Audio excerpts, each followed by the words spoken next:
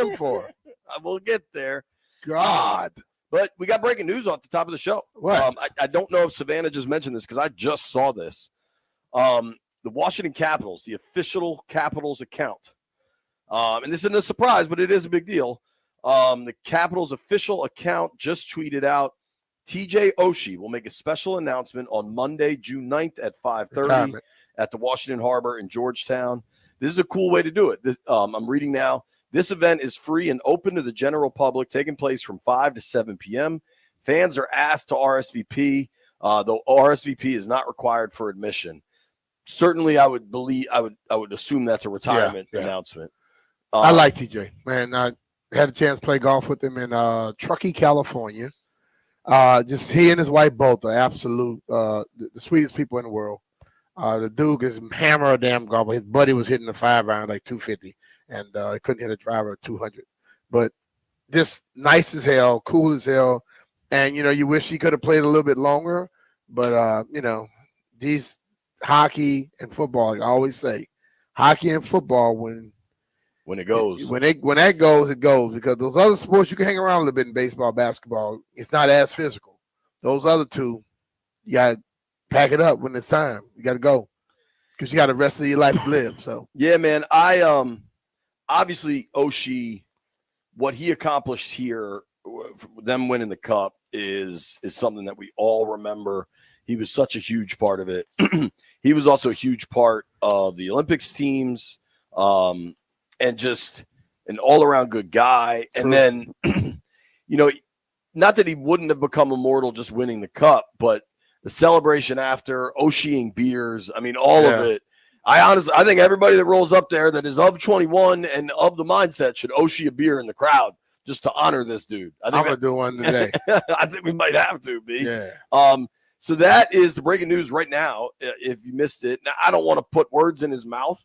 But the Caps officially announced that TJ Oshie will make a special announcement Monday, June 9th. If you want to go, you can go. Washington Harbor and Georgetown. I mean, assuming the weather's nice, that's a pretty nice place to be on a summer evening. Hell yeah. and Washington Harbor, right? Yeah, I'm going to get it right. And all that stuff. The place that you were supposed to be going to, but you were on your way to National Harbor. Yeah. So I'll be there Monday, and if anybody else wants to go, holler at us. That'll be fun. We assume send off for a great. You must want to throw us a curveball. I'm coming back, baby. You never know, dude. What did Rigo say? I'm broke, I'm back, and I'm bored. I think I think that should be really cool. So I didn't cover the Caps really until the last couple seasons, doing more stuff for Channel 4. And obviously, last year Oshie was trying to power through an injury that just he just couldn't do it. And at the end of the season, he told us all that he was trying to play through. He said he had to sleep on the bathroom floor to try to get through the playoff run because his back was just so hurt. And he's got when your back go, bro, ain't ish you can do. Dude, in life, real. Not just in sports, like any of it. But one of the coolest moments was during Ovi's goals chase. When Ovi broke it up in Long Island, Oshie and Backstrom were traveling for all those games.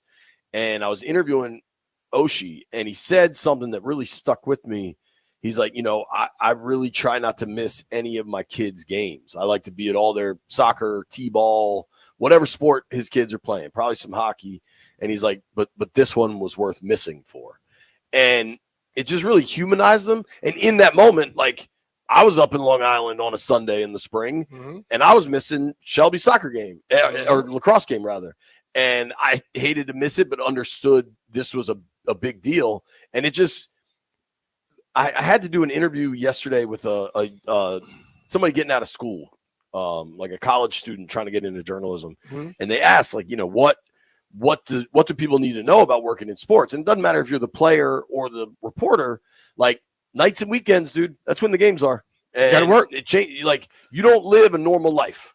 Yeah, like, it's not a 9 to 5 Monday. What it is, you have to adjust and make what you're doing your lifestyle, a part of your life. Because if you think you're going to be doing everything that the whole family and all your friends are doing, you're mistaken. Totally. And you have to be willing to do that, because if you're going to be successful in it, you got to be in it. Yeah, dude. If you're not in it, it ain't going to work. Yep, totally. So congrats to Oshie.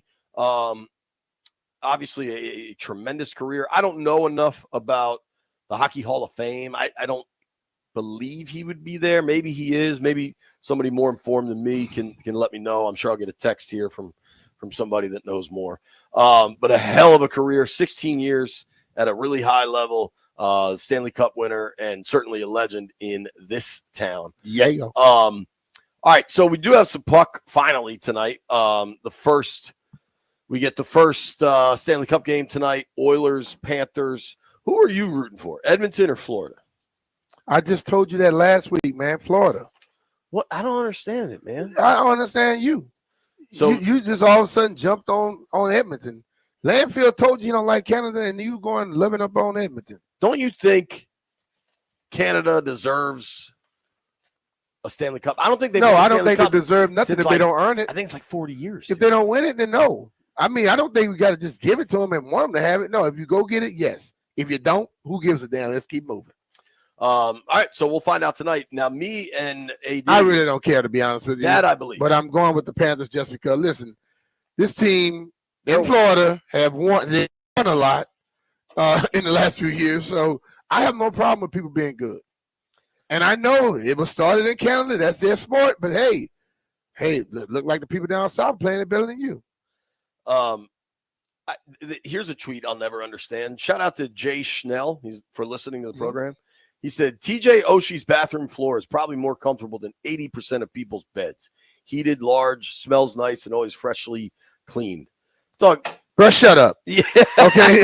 A damn bathroom floor is a bathroom floor. I don't care if it's in a damn the Ritz-Carlton. I don't care if it's in a Ritz-Carlton or a damn Motel 6. It's hard and it's cold. And you know what? It ain't something you really want to be doing. He wouldn't complain about sleeping on it if it was so comfortable. Right. He wasn't even complaining about it. He was just kind of telling people or asking him questions. Some people just have to try to be overly smart, and you sound dumb as hell. I agree here. I agree. Snell. It's a horrible golf ball, too. I bought a Snell. That thing, it was horrible. Cool event yesterday. I imagine they may have asked you to go to this, B. The Commanders took a delegation over to Payne Elementary School in the district to congratulate the kids on just a well done school year, and that's a blue ribbon school, I believe, Payne Elementary, doing good things in the community while they've got players in town. Obviously, we're at OTAs today. Again, these are voluntary. Next week will be mandatory. Yep. The three folks that weren't here last week, Terry, Lattimore, Tunsil. Mm-hmm. Do you expect that any different? I kind of don't. Nope. Probably not. I was texting with somebody from New Orleans. I don't think Marshawn has historically gone to a ton of these. The moment you Tunsil don't go to 1 week, the last thing you want to do is go to next week. Because you know what you're going to get asked? Well, why weren't you here last week? None of your damn business. It's voluntary, right? Right. If they have something voluntary at work, is it 100%? Nope. Anybody's work out there, if they have voluntary stuff, are you there? Especially if you are like a top level person. Are you there? No. The people that's trying to impress somebody, they go. I am hardly a top level person, but you don't go listen to most things. You don't put yourself in it. You avoid almost everything. That's what I was gonna say. If it's not at your house, you don't want to go to it. So today we are 95 days away from Commanders football, from September 7th. And I'm trying to do a picture every day. And so you know who I did today? Did you see it? Remember Chris Neald? Yeah, I remember Big Chris. Yeah, he's a big fella. Wide dude, bro. Yeah, dude. He had game, and then I think he had back-to-back blown ACLs. Big boy in the ACLs, bro. Yeah, man. Once they gone, they gone. But some people were mad I didn't do Dan Wilkinson. What I've also noticed, shocker, on the internet, is that other people are now ripping off this bit. So they've been doing it for a while, though, Jay. Well, if the team does it with current players, that's why I'm trying to do older players. Because the team, like yesterday, I don't know if they did Jalen Holmes or something, but that's cool. They should do that. So that's why I'm trying to find more obscure players. I did just want to clarify. We are 3 days away, and left hand up. I can't guarantee I'm going to do this every day. I'm not good at doing anything. Well, you every won't day. do it. I'll say it for you today. You will not do this every day. And the weekends will. You might want to ask somebody else to take over it for you and get it done because you won't do it every day. Cody, you want to do it for me? But I can tell you one thing that we're not going to do. What? My man OR Jake 541 asked me, will you use Hainsworth for day 92? Hell to the no. No, sir. And then again, dog, this is what you're doing. You get to choose whoever you want to choose. The people that complain, do your own. Right. Stop complaining about when everybody else does something. You don't get the right to tell somebody what to do in their own house. Correct. I was curious. I'm trying to remember. I couldn't remember from memory. What number was Jumpy Geathers? 97, I think it was. Oh, so something like missed that. Jumpy. All right. Well, today was 95. 97. Shout out to Chris Neild. He had game, man. He just big fellas can't handle the injuries. And hell, not many people. When they get 97. that You were hurt. right. You were right. If you fight somebody, you're supposed to know their number. So you had a golf match yesterday, correct? No, that was not a match. That was a drumming. Old-fashioned drumming. Yeah, huh? yeah. I would just say this. Okay, Francis was consistent. He was short. I'm talking about his strokes, not him. Okay. Colin didn't finish. I don't think a hole. And Ben probably shot what it was. He shot 61.49. That's 110, right? Sure. He went above a radio station. 61 on the front. Yeah. Were you like? Sometimes you get in the mode of counting everything. Are you making him finish every putt? We get putts, but he just. I mean, I play with Ben a lot. Ben's my guy. Okay, like my little bro. Did he want to have a match with you? He likes to talk, but he couldn't. I don't know what he was doing. He was playing bowling, I think, because most of his balls were like 10 yards in front of the tee after he hit them. I played the last time he and I played together. We played at Pleasant Valley. This dude was lacing it. I was like, damn, Ben's starting to get good. You start getting a little concerned. Right. I don't know who played yesterday. I think that might have been somebody else in his body because I think out of 10 drives, 14 drives, call it like that. Even let's go 18. Even par threes, he might have topped 14 of them. That's tough. Yeah, but the golf course we played, Pembroke. I'm just bleeping them early. You got the tightest golf course in the damn area. Houses around it? Yeah, houses, and it's just narrow. Yeah.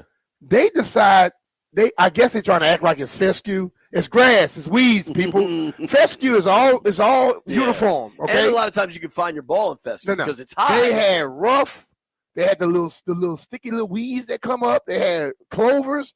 It's just what I think it is, don't cut the grass. You ain't got to spend a lot of money, right? Yeah. That's what it was. They just put areas where they got tired of cutting and it's just garbage. Do something better with it. I do think I think the golf world, and I was told this by somebody that knows things, because COVID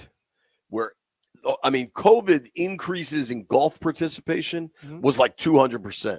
Because people could go outside. It was golf is socially distanced and it's outside. You know what I mean? Like the design of the game. I played the whole time in Himalaya. Right. So I think a lot of golf courses were like, oh my gosh, we have so much more play. We're making so much more money. And whether they expanded or spent on various facilities, I think, especially now that the federal government's making everybody go back to work, like in the office back to work, I think there's a little bit of a reckoning for a lot of these golf courses. I don't know what that will mean overall, but I think play is going to decrease significantly. I think revenues. It's definitely going to decrease with all that grass, those weeds growing around the golf course. Yeah, because if you play it and there's weeds everywhere, you don't want to play it again. You go find another course. 3-wood off the tee, about 250, and guess what they got now poking out into the fairway? And weeds. That's like when you go and if you got a sand trap in the middle of the fairway, anywhere from 220 to 250, 260. Sure. That's just BS. It's You one thing should if not it's on get the penalized for sides. hitting a good shot. Yeah. You want to hit it down the fairway, then they got a bunker in the middle. They have this grass If sitting you got right. fairway bunkers on the edges of the fairway, that's because you missed. But if you're in the middle of the fairway, you should not get penalized. Well, this used to be the fairway. Now you got that garbage sticking in, and it can be anywhere from 6 to 18 inches. And you look at it and you go, okay, that's not fescue. That's weeds. Cut that crap. I mean, Get mad if you want. I don't care.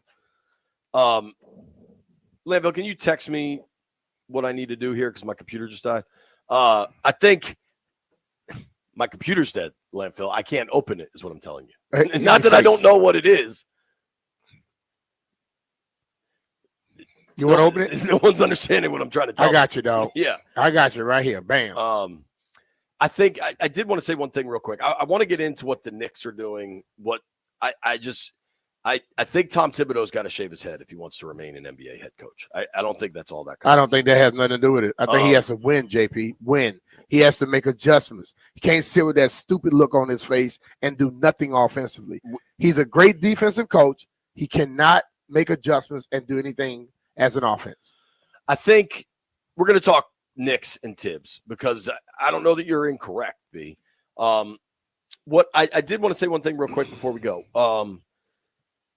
Family is complicated, and I think as we all grow older, you recognize that like families, there's in the year 2025, family is not defined by old norms, and as things progress and change, like families are blended, and ultimately families are defined by love. And I think when you lose a loved one, it always hurts, even when there's a sense of relief. And I want to encourage people to make sure, just try to be good to one another, because you never know, like last conversations, any of that sort of stuff. And I wanted to say, I know you lost someone close to you. You were speaking at a funeral like 2 weeks ago, weren't you? Yep. You know, you never know the last time you're going to speak to somebody, and just try to always say I love you, or give a hug, or just be kind, even though life gets, be the bigger person sometimes. Yeah. And life gets complicated, man. Life gets busy and you run out of time, but just try to remember that as we go forward. I want to say safe home to my guy, Mike Houghton. But there's a real element to this, in that as life gets advanced and things change for you, you've got to have the ability to grow and change, and this is going to be a hell of a segue, but sometimes you got to move too. Mm-hmm. Yeah. And sometimes the moving process is hella stressful. Yep. And like, there's a million reasons why that stuff happens. And if you're going to do it, you want to be with an expert that will reduce the stress, because there's plenty of it on this planet. And it's reasons like that so many people come up to us at yesterday at the golf tournament. People come up to us and say, hey man, we worked with your guy, John Leahy, and he was terrific and really made it easy for me and my family. Yep. Just like Javier and Alma, they wanted a new home, and they wanted something updated to help them serve as a new beginning. But first, they needed to sell their Silver Spring property in order to buy. And while it was stressful, Dustin and a member of the John Leahy team went with the Fine Living Group, showed them a strategy to execute both transactions, both at the same time and hassle-free. Alma and Javier home ended up selling for top dollar, almost $20,000 above their asking price.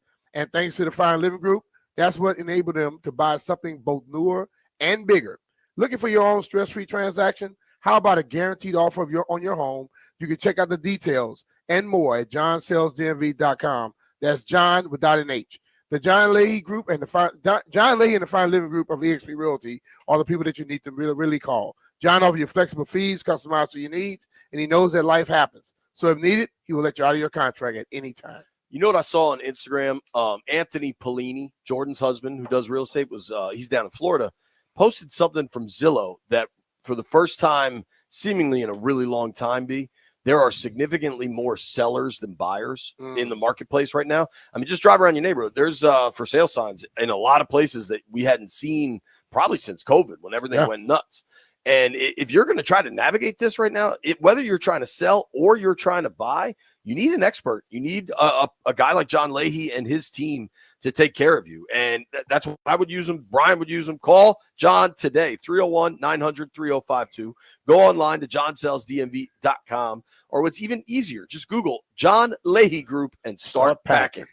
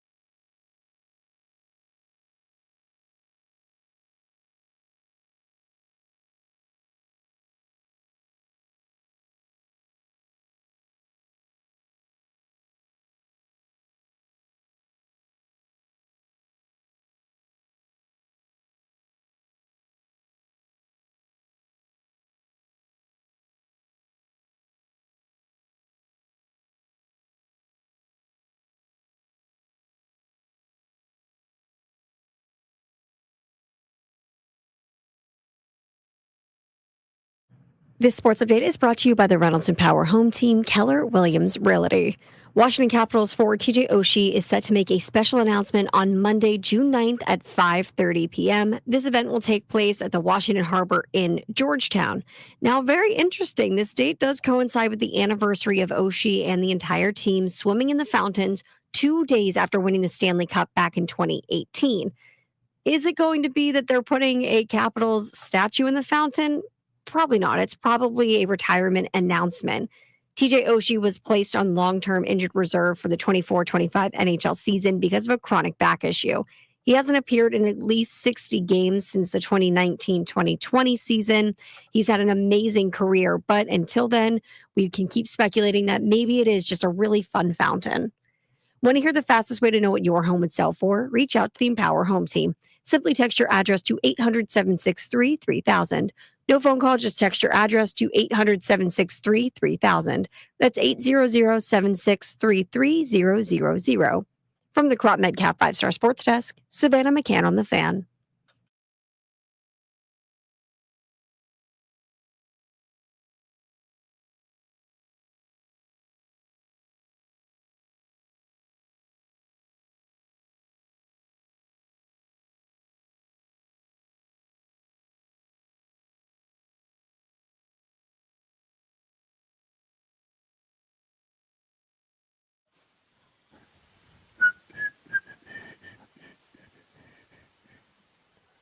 Clap your fingers. You said you could do it all by yourself.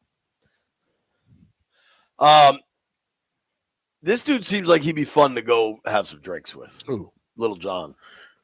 Yeah. I feel like that'd be a fun evening out. Probably. Like everybody's got their own cup. Yeah. Like that'd be. That's a night I would not miss. I would deal with it. It'd be good. Speaking of nights missed, you will not see Tom Thibodeau on the sidelines for the Knicks anymore. And I find this one. So I had to drop Shelby off at school this morning, and the Junkies, those dudes are radio legends. They will know more about radio than I will ever. They'll forget more than I'll ever know. They tried to do a Wizards call-in segment. I would love. I got back to the house and had to kind of keep moving, so I didn't get to listen. I would love to know if people actually called in for the Wizards segment. Talking about having Tom Thibodeau? They're talking about, Thibodeau or the dude from Denver that's available, Malone, that won a ring. I want somebody that can listen. I love defense, but the NBA, you got to play offense. So and Tom cannot make adjustments. All right, here's the thing with Tibbs. He's a really good regular season coach. Over 500 wins. Totally. So he's been a head coach for 13 years. In Chicago with the Bulls, they won almost 65% of their games. With the Knicks, they won almost 57% of their games. Remember, they weren't that good. He kind of built that team back up. Minnesota didn't go very well while he was there. But in his career, I mean, he's almost a 60% win percentage. Mm-hmm. He's a very good regular season head coach, not as good in the playoffs. A 46% win percentage in 103 playoff games. What do you have to do in playoffs? Sure, you got to. Score more points. Whatever you want to say. Make adjustments, and you got to also people know what you're going to do. You got to find something else to just catch them by surprise. My thing with Tibbs, and people can disagree if they want. What Tibbs gets his teams to do is play hard every night. Yeah, but he only played 8 people. There's not a lot of NBA teams, frankly, that play hard every night. So he's going to be good in the regular season. But the thing about it is, if you play only 8 people, totally, you're going to wear those dudes down. When we watch the 2 teams that are in the finals right now, Oklahoma City and also Indiana, both of those dudes, they play like 10 people. Sometimes they go over 10. Especially during the regular season. So now, they might narrow it down this time of year. But when you're playing 8 guys at full capacity every night, the way he likes to grind, and he can't make offensive adjustments, bro, I understand they were right there in the Eastern Conference Final. But guess what? He can't get people over the hump. I agree with that. Now, my counter is I'm not interested in Tibbs coming to the Wiz. Are you? Nope. They need I like Keith. I like the current situation. Those guys play hard, and there's a clear focus on development. Like the Wizards team is years away from competing. I like Brian Keefe. I think eventually, when these young players are ready to take a next step, then you might need a new coach. I don't know that Keefe is that guy, but I don't know that he isn't either. I don't think Tibbs is the right guy to develop young players. I think he'll grind them out. I had a discussion with Tony this morning in our little bike riding group thread. And he was like, "Well, man, dude, it's the general manager's fault." I said, "No. You're a head coach. You got to be able to develop talent. You can't just say, 'Oh, I'm gonna play these 8 people the whole year.' You need to understand that 8 people playing the whole year will wear down, and you got to find a way to develop somebody else. But if you never play them, guess what? Can't develop nothing, right?" Totally. I for the Knicks, the thing that I find laughable. Do you think the Knicks were the second best team in the East this year?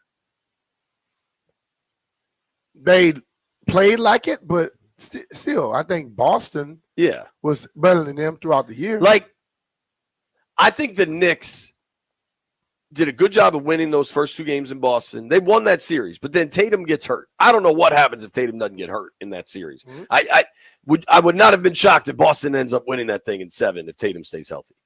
And I think Towns is a free agent. Maybe you're going to bring him back. But the Knicks, as currently constituted, your 2 best players, the 2 guys that generate offense for you, in Brunson and Cat, aren't good defenders. And fire Thibodeau, keep Thibodeau. I don't think it really impacts what their ceiling is. I think their ceiling is about what we saw. Well, but if you got, what if another coach comes in there and can get 3 more people that can play? Maybe he develops them. Yeah. And now I can, because let's be real, in the playoffs, when Brunson went to the bench, they were taking leads. Yeah. So they can play. But you have to find guys that can play a little bit better offensively down the stretch. And down the stretch, their offense was give it to Cat, give it to Brunson, everybody get out the way. So if you can find someone you're going to get everybody involved passing the ball around, you may be able to do something again, because that's exactly what Oklahoma City and then Pacers do. They play team basketball. They play team defense. They play team offense. They make the extra pass. When Brunson got the ball, offense stopped. When Cat got the ball, he was shooting from wherever he has it at. Cat, I thought, did a good job in this playoffs of going to the rack. He did. When he goes to the rack. When he tucked it, looked like he was carrying the football. He's so hard to stop. But he just loves standing 40 feet out and shooting. He'll shoot that thing now. The Knicks haven't been to the conference finals since the Y2K bug. The last time the Knicks were in the conference finals was like Latrell Sprewell and stuff. Lord. So, to me, what I find laughable about this is, you want to make it about Tibbs, cool. That's the best you've done in 25 years. I don't think the coach was the problem, but your inability to get over the hump. You have to look at his whole history and his whole career. Exactly what happened this year is what he's done throughout his whole career. He's played great basketball in regular season. His guys wear down in the playoffs. They get to a point and they don't go any far. They don't get over the hump. He got him there. Maybe he's just that guy that will never, ever get him over the hump because he refused to play more than just 7, 8 people that he liked. I agree with that. That there may be like a Tibbs problem. So when I came into the show, but a couple times, watching the game, I'm like, dude, they do nothing offensively different down the stretch. No. He never called the time. He sits there with a little look on his face. He doesn't call the time out and sit up here and make adjustments. If you can't do it, on defense, he could do it. Offense, he couldn't. You're right there. I thought it was very obvious that Carlisle was the better coach. Yeah. Rick Carlisle, I also think, is a damn good coach. I think Carlisle will be a big factor in the Pacers stealing 1 or 2 in this series. Hopefully we can figure out which games those are and bet on them and take advantage. But we figured that out, dog. Guess what? We were on Vegas. Nobody figured it out yet. To bring this home for us, I'm not pretending that that the Wiz have a good record under head coach Brian Keefe. Do you know what the Wiz went last year? We understand there's a process in place. Do you know what the record was last year? They probably won 20-something games. 18. 18 games? Ooh. That kind of sounds like that baseball team over there. Yo. Were they still 9 or 10 wins? The baseball The team. Rockies. I will check that. We need a Rockies update. Hey, they won 2 in a row, dude. They're 11-50. Ooh. Oh my God, that's so bad. Winning streak. But the Wiz won more, dude. 2 years ago they went 15-67. B. Hey, listen, bro. But I was at games, Jay, and I'm gonna tell you, they weren't trying to win games. No. I watched my man Bub Carrington killing the team when I was pulled out, and they pulled it. Boom. I made sure that they were gonna get in the position, and you know what happened? Get the 6th. They still didn't get the right pick. All that said, I am not interested in a coaching change for the Wizards. Are you? Not right now. Right. Okay. So we're in the same boat. I am interested in Con Knipple and my man Mallock. I am interested in those guys at 6. Okay. You think Mallock will last till 6? We're going to see. I'm going to have to work on how I pronounce my man's name. You need to find out how to pronounce it. Just go to a thing, pull it up, and see how one of the announcers are doing it, and then go from there. Come on, Mallock. I think that's it. Dude, if you have Mallock 7'2", and what I like about him, he's a true like rim protector. I know that Sarr has the size and the length, but he want to be outside. If you watch him play, he wants to shoot threes. Yeah. So like pair both of them up, and then you got some serious length on the court. True. I also like Knipple. I know you're not as into him, but I think he's the type of player that will be on winning teams. He just makes smart basketball decisions when he is on the court. All right. So God bless you, Thibodeau.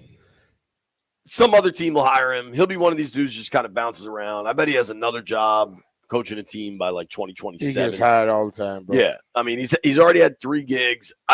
If the word ain't out on him yet, he plays too few dudes. He gets his team to play good defense and to show up every night in the regular season. You're gonna win 50 regular season games. You're not gonna hoist the title, I don't think. Hey, and if you want to win 50 regular season games and be happy about making the playoffs and be fishing during the finals, you hire him. Right. He's shown he's good at that.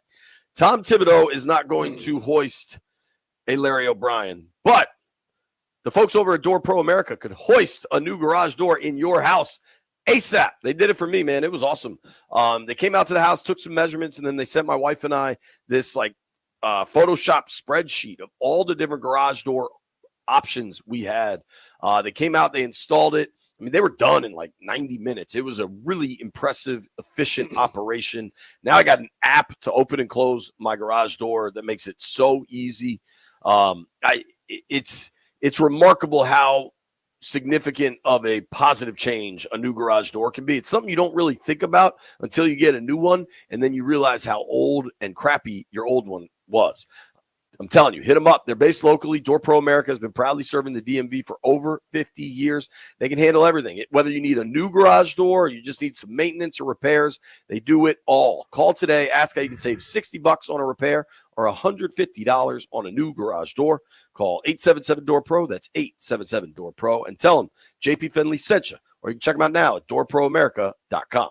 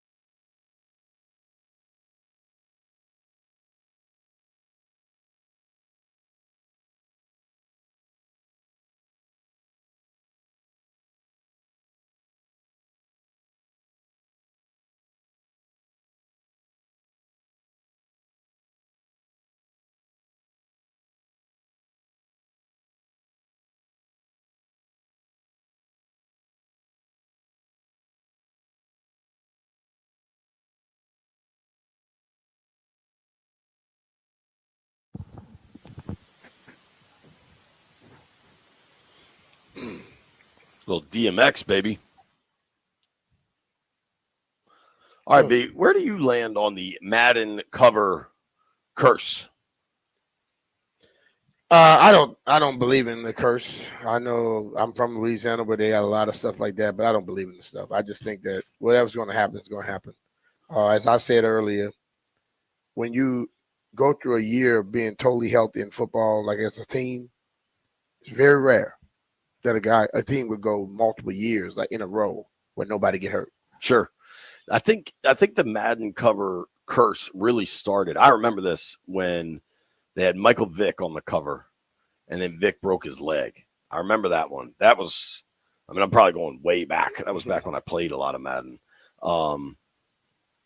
So there's been plenty of times where there was no curse, going back 10 years. So why, if it doesn't work every year, then it's not really a curse, right? So 2015 was Richard Sherman. He was on the cover. That year, he was first team All-Pro. 2016 was Odell Beckham. That year, he had 1,500 yards and 13 touchdowns.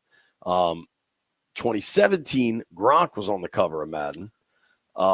He was injured throughout the year, but he did come back, and they beat the Falcons. That was the 28-3 Super Bowl. Mm-hmm. So 2018, Tom Brady on the cover. And, I mean, he went for 4,500 yards passing and 32 touchdowns. 2019, you know who was on the cover in 2019? Mm-hmm. Hard to imagine this dude was on the cover of Madden, considering what we know now. What? Antonio Brown. Brown, wow. AB. That year, he went over 1,000 yards and had 15 touchdowns. 2020, a fellow by the name of Patrick Mahomes. He won his first Super Bowl that year. I think we can successfully discount the Madden curse. I mean, I don't think it's anything about a curse. It's just, it's a physical sport where, guess what? People get hurt. Lamar was on the cover in 21. Wasn't his best year, but he was still quite good. 22, they put Mahomes and Brady on there. That was the year the Rams and the Bengals went to the Super Bowl. Both the Bucks and the Chiefs lost that year in the playoffs. Last year was Josh Allen. I think he won the MVP, right? I believe he won the MVP. Or that would be 2 years ago. Now, the curse got kind of kicked back up because you know who was on the cover last year? Who was it? Christian McCaffrey. But Christian is hurt every year.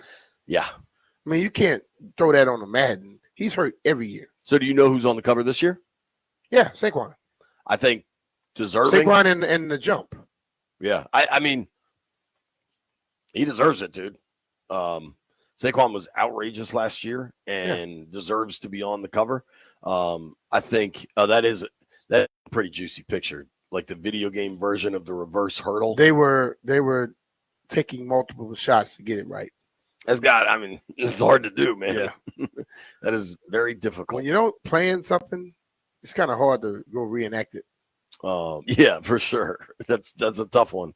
But I think Saquon on the cover of that is certainly well earned. Yes. Did you see this Kayvon Thibodeau thing? Kayvon Thibodeau, the DN for the Giants, came out and said, "Is it true that Eagle fans are actually like not smart, not no BS? I know you're one of them, but there are actual statistics that you guys are like literally bleeping idiots." What do you think the reception? I think Kayvon Thibodeau is going to be in trouble when he goes to Philly. That's all that is. I agree with you, B. I would tell you, keep your helmet on, dog.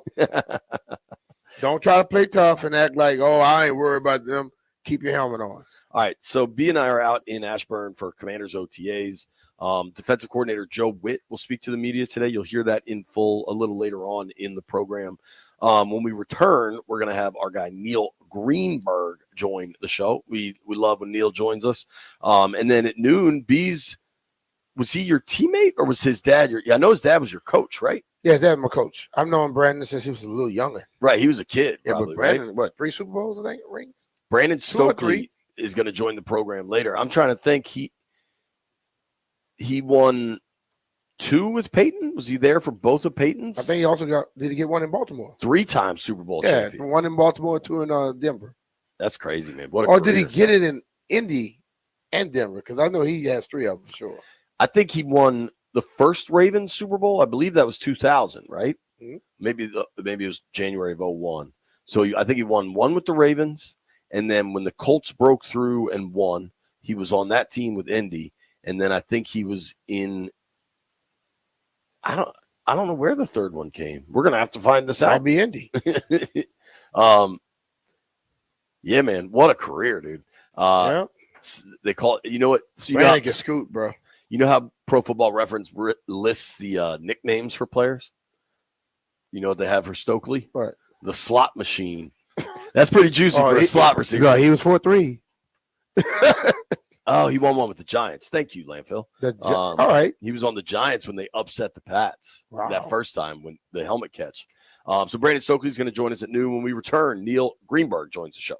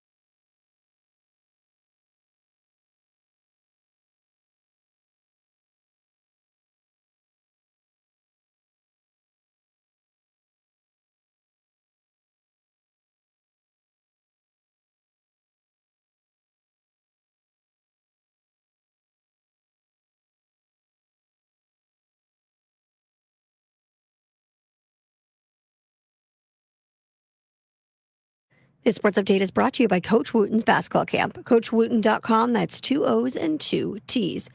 New York Knicks center Karl Anthony Towns has undergone treatment on his bruised left knee and repair a ligament damage that happened in his left finger. Both of those injuries were suffered during the team's playoff run. After the Knicks season ended with Saturday's Game 6 loss to the Pacers, Towns had the injuries re-examined. He decided to immediately have these procedures done so that he would have the most time possible to recover before next season. We don't have any timeline yet on how long his recovery will take. But speaking of the Knicks, fresh off their deepest playoff run in 25 years, the Knicks have fired their head coach, Tom Thibodeau. Thibodeau led the Knicks to back-to-back 50-win seasons for the first time since 1995. He'd been the team's most successful coach over the past 2+ decades. He even signed a 3-year extension with the team over the summer. Jalen Brunson said he is the guy to lead us, but the Knicks had other plans. Tom Thibodeau fired. Coach Wooten's basketball camp, they instill a love of the game by teaching kids how to play, the values of the game, and just having fun. Join the rite of passage for beginners all the way up to the rising high school star and experience the legacy of the Wooten basketball camps. From the Crop Medcap 5-Star Sports Desk, Savannah McCann on the Fan.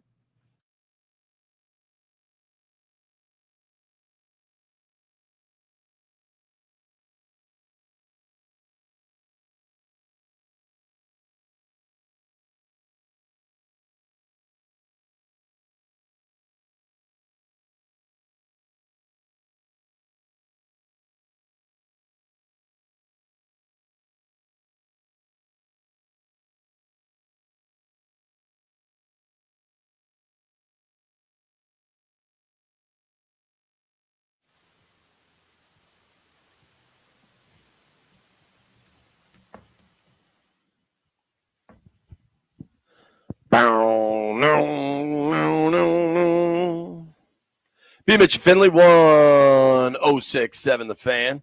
I'm always fired up when I get to talk to Neil Greenberg, stats and analytics for the Washington Post. You can give him a follow at @Greenberg. Greenberg joins us now via the Rude Guest Hotline, but I am particularly fired up when our producer, Mr. Jim Mullins, says, hey, Greenberg's got a bunch of futures he wants to talk about. You are speaking my love language, Greenberg. How are you, buddy? I'm doing super duper. How are you guys doing? We're good, man. You got business to talk about, so I'm not holding you back. You want to start with the NFL stuff? Sure. I'm just working on a piece that'll probably come out soon-ish. Thought I'd give you a little preview. I'm working on some NFL future bets. The one I really like is Tampa Bay to win the NFC South at plus money. Not really sure what's going on with this, but I know that the Buccaneers are expected to be the only above-average team in the division. And the fact that you can get plus money for them to win the division seems a little bit odd to me, but I'll happily take it. So I like Tampa Bay at plus odds to win the division. How much plus are you getting there? I got it at plus 110. I think it's still like plus 105, plus 100. But again, I think you look at the Buccaneers, who I have as a 1.5 points per game, better than an average team. And then you have the Falcons at -2, Panthers -3.5, and then the Saints at -6. I think the Panthers could be the surprise team there, but that's still a pretty big gap. And I'm willing to take the plus money to ride it out. Yeah, I think the Saints are a mess. I kind of think the Panthers could surprise too. I'm also a Bryce truther, and I may just be proven wrong eventually. Well, you've been proven wrong thus far.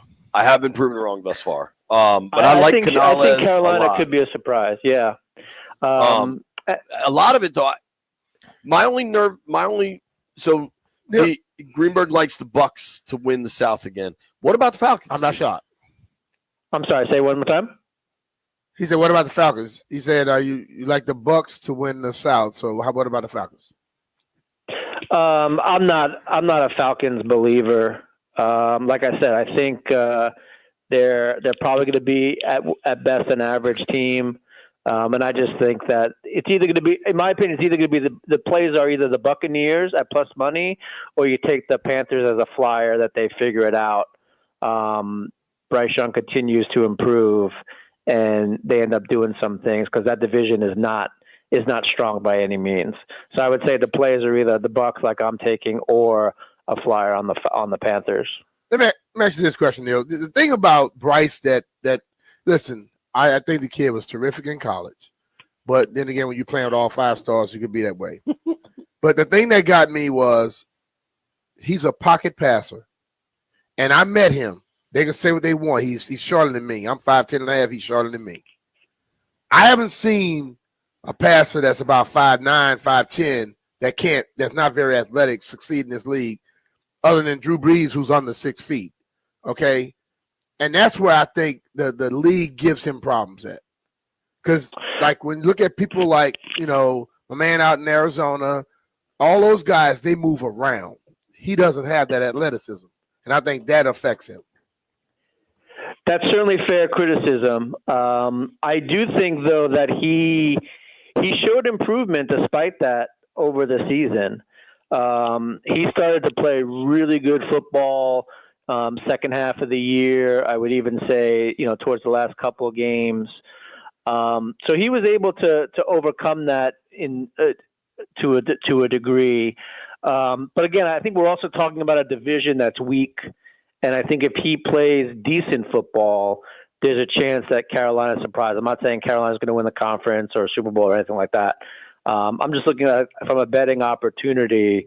I think the upside is with Carolina in terms of a surprise. And I think a lot of that's going to be because Bryce Young has at least shown he can make stuff happen. Now, will this be a long-term thing? Will defenses figure it out? It's possible. Will his size end up being a problem? It's possible. But I do think he's at least showed enough improvement where you can look at the team and say, okay, if any team has upside in this division, it's probably going to be Carolina. Okay. Talking with our friend Neil Greenberg via the Rude Guest Hotline. Greenberg, I want to get to your second future, but I got to ask Beamish something real quick. We like to play real or fake, right? Uh-huh. Bryce Young's listed at 5'10", 204. Fake. He's about 186, if that, and he's not 5'10", 204. Yeah, maybe on skates. Ahmed met him. Who's that little dude right there? I say Bryce Young. You say what? I've seen him in person. He's a slight fella. Okay, Greenberg, future number 2. Jared Goff, MVP. If you can find 25-1 or better. Wow. Yeah. So here's the thing. I don't hate it. That's a juicy number. So here's the thing. Typically, the eventual MVP winner is going to be a quarterback on a team that is top in their conference and or one of the highest scoring teams in the league. And you look at the teams that are kind of on that short list: Baltimore, Kansas City, teams like that. And then if you look at what those quarterbacks are going for, they're usually going to be in like the plus 500 to plus 1,000 range. Obviously, Josh Allen's there, Jalen Hurts, etc. But Goff, I do think, is also in that mix for the Lions. And I think when you look at that, how skewed his value is, I think that it makes sense. Now I know that there's some changes coming in Detroit. They just had their very important lineman retire, but they have the whole offseason to figure. They have that whole offseason to figure it out.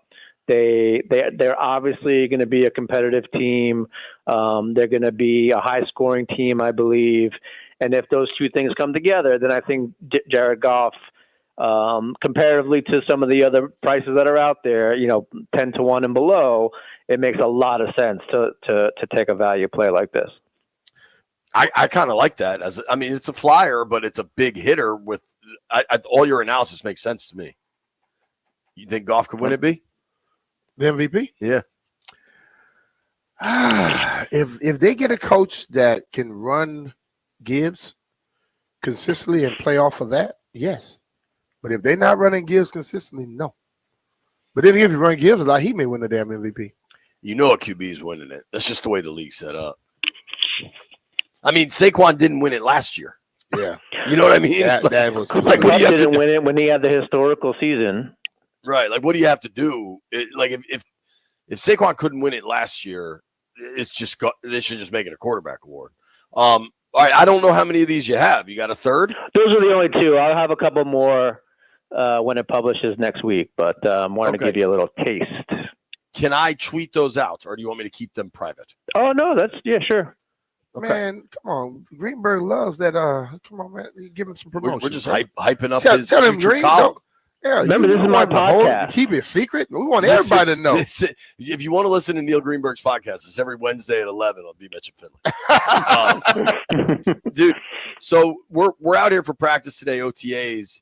I have a feeling some guys that weren't here are here now. We'll see how that plays out. Do you think Brian is a really, really smart person and has been in rooms with the union and the league? Do you think it's absurd that the union has agreed to a situation where it's voluntary and then players end up kind of publicly getting, I don't know, some level of questions about not attending something voluntary? They get scrutinized because they don't come to a voluntary deal. But I told just to CK and JP last week, the NFL doesn't care. The NFL loves it. You know why? Because people still talking about the NFL. Yeah, I mean, look, either stuff is voluntary or it's not. And if it's voluntary, then if someone chooses not to be there, you really shouldn't question their character or shame them or anything like that. And like you said, I mean, this is part of what's inherent in the OTAs is who is there and who isn't and what that means. And that obviously generates pixels for the sport. It's a very quiet time, I think, now, even with the NBA finals and the NHL finals going on, because so much of the oxygen gets sucked up by the NFL, no matter what they're doing. So I think that this is, kind of what we're talking about, but absolutely. If voluntary, words have meanings, right? So if it's voluntary, then if someone opts out or decides not to do it, then you just got to move on with your life and not try to make a big thing. There's plenty of stories in the NFL. This doesn't have to be one of them. Yeah, I think a lot of time when you see that every year, basically the same people that's reporting on it. And if it's a top-notch guy, the coaches will tell you automatically, you know what, hey, veteran guy, they not gonna. And I heard Dan Quinn last week say, I talked to every one of my guys, and I don't have no problem with it. Once the coach says that, it's not a damn story. Agreed. All right, we're talking with our friend Neil Greenberg here on the Rude Guest Hotline. You can check out all Neil's work at thewashingtonpost.com or follow him at ngreenberg. Greenberg, let's switch it up a little bit. Hockey starts tonight. I'm rooting for Edmonton. Everyone else is rooting for Florida. Where are you? Who's going to win?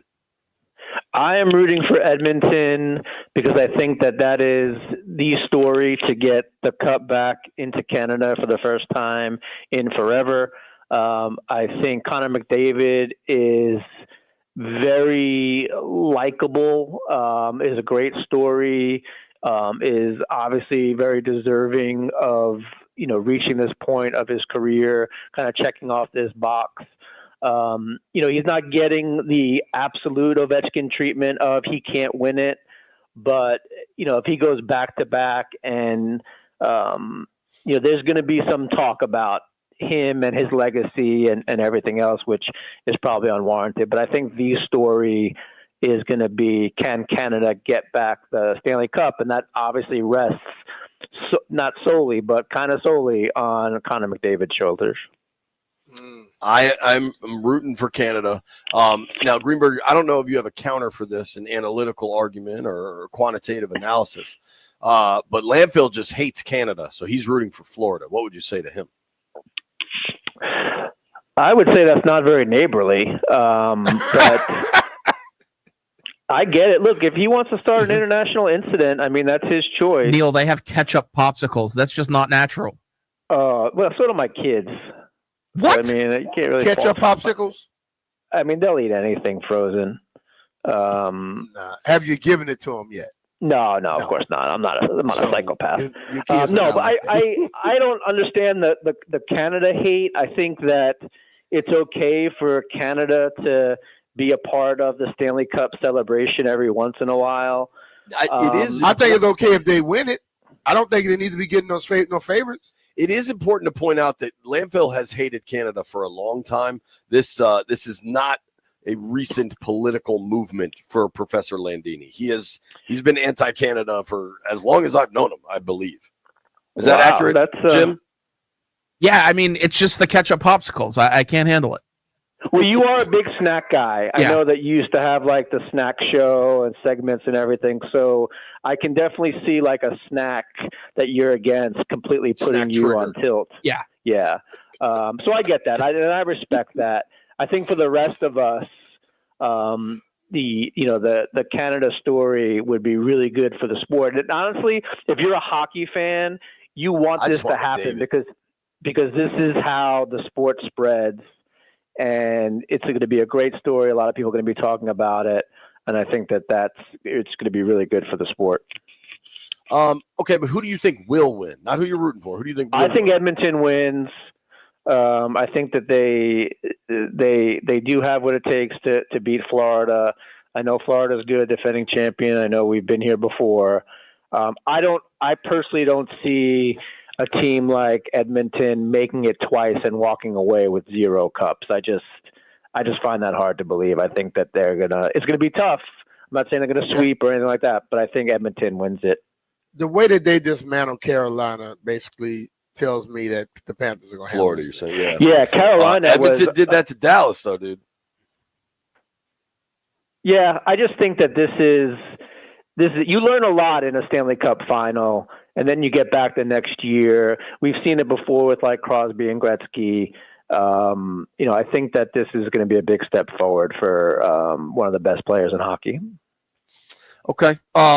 Let's switch it to the hoops. Talking with Neil Greenberg here, Washington Post Sports Analytics. You can follow him at @ngreenberg, joining us via the Rude Guest Hotline. Do you think the Pacers have a shot? Are there any bets you like in that series? I kind of blanked out in the Eastern Conference Finals. Who moved on to the finals? Pacers beat the Knicks. Oh, they sure did. Yeah. I'm guessing you're quite aware of that. Yeah, I think the Pacers have really kind of legitimized themselves here. We've talked about this before. I think the Pacers were always a contender just based on how the standings are and playing against teams that really don't want to win. But they put a heck of a run in, so far with elite ball movement and transition scoring. But OKC has just been a train. Like they've just absolutely run through everybody and everything, put in their path. What after 3 playoff losses so far? I mean, total. This is a top 5 team in both offense and defense. I think I think you have to believe Thunder's going to win. And if you're looking to bet this series in any way, I think probably the best way to bet it is a Thunder sweep.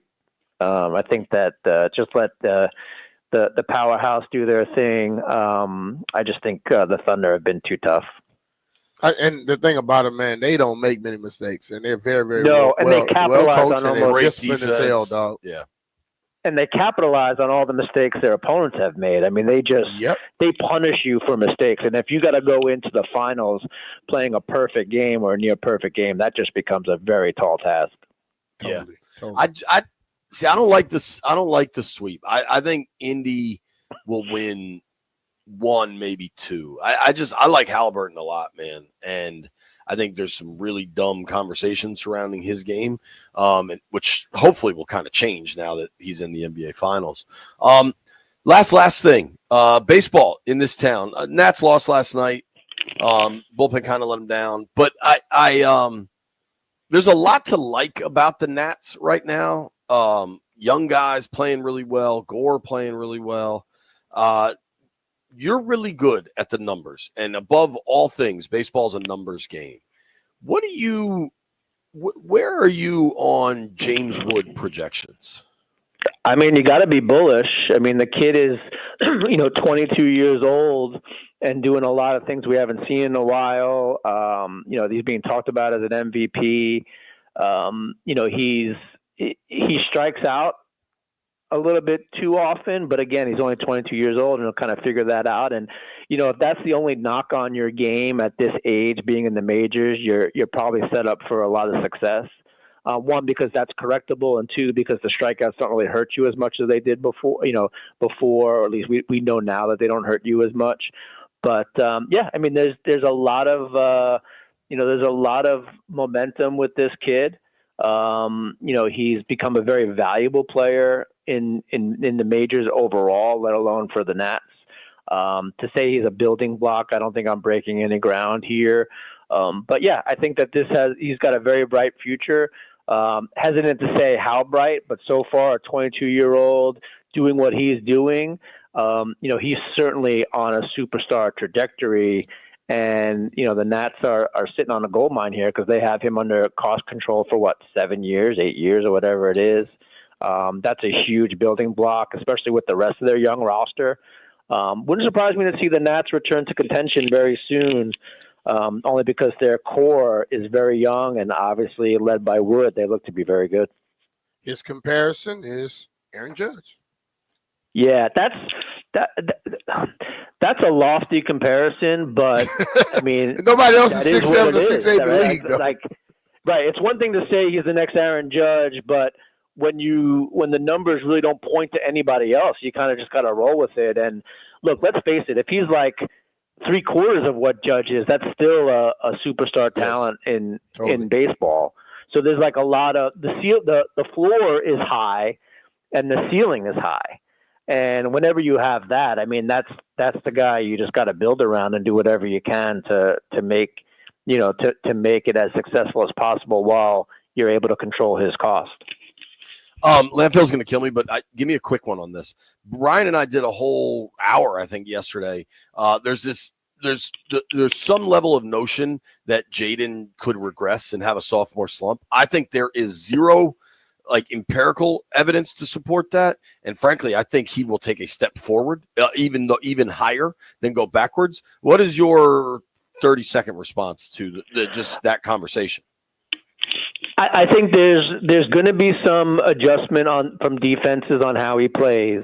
However, how he plays is very difficult to adjust to, and they gave him some more weapons. So if you figure out a way to stop a dual threat quarterback that has a really high football IQ, more power to you. But I don't think that we've seen a lot of evidence of that just yet. There you go. Thank you, Greenberg. All right. Love you guys. Talk to you next week. All right, bro. Take care, man. Appreciate you, man. That's our boy, Mr. Neil Greenberg. Great work there. Give him a follow at N Greenberg. We're going to talk, I think it's NFL.com put together a list of potential NFL trades, which we've seen more and more of. The NFL trade market has become a real thing. Let's take a dive into what's available. Brandon Stokely, 3-time Super Bowl winner, joins us at noon. All right, June 20th, I'm going to be taking a ride over there to Dewey Beach, and I'm not going to be riding in the car. I'm going to get on my bicycle and ride, me and some of my friends, because we're going to be riding to support autism and disability inclusion. And trust me, it's an absolute blast on this ride. It all ends with a beachside festival at the Beach House Hotel in Dewey Beach, which is just a block away from the ocean, right in the heart of all the action. So let's ride together and make a difference and kick off summer in style. If you're a rider out there and you're looking to do something like this to support a great cause, you can go to biketothebeach.org and join my team, Riding 30. That's Riding 30, RIDIN apostrophe 30. Go to biketothebeach.org and join the day, and let's have some fun.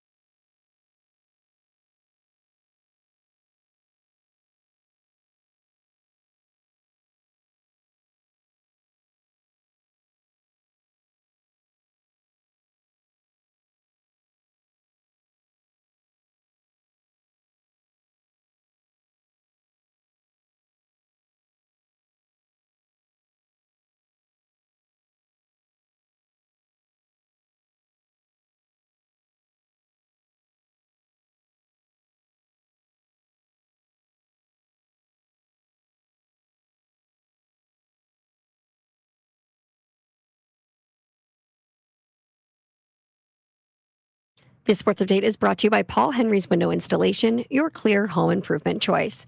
Cowboys cornerback Trevon Diggs could lose $500,000 of his 2025 base salary as a result of not participating in the franchise's offseason program. Now, Diggs had offseason knee surgery performed in Miami away from the team. In addition, the Cowboys cornerback has missed the first 2 phases of the team's offseason program and hasn't participated in OTAs over the past 3 weeks. He has not checked in with the team's trainer because that would count towards his quote-unquote offseason program. Now, per his contract, he has to complete at least 84.375% of the program in order to avoid losing that $500,000 off his salary. In 2024, the team was really frustrated with how Diggs handled his rehab from a torn ACL. However, Cowboys owner Jerry Jones did say that Diggs was working really hard this time around. This is back in April. So we'll see if he shows up when he has to report for minicamp. From the Crop Medcap 5-Star Sports Desk, Savannah McCann on The Fan.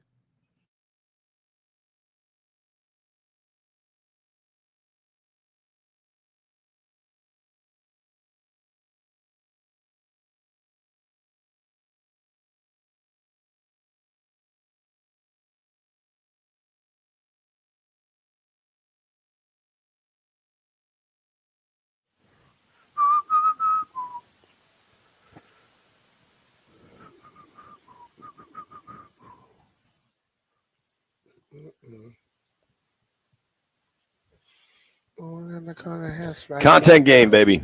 Dirty business. I like this, though, from my man Ike Dog. Just tweeted me. Kornheiser said it best yesterday. The Commanders will be just fine if Daniels is the same as last year. No slump or jump. They won 12 games, went to the NFC title game. He was a rookie. Yep. Pretty damn good. Damn good. I think the content game has to push people to have these conversations. Oh, will he sophomore slump, regression, all these things? I just don't see it happening. The problem I know the dude. Just like you just talked about the Madden curse. Everybody swears by it, but you talk about all the years where it did not do anything. This is the same thing.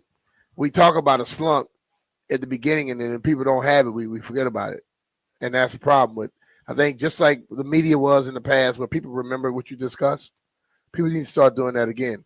And remember all these idiots who just throw stuff out there just to see if it's going to stick.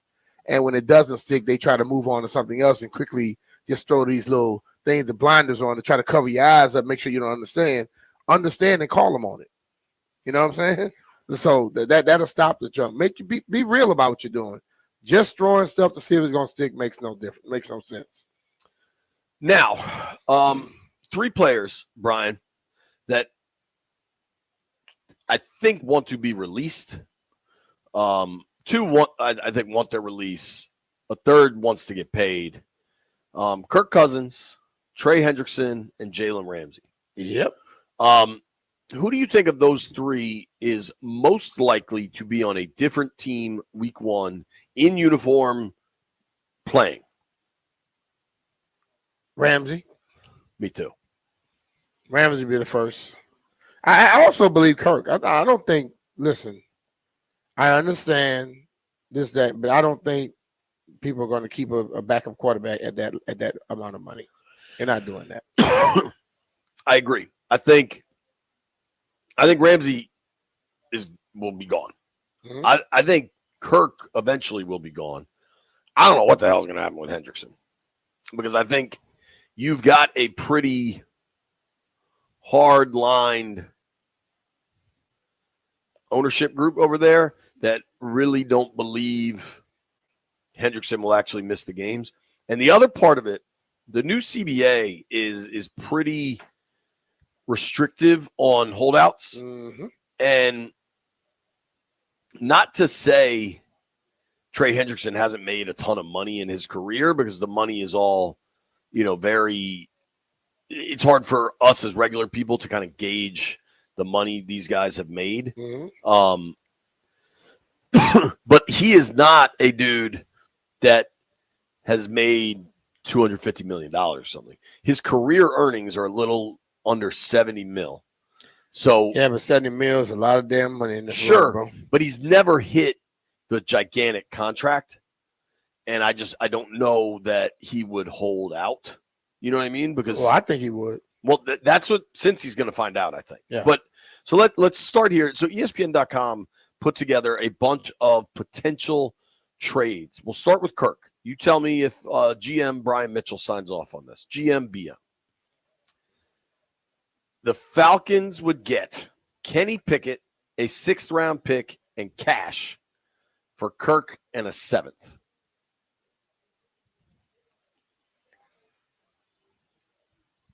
I will jump on it in a heartbeat. It gives Atlanta a backup quarterback and Pickett, Mm-hmm. and it's basically a cash. I don't know if the rest of the players on the team really want Pickett to come in as a backup quarterback, but if I'm the team, I'll take that. But dog, just think about it for Cleveland then. They just drafted Dylan Gabriel. They just drafted Shador. They still have Deshaun. Praising. They still have Deshaun Watson's contract books, and they signed Joe Flacco. Are they really going to trade for another quarterback? They might. I mean, What do they seem like now? Do they seem like the Steelers, or they seem confused? they seem quite So they may do any damn thing at this point right now. I don't think they have a clue of what they really want to do. And I normally praise the Steelers. No, I'm talking about that's the Browns. I'm talking about. But the Browns, listen, bro, they don't care. They got 5 quarterbacks on their thing. They waited till the 5th round to draft Shador, and ever since he's gotten there, they do nothing but praise him. They praised Gabriel too. The Browns adding Kirk Cousins when you already have Gabriel, Shador, Flacco, and Deshaun Watson's contract makes no sense. Deshaun, I mean, if they get Kirk, they're gonna try to figure out something with Deshaun's contract. And There's nothing they can do. Just eat it. Eat it and go. And Flacco's gone. Because I have those 2 young quarterbacks, and I can have both of them around for a year and learn from Kirk. When they might want to be worried because Kirk will teach them how to make money without really being good. The Steelers, to me, make sense. They appear weirdly, mysteriously waiting for Rodgers. The Steelers would send Atlanta a 6th that could become a 5th, and the Steelers get Cousins and cash considerations. So that basically the Steelers are like, we'll take them if you'll pay them. The Steelers gonna have to make. They just did that with Russ last year, right? They're gonna have to figure something out soon. Right now, you look very idiotic waiting on Aaron Rodgers. Do you think he makes sense to go to the Vikings to back up McCarthy and give you a little insurance in case McCarthy's not ready to go? Talking about Kirk? Yeah, he was already there. You know, it's gonna come down to can he swallow that pride and go back. Do you know? They didn't want to pay him what he wanted to get paid the last time. Sometimes the grass so is not always greener. They felt that something wasn't what they wanted it to be. So he has to be concerned about that. So I don't know. The grass is not always greener, although when there's more green, I suppose maybe it is. Kirk has always chased the greenest grass. Do you know the almighty dollar? Do you know who would be? I assume J.J. McCarthy's backup right now. Who's that? Sam Howell. or perhaps Brett Rippon is also on their roster. I would, for a team that won, I think, 14 games last year and is a pretty loaded roster, I'd be a little alarmed to go into the season with J.J. McCarthy, Brett Rippon, and Sam Howell as my quarterbacks. So they may want to get a veteran guy in there.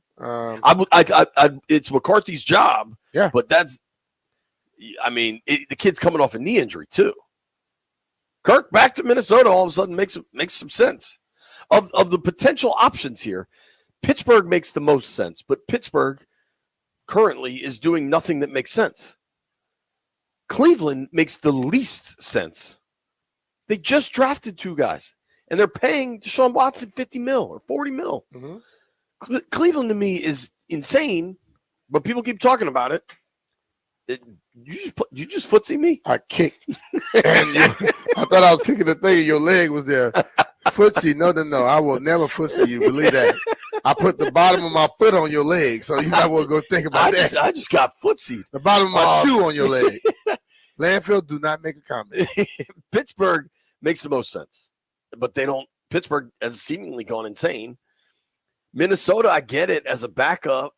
Cleveland makes no sense, but Cleveland, operates in a world that makes no sense. They do stuff that makes absolutely no sense. So I don't get it. All right, we'll run through Jalen Ramsey options, and we will run through Trey Hendrickson options when we return. You are listening to B. Mitch and Finley. Hey, it's Brian and JP here. If you want comfort and convenience wherever life takes you, then you need to turn to Ruud. With Wi-Fi compatibility, you have full control of your heating and cooling system right from your phone. Forgot to turn down the heat before vacation? Adjust it in mere seconds. Plus, you'll get alerts if something's not right. These guys are the best, and they've installed new systems in my house, and I felt the difference instantly. It's getting hot, people. It's getting really hot in her, and what you need is humidity control. That's what Ruud's variable speed compressor ensures. Precise temperature and humidity control. Operating efficiently even in extreme conditions. You know what are extreme conditions? DC in the summer. Ruud is comfort and performance perfectly balanced. B, you got to tell them about the cash, too. You can get federal tax credits up to $2,000 on heat pumps through 2032. Visit Ruud.com/federal incentives to learn more. We're talking about Ruud, R-U-U-D, the most reliable heating and air conditioning products in the DMV. And remember, if it ain't Ruud, it ain't right. Neither is landfill.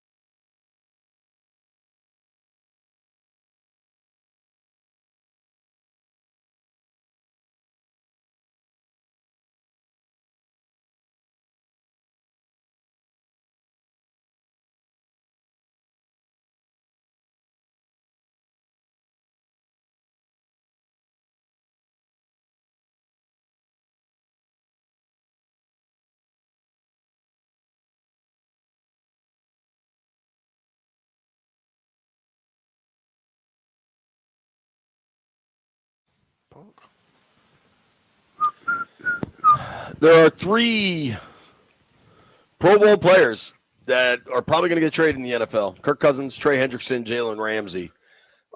Kirk is not a target here, not really relevant to Washington. Do you think Ramsey is? Because I don't. I don't think he is. I very much think Ramsey ends up back with the Rams. I think Ramsey. I think if he was still in his prime, probably. But I don't think he's in his prime. He's still pretty damn good. But but I think the amount of money he's going to request is a problem. He's been traded a bunch. I think he's been on a lot of teams over the last few years, bro. Now the Hendrickson is obviously the most interesting here. Washington has a need, but dude, you can make the argument that outside of quarterback, pass rusher is the most important position in the NFL. So there aren't many teams that couldn't use adding Trey Hendrickson. True. And we got to have that mindset. Like, it's not like Washington's the only team interested in a sack leader, an all-pro edge rusher. People act like, hey, just because we think he's good, you could just go get him. There's other people that may want him too. And then it comes down to the amount that you're paying them and stuff like that. So we got potential trade offers for Hendrickson via ESPN.com. This is their insiders giving kind of their best guesses. So here's one from Indy, from the Colts. Jeremy Fowler says the Bengals would get a 2nd-round pick and a 5th-round pick, and the Colts get Trey Hendrickson. What do you think? 2nd and a 5th. 2nd and a 5th, and they'll get Trey. And then Indy has to pay him. Well, they could have done that before. I mean, at first they started off, they just wanted 2nd and a 5th, and then now they traded to 1. I mean, if they do something like that, guess what? They got caught with their pants down. To me, what makes no sense is if you have to make a move if you're the Bengals, you're in it to win now, not next year's draft picks. Mm-hmm. So, like, I'd rather force them to play. You know what I mean? That draft picks for next year. When you try to force a player to play, you know what? When he gets on the field and he gets hurt, guess what you got to do? You got to pay him anyway. Yeah, it's going to be interesting. So Fowler and Dan Graziano are saying it's not going to be a first. So a potential Indy offer would be a 2nd and a 5th next year. The Bills offering a 2nd. If I am the Bengals, there is no way I'm trading him to the Bills. That's a potential playoff opponent. No. If you do that, then you basically Joe Burrow might lose his mind. Dude, you're making Joe will go, hold on, I told y'all to pay people, not let people go to my damn competitor. Yeah, that's a legit competitor. Now, this is an offer I think could actually happen. Detroit. I can see that. A 2nd and a 4th with the possibility with performance conditions that can make the 4th a 3rd. But it's not till 2027. The 3rd. So you're getting a 2nd and a 4th, and the 4th could become a 3rd. In 2027. Yeah, but I think Detroit is a real contender on this thing. He fits the mindset of Detroit. Totally, dude. Yeah. Now, you do have to pay him. I don't know what the Lions cap space situation. Damn, they got cap space for days. They have the 3rd. Detroit has the 3rd most cap space available. I wouldn't have a problem paying him, Jay. Now, they're probably going to have to pay Jameson Williams if they want to keep him, but I think it might be kind of a show-me year for Jameson Williams. Jameson Williams better start getting in trouble. Everything I've heard out of Detroit is he is the most locked in he's ever been. Okay. Now, this is from Seth Walder. Okay, I think he does analytics for ESPN for the Worldwide Leader. I don't know about this one, B. You ready? Okay. Washington gets Hendrickson, but they give up Johnny Newton, a 3rd, and a 2027 7th. No, that's a lot. That's a lot, man. Johnny Newton, a 3rd, and a 7th. Yeah. That's Johnny Newton, that's first, basically. Yeah. No. If nobody else gonna give him a 1st, why the hell we got to give him a 1st? That's what I see there. But if you're telling me it was Johnny Newton and a 7th, I could wrap my brain around that. But Johnny Newton and a 3rd and a 7th? No. Now, if you tell me it's Deron Payne, who's going into the last year of his deal as a veteran player, that'd be one thing. You got Johnny Newton for 3 more years on a rookie deal. Yeah. That's serious value. I'm going to read from Walter here. He said, why this deal makes sense for both sides. Washington is in win now mode, but Dorrance Armstrong is its best pass rusher. Adding Hendrickson, who recorded the second best pass rush win rate at edge last season, would be a huge boost. Losing Newton would make an old defense older, but the Commanders have strong veteran options on the interior defensive line in Daron Payne, Javon Kinlaw, and Dietrich Wise Jr., who can move inside if needed.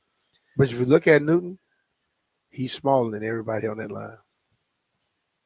Yeah. I still don't think you want to let him go because I think the way they were talking about him last year, they expect a lot from him, or they think they can get a lot out of him.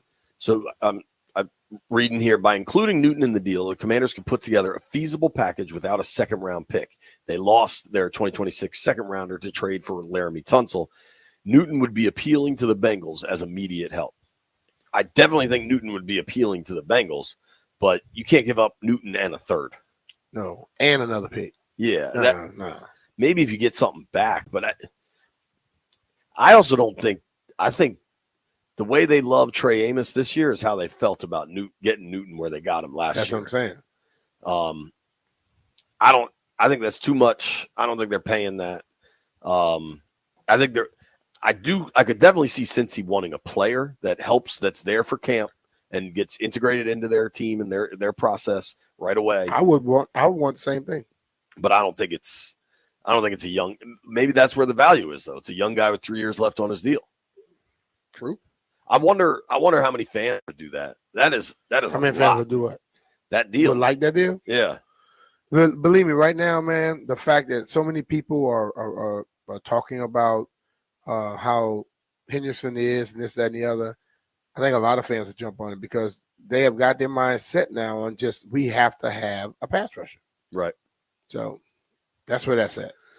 All right. When we return, do they know if that pass rusher can be him or not? They don't really get it. They just get it. That's what we've been hearing, and that's what I'm going to jump on.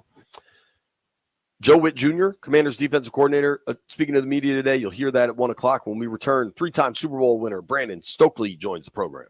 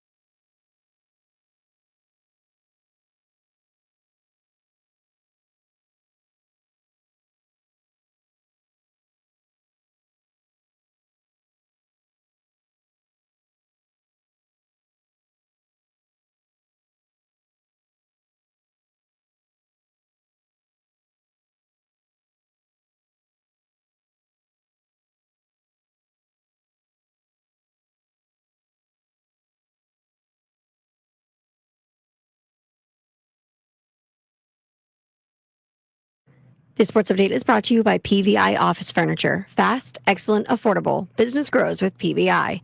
At least 15 former Indiana University men's basketball players are alleging improper sexual conduct by a former team physician, Dr. Bradford Bomba, and saying Indiana officials, including the late coach Bobby Knight, was aware of the behavior.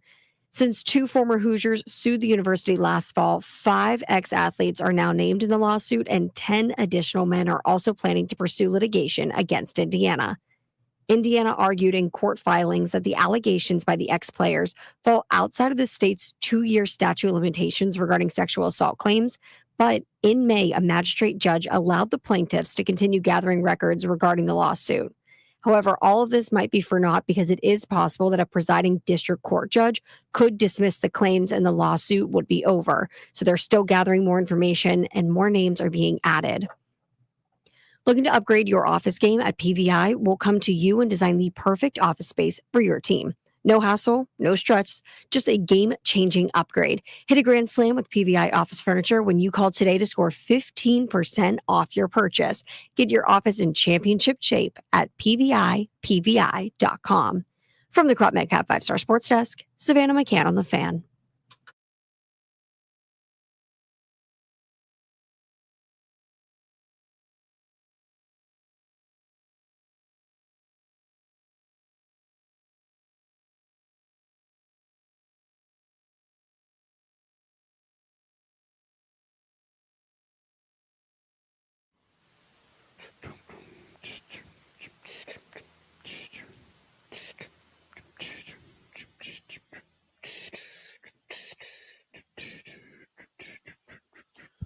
High noon in the District of Columbia. Points north, south, east, and west. We are west, Ashburn, Virginia. Yeah. And really excited to bring Brandon Stokely on the program, 2-time Super Bowl winner, and a young man that Pride of Cajun land, baby. That knew B-Mitch at a young age. What's up, Brandon? How you doing? I'm doing great, guys. I certainly have known Brian for a long, long time. And so, yeah, it's good to be on. Thanks for having me. What's up, B? I've always Denver. What was B-Mitch like as a college quarterback? Well, too young to know that. What was that dude like? Well, I think the one thing that you know that stood out about him and watching him and being obviously a huge fan. My dad was the head coach there, so I grew up. Around that program, and I was there all summer long. Tough competitor. And those are the two things that really stood out. And then you saw him go to the NFL and do all the different things that he did in the NFL to be successful. So that was what really stood out about him. Would do whatever it takes to win, but he was a competitor and he was as tough as they come. Certainly. And he speaks incredibly highly of your father, man. I'm sure you know that, but clearly your pop made a huge impact on him as well.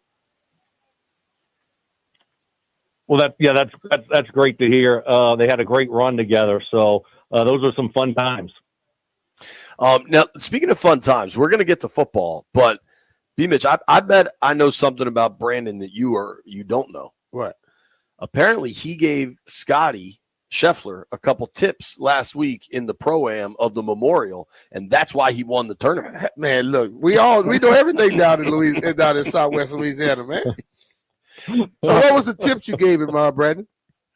I told him, that right foot is just moving a little bit too much. Try to keep it on the ground for a little bit longer, and I think he's going to see a lot of success from it. And so that's all it really took. I don't want to take all the credit, but you got to give me a little bit of credit, right?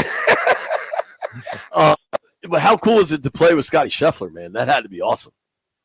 Oh, it was unbelievable. I love golf, and so to be able to go out there, I've never played in a Pro-Am before. I've done some caddying for Peyton, and so when Peyton asked me, what I was doing during that day a couple weeks ago, I thought he was going to ask me to caddy for him, but he actually asked me to play, which was really cool. But it was great to be inside the ropes, and you got a gallery around and fans around, and then to watch the guy that's the best in the game right now by far, and it's not even close. And to be able to walk inside the ropes with him and chat with him. He was a great guy.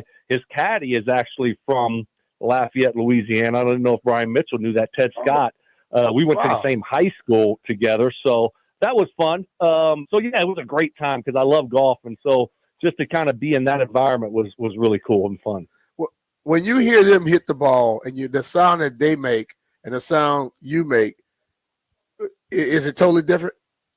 It's depressing is what it is. And they hit the ball so far and so high, and we're playing from different tees than they were. And so you look back and you see how far they're hitting from and how good they hit it. They very rarely miss shots, but they hit it so high and so far.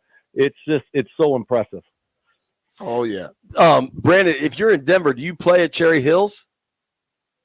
When Peyton invites me. I got to play out there once, and Peyton's Bronco, that orange Bronco, was in the parking lot. That's a special place over there, man.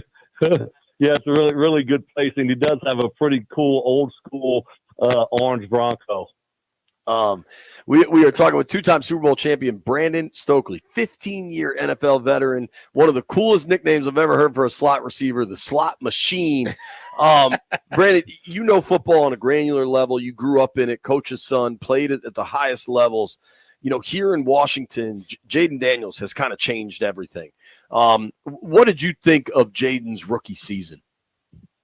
Yeah, I mean, it was so impressive. It's a hard thing to do, for any rookie, but for a quarterback to come in and play the way that he played for the whole season and do the things that he did, it's hard to.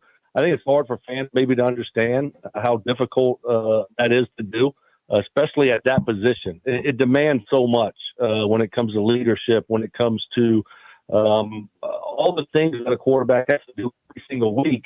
And then you got to go out there and try to execute. You're playing with the best of the best.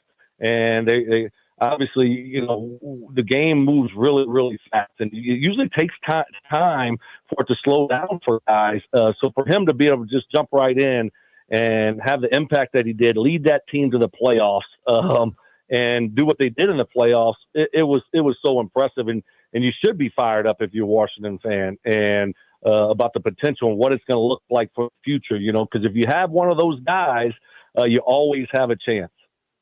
Well, you all supposedly have one of those guys too in Bo Nix, and he had a very good year last year. What impressed you about him? Yeah. Just his poise, and the tough thing is you're going to have some bad moments throughout the course of the season, bad games. He was always able to bounce back, and he never got too high, never got too low. And he's an athletic quarterback, and a lot of people, he was the sixth one taken in the first round last year, and so to be able, he had to go through a competition in training camp. But the moment and the stage, it wasn't too big for him. And so that's why, Broncos fans over here in Denver, they're fired up about the future, just like Washington fans are, because it's been a while since we've had a quarterback here, and it's been a lot of losing. And so when you're a young one, you always have a chance. So it was fun. It was a fun, exciting year. Yeah. I mean, I think both Washington and Denver got to experience something that's been, it's been missing in Denver, since Peyton stepped away, but it's been missing in Washington a lot longer than that, man. For these rookie quarterbacks, and how hard do you think it is for them to follow up with maybe, even a better season? The goal in sports and in life, frankly, is to continue to improve every day. How do these young guys keep building? Yeah, that's the hard thing to do. It's not an easy thing to do, is to build off of a great year when maybe people didn't expect it. Now it's expected to go out there and play great. And it's still a very hard thing and difficult thing to do, even if you had a rookie year. So a lot more film is out there on you.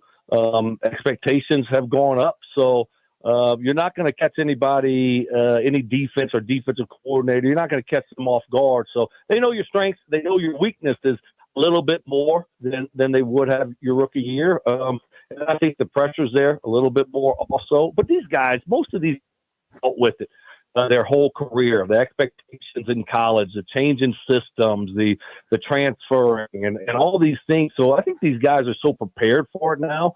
But I do. I think there's just more film out there for NFL defensive coordinators to study and try to figure you out and what your strengths and weaknesses are. But watching Jaden last year, watching Broncos Bo Nix, I really don't think that either one of them is going to have a big is going to fall back at all this year, because I think most of these guys, they've been prepared for what they've been through, in high school and especially now in college. Yeah, everyone talk about the sophomore slump, and like you said, you watch guys these days, they deal with this stuff at a high level very early. So I don't expect either one of these guys to do that, especially in this day and age where if you build a team around them, they can step forward. If you allow the team, like C.J. Stroud, he got knocked for 7. They had a sophomore slump. Well, your top 2 receivers were hurt. What the hell you expect? Yeah, exactly. If you can stay healthy, and Washington's doing a good job of putting pieces around the quarterback and helping him out as much as possible, right? Building up that offensive line and getting playmakers on the outside. And so that's what Denver needs to continue to do here is build around their quarterback, get more playmakers around that guy, and you got the luxury of having a young quarterback on a rookie contract. You got to take advantage of it, right? When you're not paying them a lot of money. And, the Broncos are still working through some Russell Wilson salary cap issues. You got one more year of that. But you got to put those pieces around them. And if you do, now it makes it, a little easier to continue. But you're right, Mitch, when you see what happened in Houston, I mean, all of a sudden your playmakers get hurt. I mean, you got to understand the quarterback, right? And they still need some help and some players around them. Totally. We are talking with 15-year NFL wide receiver Brandon Stokely here on the Ruud guest hotlines. Ruud makes the most dependable HVAC equipment in the DMV. You can follow Brandon at bstokely14, STOKLEY 14. Brandon, now the Broncos Commanders game is slated for Sunday Night Football here in DC. I mean, that's the biggest audience the league gets every week. And I just think this matchup is one that everybody's going to be drooling over to see Nix and Jaden kind of go head to head. But I think that Broncos defense is really good. I mean, they got playmakers all over the field. How well-rounded of a team is Denver? Yeah, I mean, you're spot on when you look at what they have defensively. And they made a big jump last year. And they led the league in sacks. So they got some young pass rushers that can get after you. They got some interior guys that are really good. And then the additions they've made this offseason have been impressive. Adding Dre Greenlaw from San Francisco, inside linebacker. He was a big part of that defense until he got hurt during the Super Bowl 2 years ago. Then also they added Hufanga, the safety, who is a dynamic playmaker at that position. You can move him all over the football field. And then the first-round pick, Jahdae Barron at the cornerback position from Texas, a guy that's going to help provide depth. He can play inside, he can play outside.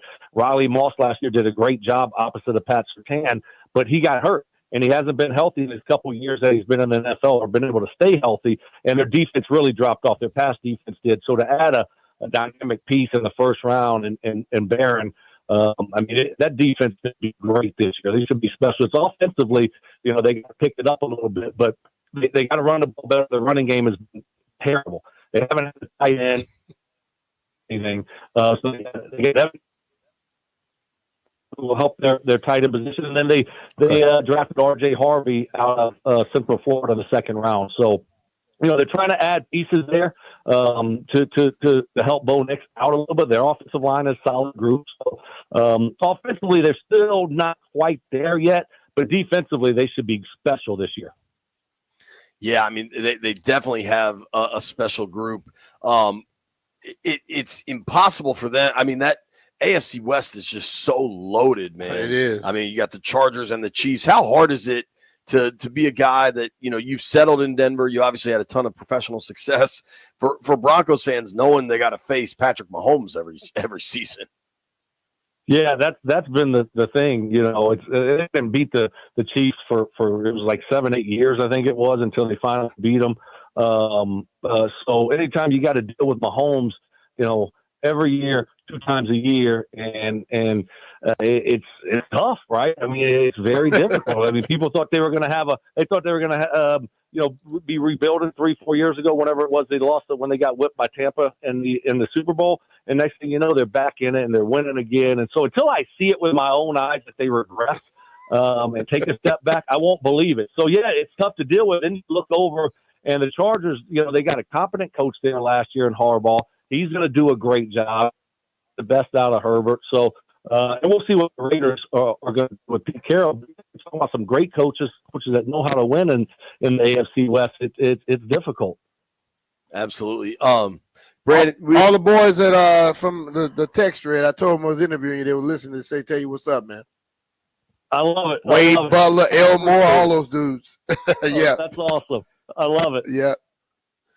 Brandon, thank you very much for taking time for us, dude. Anytime. Appreciate y'all. Be Mitch. Take care. And thanks for having me, guys. Appreciate it. See you. Anytime, bro. Gotcha, man. That is Brandon Stokely. How cool is that to get to go play in a pro-am with Scotty Scheffler, best in the world? I did not know that his caddy was from Lafayette. I didn't know that either. Ted Scott. I mean, so if you want to follow Stokely, you should. It's at bstokely14. He just informed us all something that I didn't know, that Ted Scott Lafayette's all over the place, dog. Think about Ted Scott. How many? Scotty now has 3 majors. He won a PGA and 2 Masters. 2 Masters for sure. And Bubba won 2 Masters. Didn't he win something else though? Bubba? Scotty. No, he has the 3 now. He's won the Players, but Masters, majors is just Scotty has 3. Bubba definitely has 2. I know Bubba won twice at Augusta. Scotty made $4 million last week, so that's $400,000 for Ted.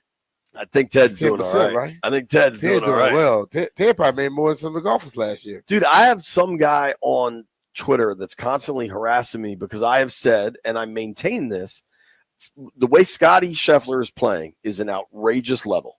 Outrageous. But we got to chill with the Tiger comparisons. It ain't close. Like, he would have to maintain this level for 6 years. You know what I mean? To me, because we live in a microwave society, every time somebody gets there are a lot of really good players, but they did it to Rory, and then it took Rory 11 years to win to finally get the Grand Slam, win the whole thing. When Spieth was red hot, we did it with Spieth, and that now Spieth's game, he's dealt with injuries. He's on and off, dude. He's way more off than on. Koepka, we did it with Koepka when he won 3, and he ain't close right now, dude. Like, Scotty Scheffler is the best player in the world. He's the most ice cold player in the world. And I recognize if you just want to bring up the money, sure, Scotty's going to make more money than everybody. Well, but the money is going way up. That's inflationary. It's kind of hard to really compare that. Like, hell, Jack and Arnold. Okay, Jack has the most majors ever. Tiger made more in 1 year than Jack made his whole damn career. Right. He might have made more in one tournament than Jack made his whole career. The only conversation you can have with Tiger is Jack. Yeah, at this point, yes. And I think those two belong in their own category. And I love Scotty. I love watching Scotty. I'm a Rory guy, but I love Scotty. And this dude that keeps tweeting me, chill out, man. Just like, hey, if he keep tweeting you, just block his ass. Bro, to me, B, I don't want guy, Jay. You'll get 3 more if you get rid of him. I don't think there should be anybody making Tiger comparisons until you get about 12 or 13 damn majors. I was going to say, if anybody else gets to double-digit majors, yes, start talking about it. And I think Rory has now entered a new level by completing the career Grand Slam, and he belongs in that conversation. But I think it's Jack, Tiger, but like Gary Player is still ahead. You know what I mean? Like, these dudes have done the career Grand Slam and have won a lot of them. So the next step for Scotty, to me, is career Grand Slam, which I think he could certainly get. Yeah. Although the way he talks about fairness a lot, I'm not entirely sure the Open is his track. He's going to need 4 good days of weather and good bounces. But everybody else got to go through it. Sure. See, whenever you ask me, like when I talk about competition and playing people, if we're going through the same conditions, I can't complain about anything. You know what I mean? So if the guys before him went through it, he got to go through it too. You're not gonna always get a 78-degree day with no wind. Right. You know what I'm saying? Hey, when you play in the British Open, you might get every aspect of the weather in one day. Not necessarily all 4 days, just one day. You might get a little snow. You know, I played over there. Snow, rain, sleet. It was sideways raining. You know, it was cold as hell. And you look at the cat, he said, we don't leave the course. So all you do, grab your hot chocolate with some scotch in it and keep moving. That's all I did. All right. I want to have a conversation. I'm tempted to circle back to this Trey Hendrickson trade that ESPN Seth Walder has projected. Johnny Newton, a 3rd and a 7th, and you get Trey Hendrickson. I'm curious if people would do it. I'll open the phone lines on that. 800-636-1067. I want to check in with the Aquarium if they would do it. To me, it's too much, but 17 and a half sacks is a level of production that has never happened here in Washington. We're going to take your calls, 800-636-1067. Would you make that trade for Trey Hendrickson when we return? It's B. Mitch and Finley. Hey, it's Brian Mitchell here. FanDuel is the best place to find all your favorite player props for the NBA Finals starting up this week. And now you can make the smarter play with the new performance trends. Want to check a player's consistency during the playoffs? Or maybe they've been flirting with a potential triple-double. Get the latest stats right inside the app and see who's heating up. And after the tip-off, you can combine live prop bets into a same-game parlay for a chance to win big. If you don't already have FanDuel, it's not too late to get in on the action.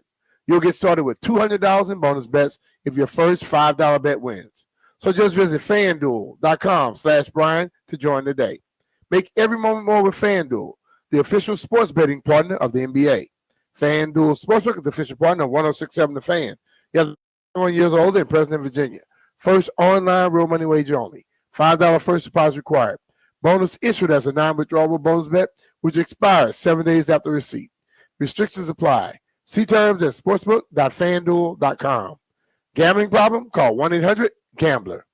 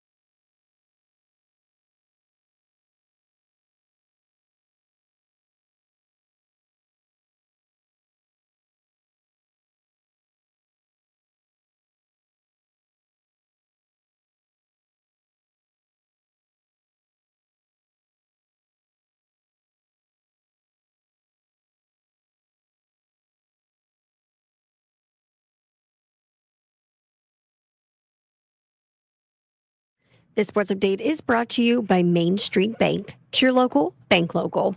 U.S. amateur champion Jose Luis Ballester of Spain has joined Live Golf and will make his professional debut this week at the Saudi-funded league's Virginia event. Ballester, who goes by the nickname Josele, signed a multi-year contract with Live Golf.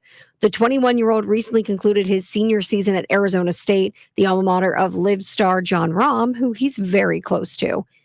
Now, Ballester finished third in PGA Tour University standings, earning him full status on the Korn Ferry Tour. But Golf Channel reported on Monday that he had declined membership on the PGA Tour's top developmental circuit, all signs pointing to he was going to join Live Golf. Main Street Bank is a business-focused community bank proudly serving the DMV since 2004. Visit mstreetbank.com to learn how to put our team in your office. Main Street Bank, member FDIC, equal housing opportunity lender. From the Crop Medcap 5-Star Sports Desk, Savannah McCann on the Fan.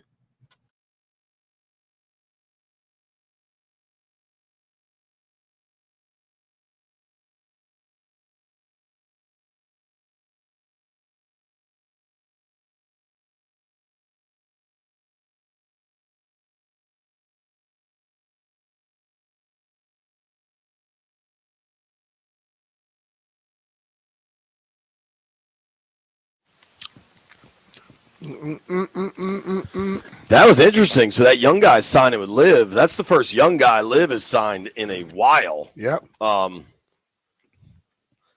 So I think some people were wondering about Liv's demise.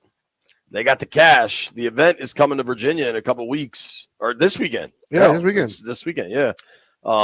Yeah, but that guy Ballester he won the USAM. I mean, he's a pretty big deal.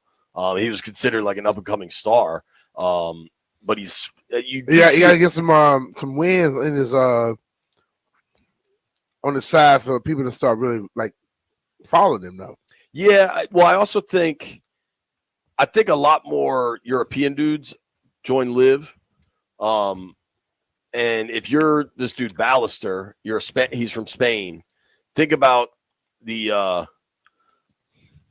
Sergio's probably the biggest Spanish dude now, and Rahm.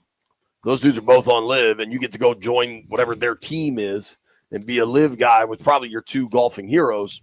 It kind of tracks. Yeah, I guess. Okay. This morning on ESPN.com, they put together a story. Kirk Cousins, Trey Hendrickson, Jalen Ramsey are probably they are the biggest names that some think will get traded between now and week one. I think there's a pretty good chance it happens. Hendrickson's the only one that really makes sense here. And Seth Walder, who's an analytics guy for ESPN, proposed a trade. Johnny Newton, a third rounder, and a 2027 seventh rounder for Trey Hendrickson. To me, this is too rich. If you do Johnny Newton and a seventh, I can wrap my head around it. If you do a third and a seventh and maybe add something extra in there, I can wrap my head around it. But I think Johnny Newton, a third and a seventh is too much. You agree too much? Professor Landini, we start with you. We're going to open these phone lines up, 800-636-1067, 800-636-1067.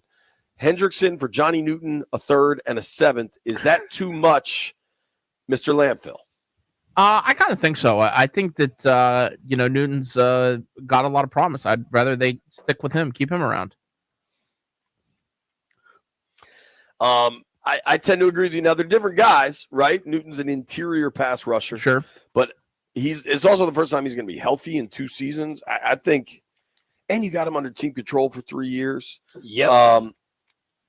I don't know if Jeff's answering phones. Jeffrey, chime in if you can. Too much. I'm not giving up our youth. Let's just build with what we got. All right. It's a clean sweep of too much. Yeah, White Brian. White Brian? Oh, he's a Giants fan. He don't care. Well, he could still chime in, I suppose. White Brian, put the meth down. Answer the question. Damn. Make the trade. Really? Why? He wants to hurt the team. You're that close He to don't a care. Super Bowl. He puts you over the top. I mean, White Brian's got a point. He's got a point, B. I don't think it's crazy to think that. 800-636-1067. I believe Shane is on line one. Shane, would you make the trade? Hey, absolutely. Yeah, hey, what's going on, fellas? Hey, first of all, JP, I got to give you credit, man. I was going through the TV when I was back over in stateside, and I was watching your TV show, All Ears, man, and that's fantastic. You do a great job on that, brother. Now I know what Thanks they call All Ears, by the way. Hey, but you make that trade. You make that trade. Sorry, I had to throw it in there, but you make that trade. We're one player away from on that defense to get. We've not had 17 sacks in a season and forever. Number two is we're on that, and the defense needs help. Our offense is going to be legit. Let's call it what it is, but our defense still is question mark. So you definitely make that trade, and you hope you get that back in return. But yeah, 17 sacks. Can he get 17 sacks here? Who knows? Until it plays out. Hell, he can get hurt as soon as he gets here, knowing the Commander's history. That's the but problem. You got to make that trade. You got to make that trade. There's a difference between a pass rusher and an interior defensive lineman. He'll never have 17 sacks in a season. I hate to say it, but I don't see Newton getting 17 sacks in the season at where he's at right now. But no, the only dude that's ever going to do that. The only dude that's ever going to do that from the interior is Aaron Donald. There's only one of those guys on the planet. Chris Jones. Right. That's Chris Jones. Yeah, you're right. Thanks for the call, Shane. I do think a lot of folks believe they should. I put this on my Facebook page, and I got a ton of comments. The majority, I think, are similar to us. That it's too much. He's just got 3 years left on the deal. I would not be. Who has 3 years left? Talking about Newton. Newton has 3 years left on the deal. And Hendrickson is 30. But see, think about it. He helps you a lot right away. People say make the trade, okay? You gotta pay for him too now. Later, he gonna want a deal. The thing about it, you have to make the decision on: are you willing to pay him the dollars he gonna want? Because it's coming up in a couple of years. It's 30 mil. It's 30 mil, and you still got to deal with Terry. That's the complicating factor to me. Is you still got to get Terry done. Let's go to Dusty. Dusty, would you make the move? Nah, man, it's a hard pass for me. I believe Newton is a good, solid piece, young piece. As you stated before, we still got, he's under team control for another 3 years. I don't think that'd be a good deal at all. All right, appreciate the call, dude. I want to be clear. If you make a move for Hendrickson, I think it's a good move. The guy has led the NFL in sacks the last 2 years. He's a baller, but I don't think it's as simple as that. You've also got the Terry complication. Elijah is in DC. Eli, what do you think? Would you make the move? What's going on? I wouldn't make the move because for a few reasons. One, if your offense, for example, can be up 14, just for an example, and other guys, that makes other guys, that helps a defense out immensely. So also, do you want to win one Super Bowl, or do you want to keep your window open for the potential of Super Bowls for years to come? And you have to be conscious of the decisions that you make as you get better to keep as you reaching forward, that you don't mess up some other things financially to make moving forward. You have to be smart, and you got to show to your team that, hey man, we with you. We riding with the team. We drafting our guys because we want them here, and we believe that they are what we need. So if you get them, okay, you can't be upset because you want to say I want to swing and make a good decision.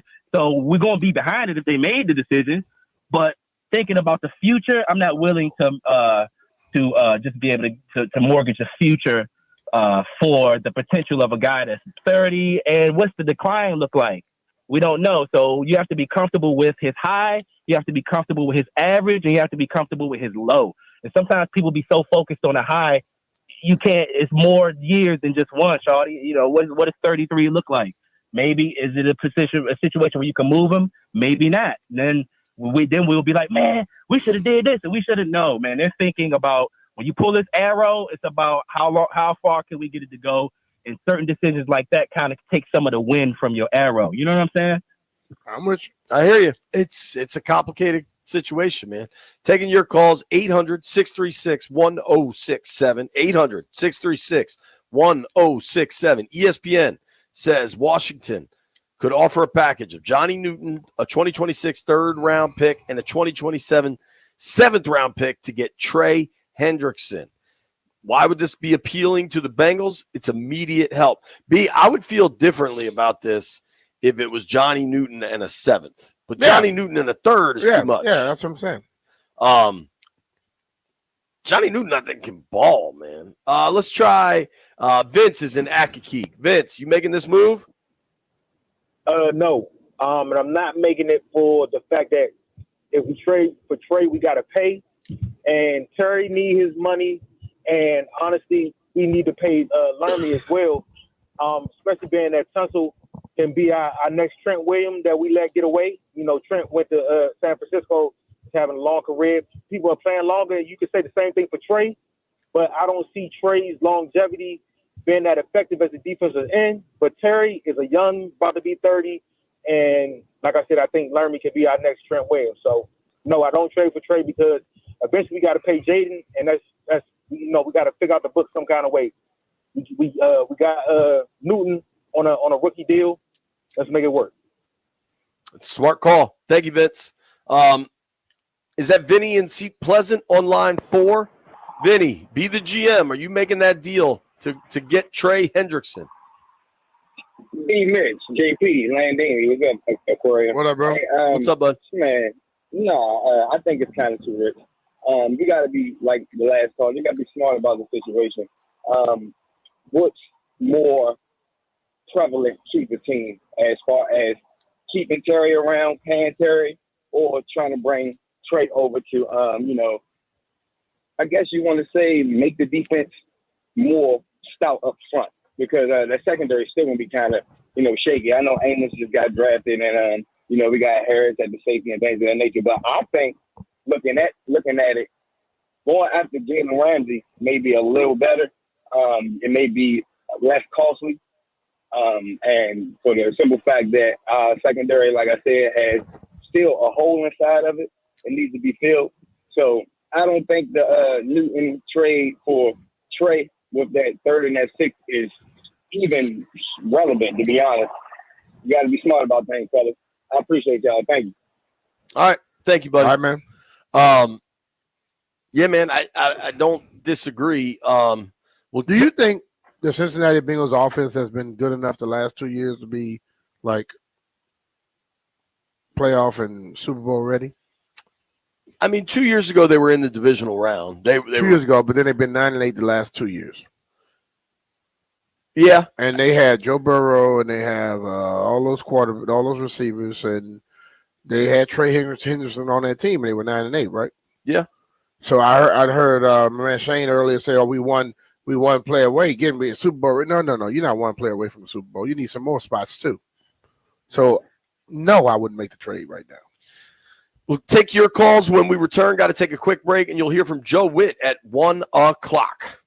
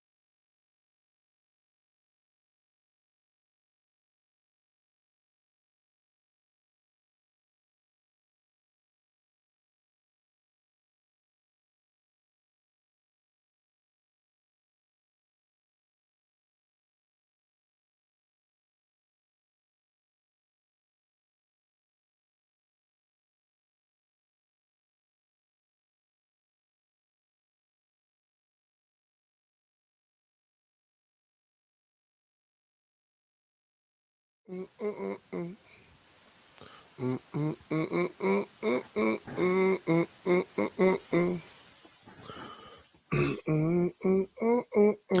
Mitch and Finley.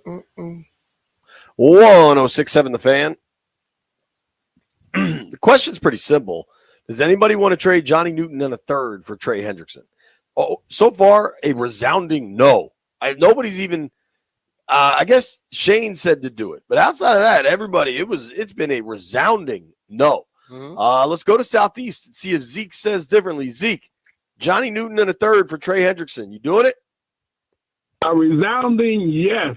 No question about it. First, and I got two reasons why. Number one, if you get Hendrickson, he's going to improve your total defense.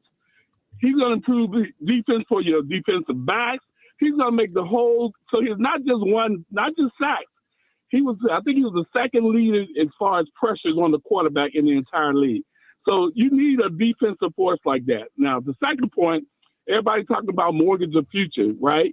But if you trade Hendrickson for Newton, you're above the trade. I think you're on the plus side of that. Newton hadn't really done anything for the last couple of years.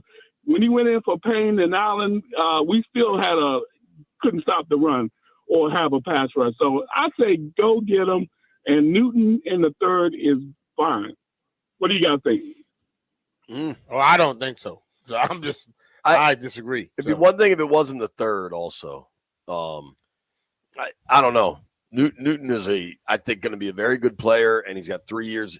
You know what, though? I mean, maybe there's a simple scared money don't make money philosophy here, that if they're really going all in, they need somebody that's a difference maker off the edge. I don't know. I think it's interesting that Zeke, I'm not saying you're definitively wrong, dude. I don't know that this trade really exists. This is an ESPN hypothetical trade from Seth Walder. Hendrickson would be a significant upgrade over what they have at the position. Yeah. But I'm not sure I agree with the depth in this team was bad against the run, and that was with Newton. Yeah. But I don't know that I want to give up more on the inside. But if they think Kinlaw is a real replacement, and you bring in Eddie Goldman, and maybe Wise can help on the edge, I don't know. It is interesting. I like to think, like, if I could repackage this and it's Newton and a sixth, that sounds different. Maybe Newton even at a fifth, that sounds different to me. But Newton at a third just seems like a lot, man. Yeah.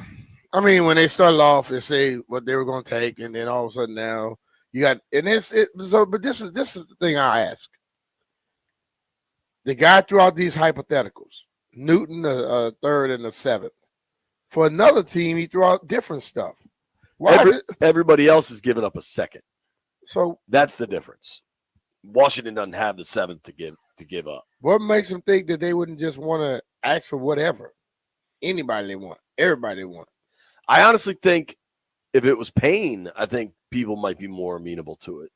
Just because he's a veteran going into the last year of his deal, or likely the last year of his deal. Matt Stafford is on the line. Matt, what do you think about Hendrickson for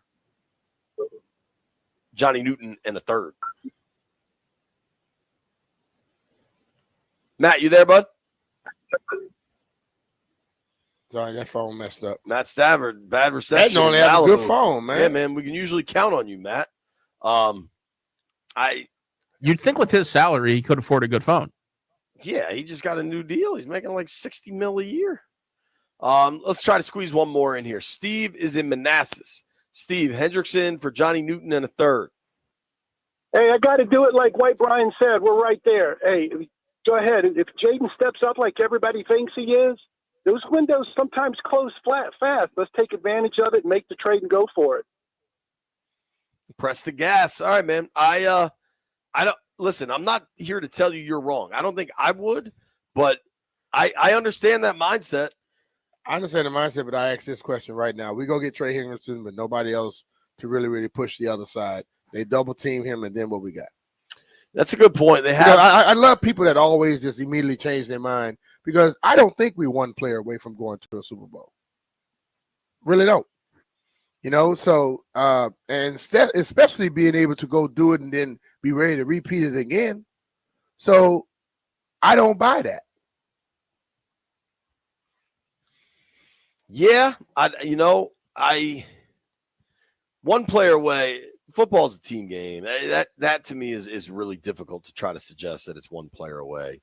That same guy was on a team with a damn dude who's a hell of a quarterback and had hell of a receivers and everything else.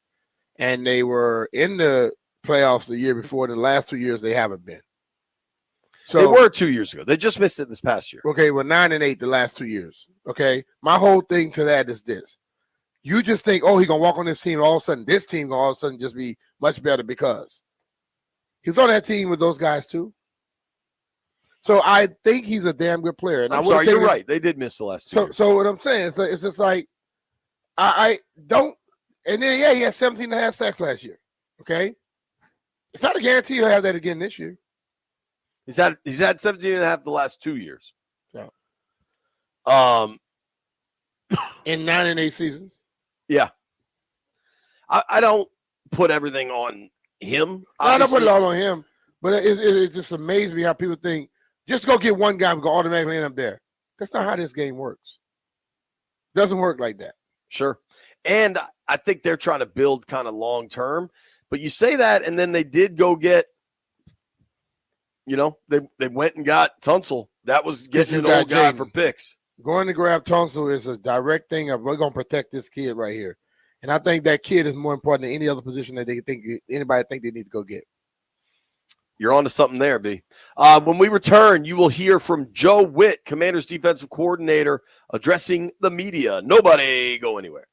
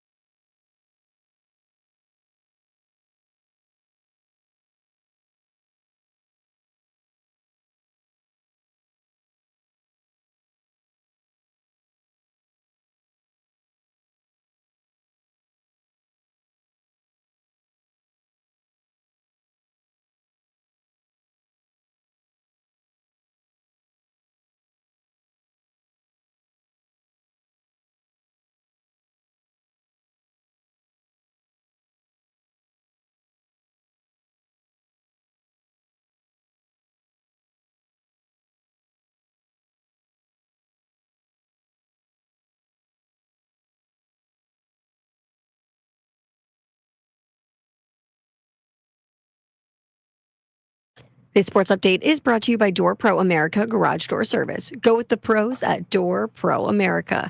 Tonight, the battle for Lord Stanley begins. 8 p.m., the Oilers and Panthers face off in the ultimate rematch. Now, Edmonton is entering the Stanley Cup final as slight favorites to end Canada's 32-year championship drought. The Oilers currently have minus 125 odds to win the Stanley Cup over the Panthers. Now, the sportsbook opened with this matchup at minus 110 for each side, but heavy betting activity actually pushed it to the Oilers. So, assuming that this line is going to hold, Edmonton will tie the Vegas Golden Knights, who defeated the Panthers back in 2023, as the longest favorites heading into the Stanley Cup final since 2007. So, who's your pick to win the Stanley Cup? Will it go to Canada with the Oilers, or are we going to see the Florida Panthers take the cup again? Go with the pros at Door Pro America. From spring repair or replacement or a brand new garage door to boost your home's curb appeal. Call 877-DOOR-PRO today and ask how you can save $60 on a repair or $150 on a new garage door. Visit doorproamerica.com. From the Crop MedCap 5-Star Sports Desk, Savannah McCann on the Fan.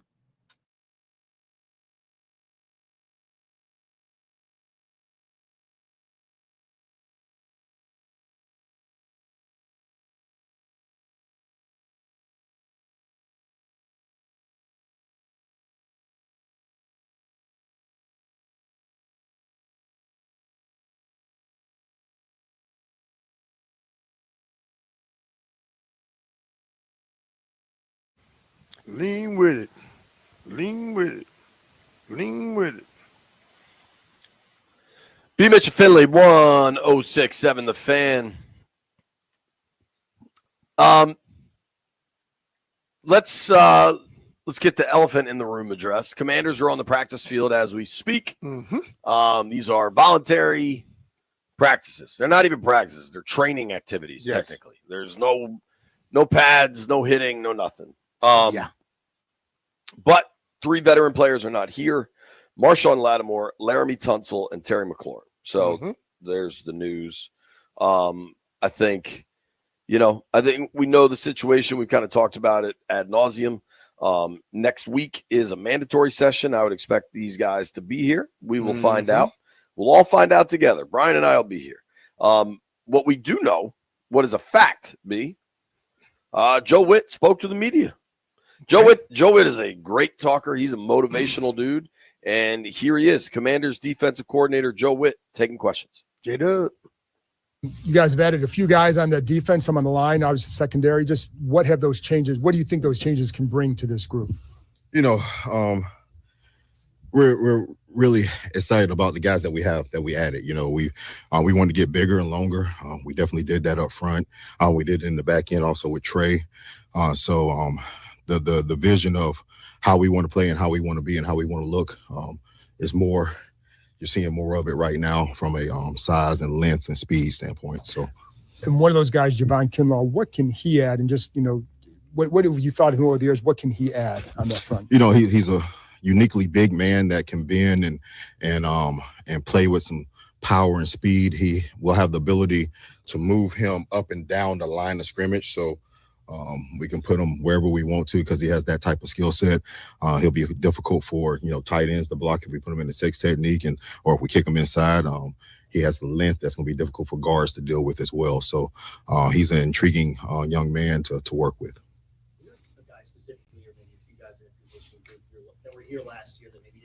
Ton of playing time, looking to take a bigger step this year? I think every year is really different. And so I'm a firm believer of giving everybody an opportunity to play. And so we're going to give everybody looks. You'll see, you haven't been here in practice a lot, but there'll be different bodies running with the ones today that haven't necessarily been running with them because I want to give everybody opportunities. And the only way that you can do that is put those people in spaces to be in there with a Bobby Wagner, to be in there with a Frankie Luvu, to get the calls and how do they react to that. So I don't have any names for you right now, but a lot of guys have been given those opportunities. Hey, Joe. Good to see you. Good to see you. I imagine we're all wanting to see the guys and seeing who looks different, who's whatever it may be with what they've done in the offseason. I imagine for you that's got to be a big deal when they come in for the first time. Were there some guys that for you you stood, okay, I can tell they really put in some work or some other things before this all started? Pretty much they all want to come back in shape. Okay. It's just because of who we are and what we do. The guy that, to me, he just looks really good. He looks intentful. Deron Payne, man, like every day, this dude is, I'm having to tell him, hey man, let's calm down. Like I got in trouble with the head coach yesterday because I challenged the D line and he went after it. And I said, Q, that was my fault. I told him to do. He did exactly what I told him to do. And so I've been really pleased. The walkthroughs, everything that we've asked him to do. And he's a leader. He doesn't talk much at all. All right. But he is leading by example. And this year you can really see him taking that leadership role and taking it to the next step. So I would say he's been the guy that's just really stood out to me the most from that standpoint. And we'll see if Lattimore's out here today. I know he wasn't there last week for us, but like for him, I don't know how much you've been able to see him, but like what has maybe stood out to you? Obviously he had the injuries last year, came in midway through the season. What are you kind of hoping to see from him during this part of the offseason? Yeah, Marshawn hasn't been here. We've been in communication with him. So when he gets here, we'll see exactly where he is from a conditioning standpoint. From a mental standpoint, you know, the coaches have been meeting with him, talking with him. And so he's a smart young man, but we'll see exactly where he is when he gets here. I'm doing great. How you doing? You lose a guy like Dante Fowler, who had 10.5 sacks last year. How do you replace that? You know, a guy that, you know, had that type of production. And obviously there's some concern maybe from the fan base of the edge position right now, currently, how it's kind of constructed. I don't think going into the year, anybody thought Dante was going to have 10.5 sacks last year. I don't think anybody in here would have said that. And so we'll have somebody that to produce a higher sack total than what's thought to be. Okay. And so who that person is, I don't know. Will it be a collective of guys? I don't know. But I do feel that our pass rush will be better. I do feel definitely that our run defense will be better. Where will it come from? Which individual? It's too early to say, but it will come. Hi, Coach. How important is this voluntary period for rookies like Trey Amos, who are getting, you know, as you said, time with the ones, time with veterans like Deron Payne? I think it's really important. I think, you know, from a number of different aspects. Okay, you have the opportunity to the brotherhood, the building. When we went on that 3-game losing streak, it wasn't anything other than the brotherhood that kept them together. And you start building that now with how we work and how DQ and AP runs this program. And then secondly, the rookies are allowed to meet a little bit extra. So, you know, they'll be with the vets in the morning, and in the evening they have rookie meetings, which I'm changing to developmental type meetings, so that they get extra, and they are. And Trey Amos, you know, he's a guy that's ahead of the curve right now and doing really, really well. Hey, Coach. Jordan McGee seemed to have a pretty good training camp last year, then was derailed a little bit by the knee injury. As you start looking into how he's going to contribute this year, what are your expectations for him? You know, we really had a package in last year for Jordan, and then he got hurt. And so it sort of took that package away versus 12 personnel. I'm really hoping that he can stay healthy. And there's some other guys at the linebacker position that we want to have some 3 linebacker defenses that we can get a little bit bigger versus 12, not play as much nickel to shore up some of the run on that aspect as well. So I'm excited to see he's been showing great call command, being a linebacker. I believe linebackers, you know, control the huddle and control the defense, and he's learning from Bobby and Oos how to do that. Hey, Coach. Hey, how you doing? When you look at last year and what you all were able to do on defense, what is it that you want to do this year a little better that you didn't see last year? You know, I think, and I wasn't, and to answer your question, I wasn't really trying to compare the 23 defense to the 24 of, you know, when we got here, there was 32nd and what we went to 13th or what have you. I was trying to let it be standalone. So with saying that, we didn't produce the ball like I wanted to, that I envisioned us to. Now, the reason being, we dropped 16 of them. Literally just balls that touched our hands that we felt that should have been caught. If we catch half of those, that puts us in a different ring. We didn't play the run well enough, and I thought that we would have. And so if we can, and then the third thing, closing games out, it wasn't the way that I was anticipating.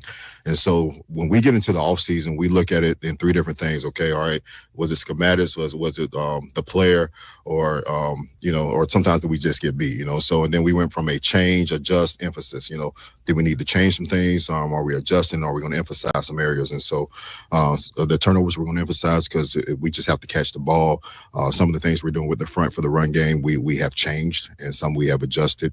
And so, and then winning time moments in 2 minutes, we're going to competition every day to get those things better. Hey, Coach. What are your thoughts so far on rookie Kane Medrano? Kane, he's a unique kid because of his receiver background coming in. Is he a linebacker really? Is he a safety? Can he do some of the Jeremy Chin roles? Can he do some of the Frankie Louvu roles? And so we're really testing the kid right now to see, all right, what is he going to be? And we'll really tell a little bit more once we put the pads on. He can really run. Does he have the ability to cover a tight end? Does he have the ability to beat a tackle in the rush? So is he Frankie or is he Jeremy or is he a cross of both? And that's what I'm trying to find out with him. Speaking of safety, what do you see in your safety group currently? I think it's a strong group. It's Quan hasn't really been out there because of the injuries, but he's another guy a la Payne that has just come back with laser focus, and the things that he has been able to do has been really good. Will Harris has been a nice addition. He's a guy that can come in and cover. He'll play in the box. I've been pleased with his communication. Jeremy Reeves is a guy that, he's our special teams ace, but I have to find a role for him on defense because he just makes plays, and that's what he's been doing. And then you have T.O., who is a very athletic, rangy guy. Now, what is he? Can he be the Buffalo nickel? Can he knock people back? Can we play him like a linebacker? And so, those are the questions that he has to answer and we have to answer with him. What are your timeline for answering all these questions? Is this something you'll figure out by the end of minicamp, or is this all the way through training camp you'll be looking at? Because we don't have pads on right now. And then when you're in phase 3 rules, it's really not as competitive. So if the ball goes up and there's any chance of a collision, we're telling the defensive players to pull off. All right. And so, there's going to be some completions that necessary. So I call them, when I talk to the defense, phase 3 completion. So in real football, that wouldn't have been a completion. But since we have to pull off, it is what it is. And so, but until we get into a more competitive, putting our pads on people, you really won't be able to tell. But in this setting right now, we want to hear mind speed. How are the guys communicating? Are we getting to our targets? We don't want people on the ground. We're not going to run any stunts or anything up front because that's when there's collisions. They don't have pads on. So we're trying to be smart from a player safety standpoint. How much, if at all, are you thinking about the tush push right now? Oh, at this moment, I wasn't thinking about it at all. But to answer your question, I mean, it's a good play, man. And, if I just go by the rules, and it's a legal play, and they're good at it. And we have to figure out a way to stop it. We play them twice. And so I think we have some good ideas, but, it is what it is. It's a good play. So I haven't really been thinking about it right now, though, but we will. We play them twice, and and they have a great quarterback that can run it. He's a 600-pound squatter, so it's hard to stop him. Yeah. More of a philosophical question. Mm-hmm. You guys have a lot of talent on the interior of the D-line. Does the interior rush, in your mind, is it more valuable than, rushing from the edge? I don't think it's more valuable. I think it can play in concert together.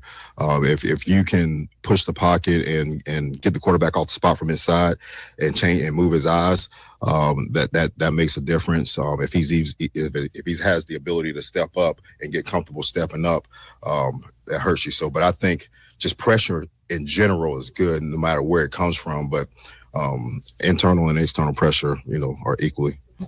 And the changes up front on the line, does that at all alter the role of Frankie Louvu, like getting him even more involved in pass rush? Or the third down, what we're going to do on third down with Frankie, we'll move him like we've always have.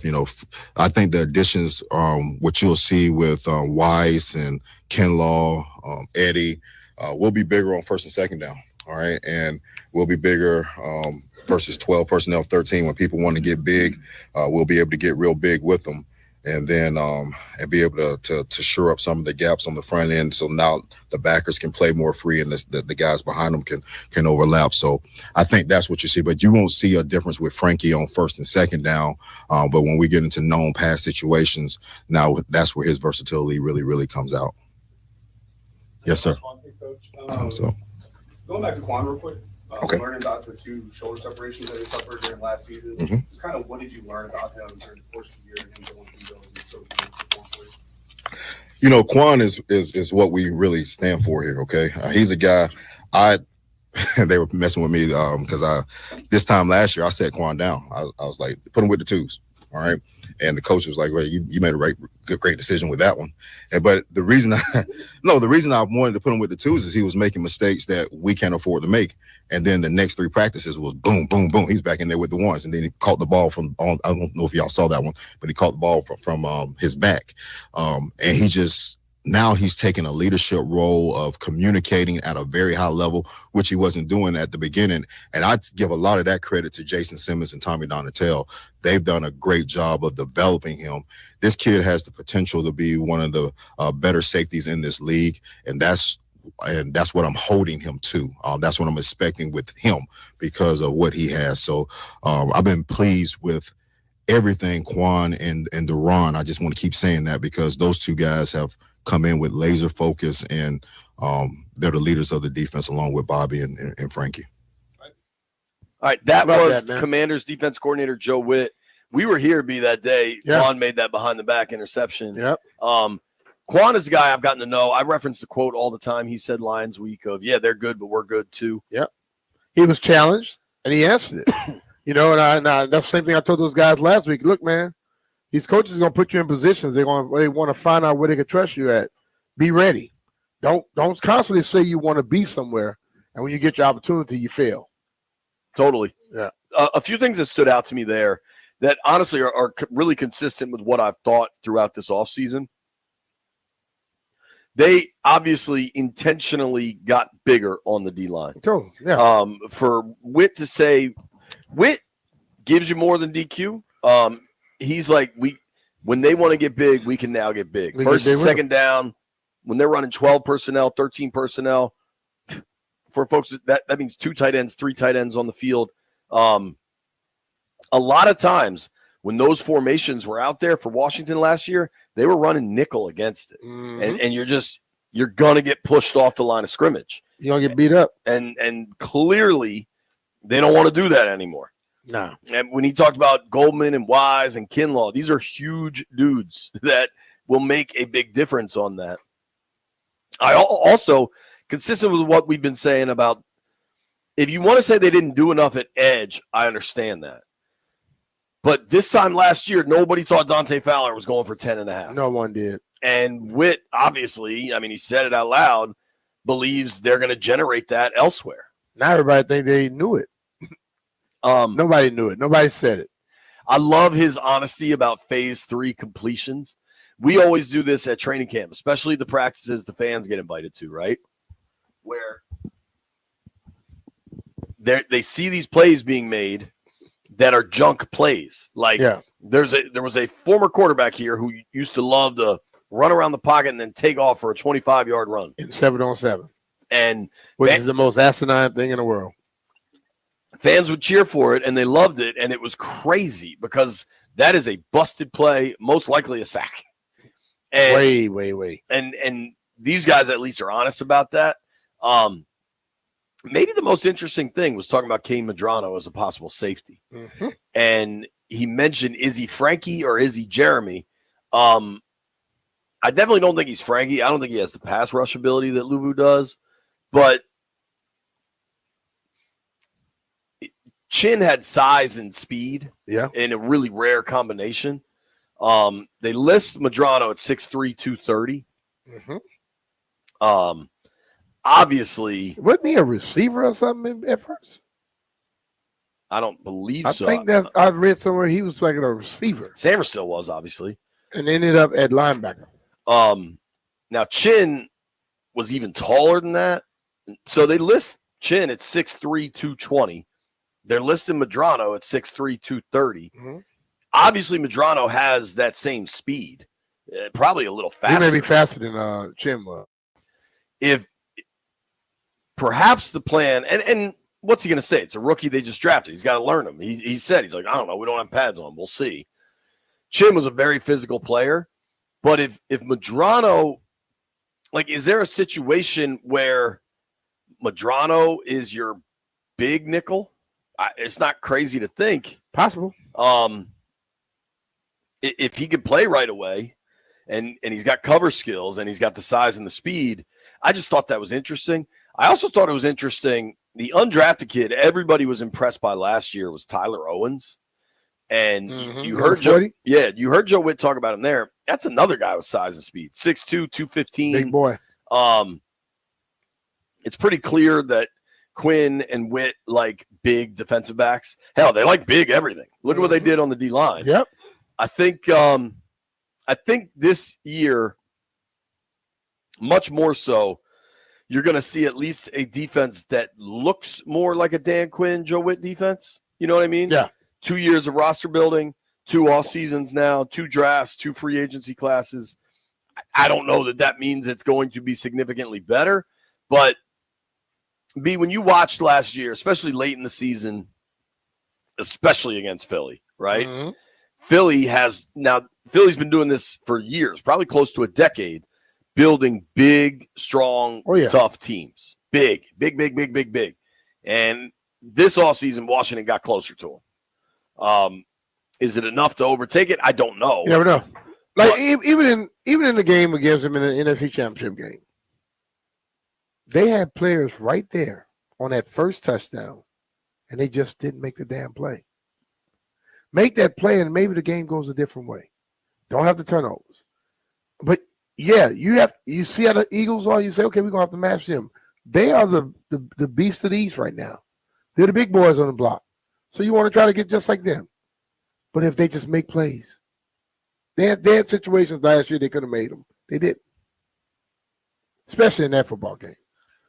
According to one of the guys in the chat, he's who's this dude? He played linebacker before transitioning to linebacker, or wide receiver. So maybe he was recruited as a wideout? He was recruited to UCLA as a wide receiver, but later converted to a linebacker on Chip Kelly.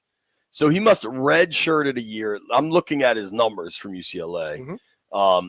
He must have been recruited as a wideout, and then because he only played as a backer, it appears. Yeah. I know. I saw that somewhere last week, so I know. Dude was in college for 6 years. Yeah. Hey, that's a lot of old dudes, man. In college. Very, very different, man. Hey, COVID made a lot of people be in college at later dates. COVID did a lot of crazy stuff, man. Here's what we're going to do. We'll circle back to some Witt stuff, look around the league a little bit more. We got some bets to make. You're listening to B. Mitch and Finley. Hey, it's Brian Mitchell here. FanDuel is the best place to find all your favorite player props for the NBA Finals starting up this week. And now you can make the smarter play with new performance trends. Want to check a player's consistency during the playoffs? Or maybe they've been flirting with a potential triple-double. Get the latest stats right inside the app and see who's heating up. And after the tip-off, you can combine live prop bets into a same-game parlay for a chance to win big. If you don't already have FanDuel, it's not too late to get in on the action.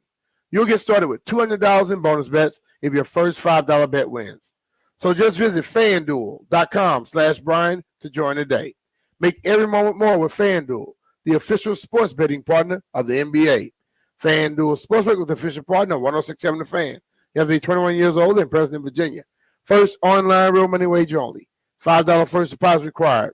Bonus issued as a non-withdrawable bonus bet, which expires 7 days after receipt. Restrictions apply. See terms at sportsbook.fanduel.com. Gambling problem? Call 1-800-GAMBLER.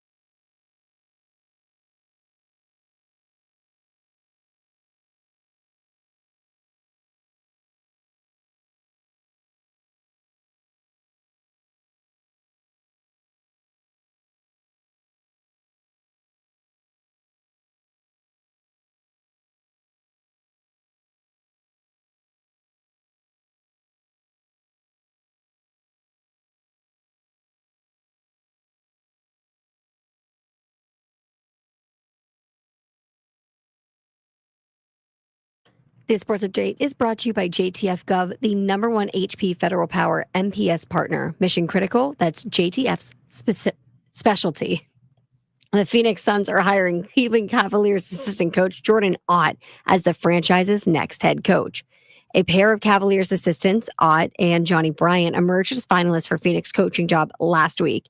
Now, Suns franchise cornerstone Devin Booker was involved in the search process during the final stages, and he stamped Ott as his top choice.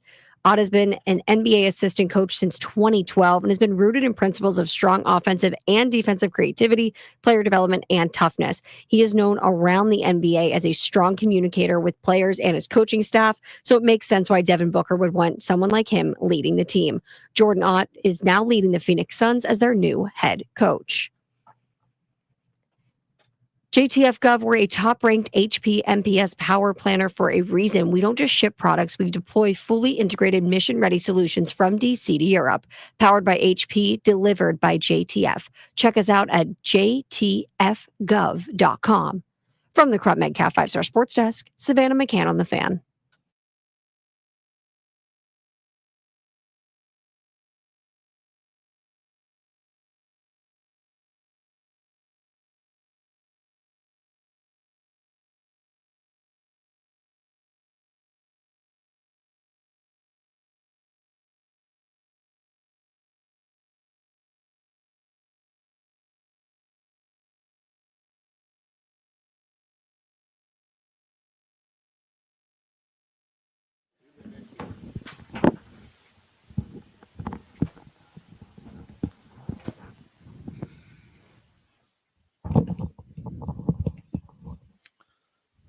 Let me buy you a drink. You rolling with me? All right, I got a bunch of interesting emails here, B. Okay. What NFL rookie do you think has the most Instagram followers? NFL rookie. Travis Hunter. So I kind of thought it'd be Hunter too. It's not? Shador. Oh, yeah. Well, one of them, because his daddy was teaching him how to do it since he was 2. Shador has 2.4 million Instagram followers. Yep. Travis Hunter has almost 2.1 million. So they both got a lot. But Travis Hunter keep making plays like he made yesterday in practice. He gonna have more than that. Yeah, that dude's a baller. What's crazy is nobody talks about the #1 overall pick. You know what I mean? Mm-hmm. It's kind of probably good for him, dude. I think it's kind of a perfect spot. Yeah, great year at Miami, and gets to go to Tennessee, very under the radar. Mm-hmm. If they can just win some games, play well, who do you think has the 3rd most Instagram followers? That little running back. Yep, Genty. Mm-hmm. So it goes Shador, Travis, Genty. Then it's a quarterback that was taken in the 1st round. First pick? No, Jackson Dart. Dart? I mean, I get playing at Ole Miss. You know what I Yeah, mean? Yeah. And then getting drafted by New York. I gotta watch him play because, like, I think that's gonna be a blow up in somebody's face right there. Yo, he was good at Ole Miss, but Lane Kiffin's system and the receivers they have, like, I don't know. I'm really curious to see if Dart can play. So the top Instagram followers, Shador. I'm waiting on Shook to see how he can play. He was throwing the ball in the dirt at the combine with nobody rushing him. Come on, dog. Yo, isn't he the presumed starter down there? He's with New Orleans, right? We're gonna see. Not surprisingly, he did not make the top Instagram followers. Shador, Travis Hunter, Genty, Dart, then Milrow. Now that's Bama, so Bama's got some people. Quinshon Judkins, running back, Ohio State, went to the Browns. Then Quinn Ewers, who was a 7th round pick, played at Texas.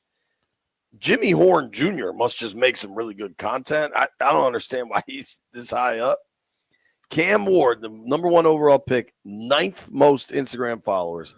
Then Will Howard. What they all better do is not worry about that so much and just learn how to be the best damn football players they can be. Oh, that's what they better do. Bro, if I had the #1 pick and he's not on the list of most Instagram followers, I consider that a good thing. Hell yeah. But people gonna follow you when you're popular and things of that nature like that. You know, you win the Heisman, you'll get some followers because. But if that's all you caring about, I got a problem with it. You know how many Jaden has? So I just looked this up. How many? 1.1 million. And he could care less. Care because he gonna less. outwork every one of them, and they better be ready to come out and compete against it. You know the last time he posted? Jaden posts very sparingly. 10 days ago. Yeah, he don't do it every day. He'll do some stories here and there. He'll do different little stuff, and he moves forward. I know the day I saw him do some things because his mom's birthday. Yeah. You know, other than that, dude's working.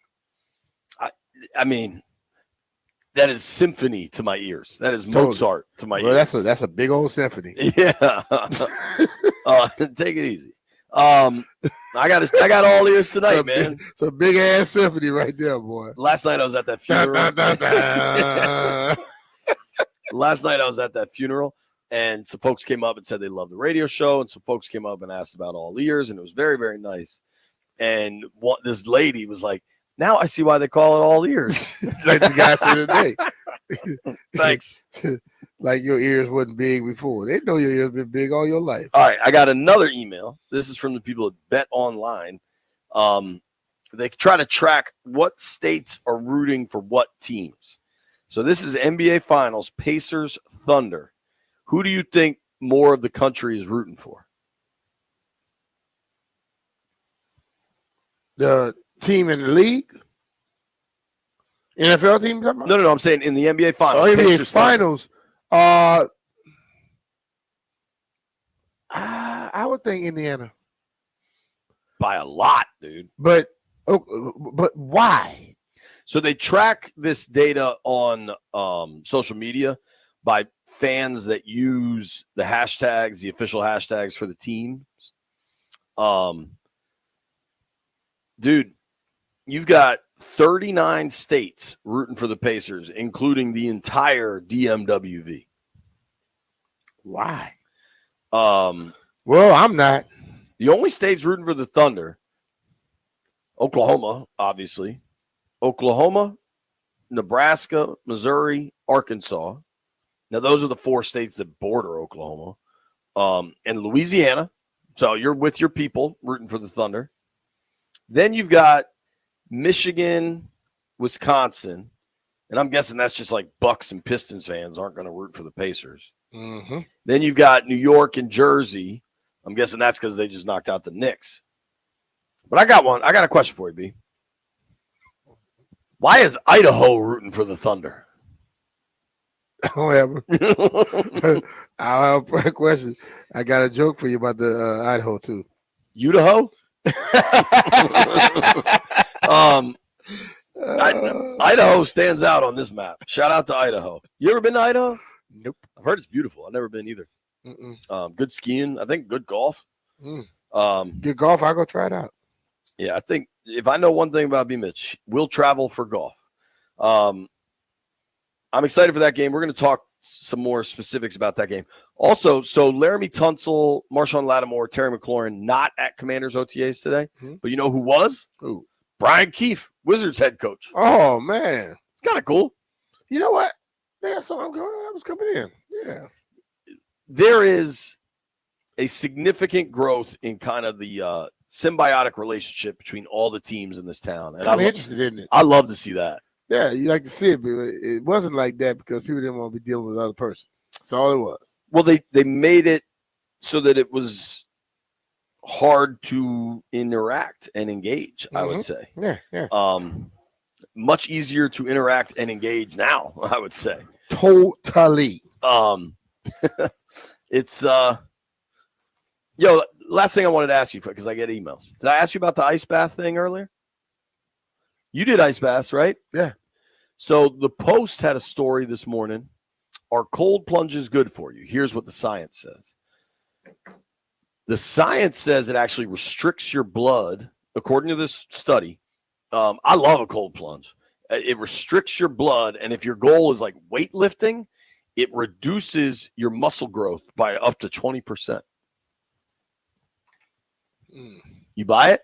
I don't buy it. There's lots of different studies, obviously. You know, because I tell you, if you ever did a cold plunge and then you get out of it, the benefits and the way you feel, you would tell that study right there, oh, one finger salute. For me, I have like consistent lower right back pain, and then my knees and my ankles just I have, beat up old joints, right?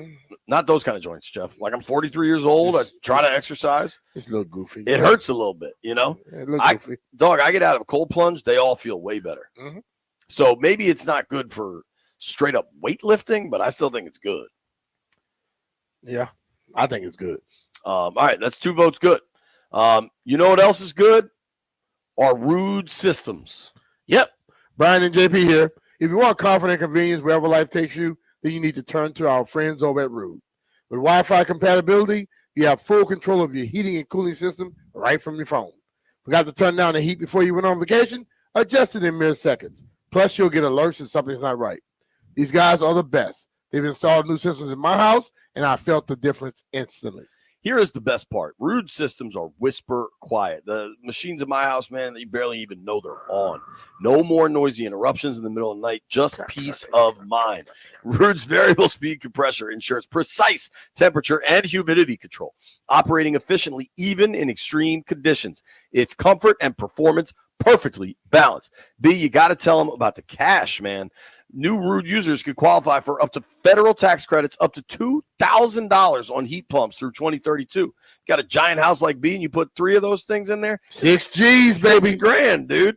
Visit rude.com/federal incentives to learn more. We're talking about Rude, R-U-U-D, the most reliable heating and air conditioning products in the DMV. And remember, if it ain't Rude, it ain't right.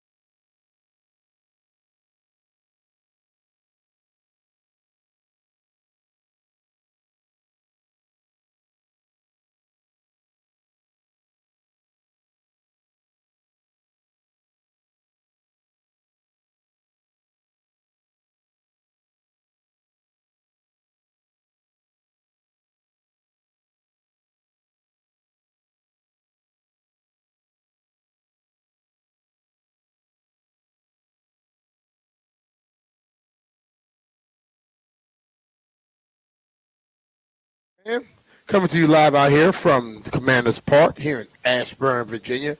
JP took a little break. He had to go out there. He got a few interviews to take care of, and had a good little day out here today. I'm going to run out here and check out some practice as well as soon as I get off of this airwaves.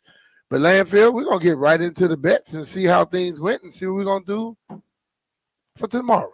What you got going on for tonight, not tomorrow? Holla. Gather around, gather around. All right, what happened, White Brian? What's going on? Landfill was the only one that won. He was? Who he picked? Ben Rice to get a hit. From where? First baseman for the Yankees. Okay. All right. So who did you pick? Who did I pick? I picked. You almost know who you're picking. You think you lost. Oh, I picked Tommy Paul to win a set, and he's okay. And then Jeffrey. He bet on the Mystics. And JP. Nationals. And me. You took the Marlins, and the Rockies won their 11th game. Yeah, the Rockets beat them. I can't believe that. Give me the Yankees tonight. And the Rockets beating them again right now. That's so crazy. You taking the Yankees, Jeff, against who? The Cleveland Guardians. The Cleveland Guardians, and they're playing where? In New York. Okay, that's minus 200. You cannot do that. It's minus 196 on FanDuel. I can't do that. We rounded up to 200. Nah, we ain't rounding all right, up. Minus 196. You can have that, but that's kind of soft as hell. But anyway, that's cool. It's not soft. Right, Brian, who you taking? Let's take the Blue Jays. You got the Blue Jays. JP took the Braves. He texted into the thread before he had to go run to do the interview. So I got a question. Yeah, are we gonna let him do that? Are we letting that? I mean, I don't mind. I don't mind. But if we are, we got to make that. No. We're gonna have to stop. He's at work. Okay. No. He had an interview to go do. He's not like when he's at home, not at work, and sitting in something. Is he on the show? Is he putting in his vote verbally right now? Well, I think he's at work and the man has something to go do out at practice. So I'd say, yes, you do that. When you're not at work at all, you can't call in no vote then. Nah, I think we gotta be clear cut across the board. It ain't clear cut across the board. If you at work, Jeff, and you run to the bathroom and you text from the bathroom, we will take it. I'm still in the building. I'm still there. Plus, Jeff usually calls from the bathroom. Well, he's still on the premises. He's still on the premises right here. We both are not in the studio, but we're at work, and he had to go do something. So that goes. All right, so we're just gonna let that slide. All right, bet. So I don't think it's like letting that slide, Jeff. Every time you wanted to put in the bet, you were not at work. That don't mean nothing. It means a lot. No, it don't. He's still not here. It doesn't matter if we're not worried about that. Right, Brian, did you make your pick? Yeah, I'm taking the Blue Jays against the Phillies. Okay, Glanfield, who you have? I'm taking the Twins. What's their name? No, I'm joking. Bum, bum, bum, bum. That was a good one. That y'all know it. No, y'all know that was a damn good one. That was spectacular. All right, I am going to take St. Louis Cardinals, and I'm going to take the Braves with that as a parlay. Did y'all get that? You tripping about me betting on someone that's 196, and the Braves are sitting at minus 174. 196 is basically $200. 174 is way 20-something less than what you're talking about. It's not way down. And I put it in the parlay, which makes all that stuff drop down. You got to realize a parlay is not two individual bets; it's a bets that are together, and it will lower the what's called. You figure that out a little bit.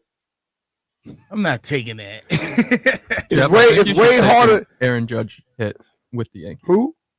You what? No, I'm trying to weigh out my parlay now. If I who taking an Aaron Judge hit? I think Jeff should, so it gets to at least like minus 160. Yeah, but Jeff must know how to bet. I'm just trying to help him out how the odds work. Either way, you The bet odds- you bet on a clear favorite. So don't say No, I took two teams to win. Fool, two Yeah. teams to win is way harder than one team winning. You not know that? But that's It like ain't no me, but. That's like me taking the Twins at 190 and taking the Yankees at 190. You're betting on the clear cut favorites. It ain't like If you take it's both not, of them, it's if not you- like if you're you- betting on Phillies and the Blue Jays where the money line is minus 112 and minus If 104. you take them It's the same. both together, I would not say a word. That's why I always throw parlays out there. The hardest thing in the world to hit. Well, give me the Dodgers then too. When you learn how to bet instead of just acting like you know how to bet, damn it, then I'll listen to what you have to Bro, say. You don't have a clue. No.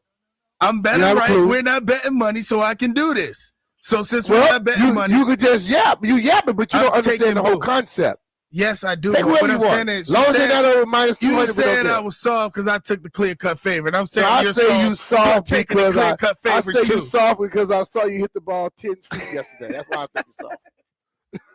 All right, let's get out of here. You know what? Tomorrow, Landfill, Jeff Mike is not to be turned on at all, ever. Okay? Hell We're yeah. getting out of here. Y'all have fun, man. God bless everybody that listens to the show today. And Jeff, learn how to hit the ball farther than 10 feet. Goodbye. God bless you. Peace.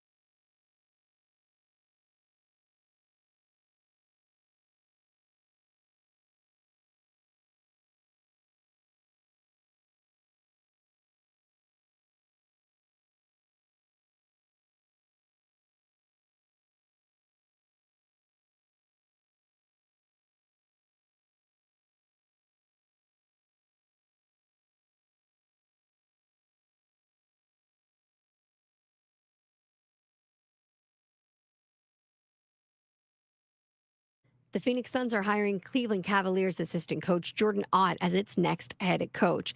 Ott joined Cleveland's staff last summer and was an integral piece in the Cavs finishing with 64 wins during the regular season. Now, prior to joining Kenny Atkinson's staff, he was an assistant with the Lakers and the Nets and previously served as a video coordinator with the Atlanta Hawks. Ott now takes over a team that's had 3 different coaches in the last 3 seasons, with a lot of roster construction questions facing them in these next couple of years.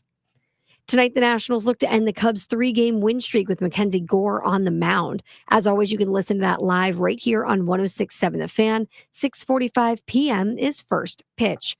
Also happening tonight, though, 8 p.m., the Stanley Cup rematch begins. Oilers versus the Panthers. Game 1 is tonight in Edmonton. You are not going to want to miss this rematch if it's anything like last year's. From the Crop Medcap 5-Star Sports Desk, Savannah McCann on The Fan.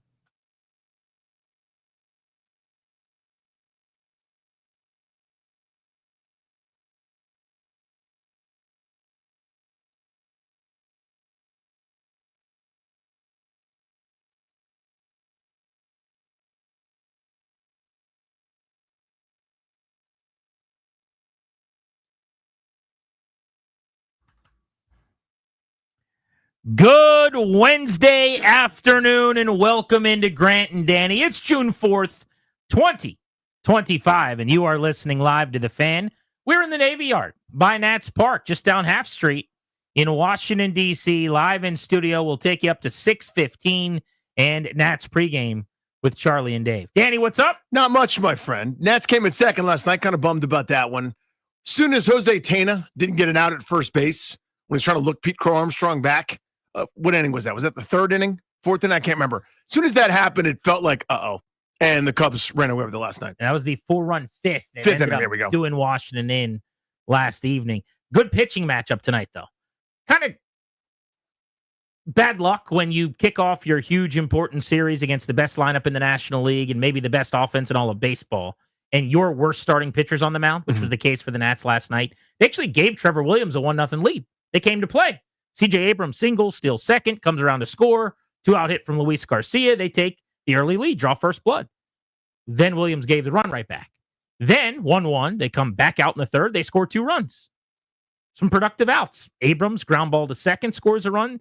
James Wood, deep fly ball to center field, scores another. They were up good little old baseball. 3-1, 2-run lead. Trevor Williams gave it right on back. So tonight, they send their ace to the hill.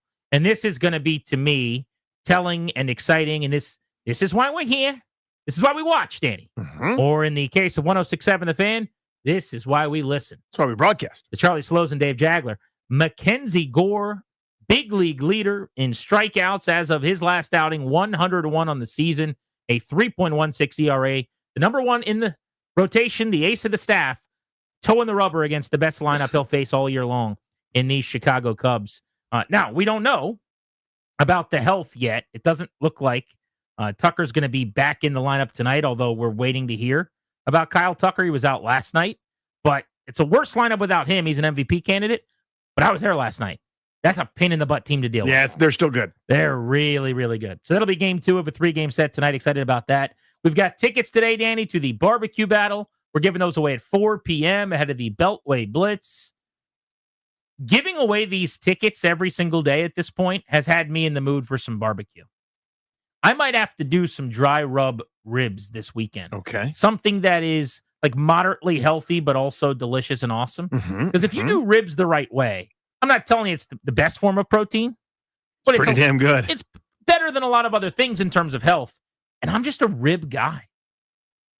I'm like Ron Burgundy, man. I have ribs for lunch. Ribs for lunch. I just dry rub ribs. Not a whole lot better than that, I don't think. They're really good. The ribs in general, because anytime you've got your base meat situation and it's a slow cooked, smoked, roasted, long time, you're going to get something pretty good out of it. You know what I mean? Whether it's a brisket, whether it's a pulled pork situation, ribs, etc., pork ribs, barbecue ribs, spare ribs, baby back ribs, whatever you got, it's going to go pretty well. And this is a great time for sauces to showcase because now like the sauce has been cooked into it, or in the dry rub case, that's been flavored in. That's the good stuff. That's what I like. Who makes the best ribs? Where do you get your ribs lately? You're a Rockland's guy, I think. It has been a minute, but yeah, Rocco's just your daily barbecue, not your special occasion sit down barbecue where it's like you're going to leave and your pants won't fit. Yeah. Like a Tuesday, Rockland's steady Eddie every day, just a reliable reliever. It's a chain, Mm-hmm. so this is a little bit sneaky, but I think Mission Barbecue makes really good They ribs. got good ribs. They do a good job. And there was a guy that came in here once and made ribs for B. Mitch and Finley. They always have like random people that cook things come in here and Yeah, and they're really good at set it. up a kitchen in the studio, and we're just like, what is happening? Who is this person? And then next thing you know, there's a bunch of food. There was a guy, I think it was like Gouda's Barbecue or something that came in Mhm. here. He made the best rib I've ever eaten in my life. And I've thought about it once a week since. It was like a year and a half ago. Good pull on that. The ZZQ rib experience down in Richmond. Doesn't Still- help us right here in the studio, Still but right at the top phenomenal. of the Yeah. list. When I think ribs, I think I'm going to get you sucker. 1988 Rightfully so. and Chris Rock. How much for one rib? May I help you, sir? How much for an order of ribs? $2.50. $2.50. How many ribs do I get with that? About 5. 5. So I guess that's about 50 cents a rib, huh? Yeah, about. Let me get one. Right on. One order. One order of ribs. No. One rib. One rib. I sure am hungry. Make that one rib to go. One rib? One rib. What else? You got any soda? $1. Oh, come on now. Look out for a brother, man. Come on. Hey, check this out. Why don't you let me get a sip for 15 cents? The best. How much for one rib? Chris Rock, ladies and gentlemen. I'm going to get you sucker. Barbecue battle tickets, 4:00 today. Danny, OTAs are ongoing. They are. Over at the park, Commanders Park, the command center, over in Ashburn at the facility. Now, let's get this out of the way. Okay. These practices are voluntary. So I'm going to save you guys some energy. I'm going to save you guys some time. What part about the word don't you understand? I'm going to save you guys some angst. Voluntary. I'll even use the claps that you'll use clap emojis to represent on social media. I'm saving you a whole lot of angst here. Last week I was out. OTA batch 1 happened. I don't know what your take was or how you handled it, but I saw that Marshawn Lattimore wasn't there, and I closed my phone and I went on my little vacation with my kids. And I said, I'm glad I don't have to deal with that today. Understand something about me.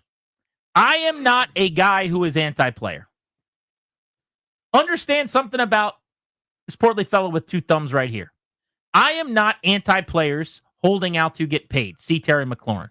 I'm in a contract dispute. I'm going into a lame duck year. I'm Trey Hendrickson. I'm Terry, what have you. Or I'm going into a final season where I need a payday and I'm risking injury. Not only am I okay with holding out, I actually think it makes sense. Now, in that sense, what I would do, just to be the most professional possible, still making a lot of money, would be to show up and hold in. That's the new phrase, where I will be there. I'll be at the facility, but I'm not going to do anything physical on the field and risk any kind of an injury. So it's still using my leverage to the best of my ability, but I'm appeasing the operation and doing what's best for the team as well. Marshawn Lattimore not being at these voluntary practices is ridiculous, in my opinion. And I'm always open to the possibility that there's something we don't know. But last week, I would have treaded very lightly because maybe it was just a one-time thing. He's dealing with something with the family. They're on a vacation that they couldn't figure out. He and Aaron Rodgers are in Egypt. I have no idea. But when it happens over multiple weeks, now I know that this is just the philosophy. And I've checked in with some people who know about his past. And this is what he does. The quote I believe I got was, it's nothing personal, I don't think, between him and the Commanders from what they were saying. They don't think he's at odds or upset, or this is just who he is. And that's okay to me, Danny, when you're a Pro Bowler, year in and year out. And when you're a fringe All-Pro. And when you're one of the better cornerbacks in the league. I'll give you the example of, like, let's say you were a top 5-ish left tackle Mhm. who was just acquired by a team and you hadn't put any pelts on the wall with your new organization. Okay. But you're still really good and everyone knows you're going to be good. And there's not a whole lot of doubt about your dominance because you've been awesome for a long time. You got a great track record recently of excellence. Like, let me think of. Is there a name? Is there a name that comes to mind? I'll use Laramie Tunsil. That's a good example. Laramie Tunsil not being at practice. Ask me how much I care about that. You care about that? Barely at all. Not much. I can't raise any kind of energy. I can't give you a whole lot of emotion on that. Ask me how much I care about Terry McLaurin not practicing today at the voluntary workouts. How much do you care about Terry McLaurin not being there? 0%. Deposits in the bank. I know who you are. I know who you're not. I know when it's time to go play, you're going to be excellent because you take it seriously and you care so much. Marshawn Lattimore was so bad after they acquired him last year. He got punked by A.J. Brown in the NFC Championship game. Before that, 2 weeks earlier against the Bucs, he got sunned by Mike Evans. He was a downgrade when he was on the field in the postseason from Benjamin St-Juste, who he supplanted when they acquired him via trade. A trade I supported, a trade I would still have done, a trade I would, on this day as we sit here, still endorse the opportunity to bring in a CB1. And I've defended Marshawn Lattimore, by the way. As everyone else, Wolves are at the door trying to kill the guy, saying he's washed, he doesn't have it anymore, he's not that good. What have I said, Danny? Well, he was hurt. He's not quite healthy. He's chasing his tail. Marshawn Lattimore is going to be fine. He just needs to get comfortable here. You know what helps you to get comfortable in your new scheme with your new outfit and really get off to a fast start is showing up to work and working with your team. To have the season he had last year and then not show up for OTAs takes a lot of nerve for me. When in the bread and the meat and cheese part of this sandwich time, the intermittent time that just passed, they opted back into paying you another $18, $19 million a year. They watched what you did. Mm-hmm. Awful football, by the way. Like really, really bad. Oh my God. Michael Davis could do what you're doing football in the playoffs. And they go, we already gave up the picks. You've been sensational at points of your career. We're going to bet on you one more time. Please make us look better than you did this time around. And the first thing he does is not show up at the voluntary practices. The audacity. I can't believe this. So I ask you, as someone who was here last week when this started, basically, what was the response and the reaction from fans? And we'll open up the phones on this right now because I am very curious to know, Commanders fans, how you feel about this. 800-636-1067. Every situation's not created equal. I think the hot-taking, screaming radio guy probably on some show in New York, who every time a player's not at practice makes the biggest deal in the world of it, I think that guy's as ridiculous as you guys pretend like I am when I do this. But I don't do that about every situation. I don't say a word a couple of years ago or now when McLaurin does this. I don't really care that Laramie Tunsil's not here. I know what they'll be. Marshawn Lattimore owes it to them to get his ass to the facility and to show as the most important linchpin pendulum swinging player on that defense and maybe on the entire team, not named Jaden Daniels this year, because they are betting big on him making way better at cornerback, that he is doing everything he can to make sure that last season doesn't happen again. There are a number of arguments that people construct. First is the clapping emoji voluntary part of it. But the second part is, if you had your job and there was something voluntary, would you go? I throw those out immediately. Nobody has this job. If you're making millions, number one, and number two, millions of people cared and were emotionally invested in what you did, with all due respect, accountant, with all due respect, tax preparer guy, with all due respect, that person that fixes this thing, millions of people aren't tuning in every week, and their happiness that week isn't derived from how you perform. This is an opportunity, and it's a unique business. Joe Witt referenced it today, where he spoke about the way Dan Quinn does things and the way we do things. And what you're doing is you don't survive that 3-game losing streak they had last year without, get your bell ready, you ready? Without the brotherhood that they formed. And it begins where and when? Now. Last year, let us not forget, we celebrated 100% attendance as a sign of what? Buy-in, commitment, understanding that the old way, my way, I can get by, that's not good enough anymore. This fan base deserves better. And we have deserved better for decades. Last year, we got better. And wouldn't you know it? Now, they didn't win a game in November because everyone was at OTAs in May. That's not exactly what happened. But the point is, either it matters or it doesn't. Either what you eat that day for breakfast matters or it doesn't. One donut doesn't kill you, but it's not about one donut. It's about the rest of it. It's about everything else. Too. And that's the point. But I think the brotherhood angle is a good one. How tight this group is. I would say that you can absolutely have a great brotherhood, be part of the brotherhood, even if you're not showing up at OTAs. But last year, it was a big deal, and it was suggested by the coaching staff publicly that it was a big deal that everyone's here, to your point, because it was evidence of how much everyone's invested in pulling the rope. That's not happening right now. Right. Should Laramie Tunsil be there, having just been acquired when I gave up a boatload of picks for him? I would like for that to happen. Yeah, I think so. Again, my philosophy is everyone should be there. I can only approach it the way your boy was taught and raised and brought up. I would be there every time I could possibly be there when I have like 9 work days in an off season as a guy who gets paid very handsomely to do what I'm doing. I would just make sure that I'm there for those days. That's just pretty simple for me. It's not just about me. It's about my position group. It's about my team. It's about building the brotherhood. It's about investment and buy-in and all the things that they talked about 1 year ago. But that's kind of the end of it for me. It would be nice if he was there. Over. With Lattimore, you owe it to them, dude. Adam Peters, every time he talks, is answering really tough questions about a trade he made for you. Because last season, your performance made him look bad. Very few things did. He batted about .957 last year in a job where you're supposed to hit like .450, and you're really, really good. He's awesome. But they made a trade that right now looks really, really bad. And this week, if he was there and people were writing the best shape of their life story, and he does one big press conference to kick it off where he talks about how much he was bothered by the tape of the playoffs and how motivated he is, he might end up playing poorly again in September. But the whole momentum and the narrative shifts, and that's not what's happening.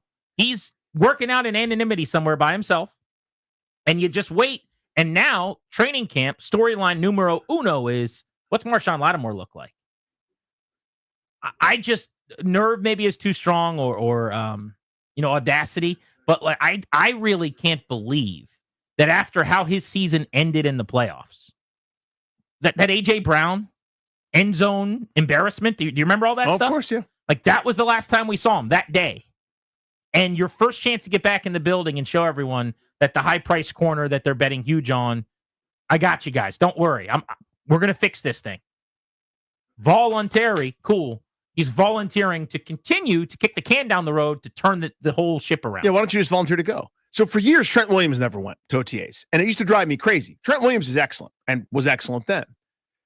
But when you don't perform excellently, you open yourself up to questions. See what I'm saying? So when Trent Williams would go work out on his own, and he's jumping through, he's pushing tires over and over and doing agility ladders better than most running backs, and he shows up and plays at an all-pro level, you go, okay, I guess that's that. You don't see the value in being there with your teammates. I do, but you don't. You better be nasty. And that's my point here is you better be nasty. Yeah. Oh, you better be so good. You had better be excellent, Chase Young, Chase Lattimore. Like, that's the deal here, right? Well, I'd like to go back in time and find out all the spats we've gotten in. You are, I would say, just more black and white on the issue in general. Yes. Be there or you're mad about it. Yep. I'm paraphrasing. But it's pretty much it, yeah. I am very choosy and selective, and I don't think it's hypocritical as much as it is every situation's different. And I 100% back players in contract disputes, as I've said. Totally. And then otherwise, Trent Williams is a good example. I know when that guy shows up, I'm getting the best left tackle in football. If you can't be here, I'd like you to be. I'm not going to lose any sleep over it. But when you're in the back of the roster trying to make the team, you bet your ass you better be here. When you played like Lattimore played, when you put that tape out there last year, and then I opt into paying you $18 million this offseason, you should probably show up and tell me thanks. Yeah, NCAA rules and regulations are such that there's a limit to offseason activities and practice times and everything else. So you've got a window in the fall to where you can practice outside the full 20 hours per week or whatever. So we'd first get to campus my freshman year, the captains organized workouts. They, by law, had to be voluntary. Had to be voluntary, right? They were voluntary. One guy, a freshman, didn't show up for one of the voluntary workouts. How do you think it went? How do you think that went over? Lesson learned, right? You don't miss it. This is bigger than you. I understand you were working out on your own. You were lifting by yourself, or you were hitting balls off the tee. We are together. We do this together. No games are won and lost right here on August 28th of the 6 months before the season starts. That's not when we win or lose. But we begin to do this journey together. And you're saying, not for me. Make it for you. Somebody said to me, because I always try to put out a couple of feelers and just say, make sure that I'm not going too hard in the paint or overreacting, so I'm a little measured. Asking about Lattimore. And they said, this is just always how he's done it. This is always who he's been. This is always what he's done. And my thought on that is, he's still acting like he's the Marshawn Lattimore that was clamping That's an Mike important Evans. distinction. Like, I'm sorry, dude, but when the performance isn't as good, you got to reinvest some things. Like when our numbers are down, or when we're not having dinners quarterly, having steaks and taking our producers out because the numbers are down, I'm going to get in a little bit earlier. I'm going to work a little harder to try to find the big guest. I'm going to do some of the things. It doesn't mean we're not doing that all the time. It's just a matter of some awareness, please. Act as if, like, show me that you care. That's all I think people are really looking for this time of year. Coming up at 3 and 40 minutes, Robert Ory's on the show. Big Shot Bob, 7-time NBA champion. Yeah, that's a big-time champ. We will preview the finals with him. We'll talk about the state of the NBA. But I want to hear from you guys on this next. 800-636-1067. What is your level of frustration with Marshawn Lattimore no show in OTAs after the way last year went? Or do you think it's not a big deal? This is The Fan.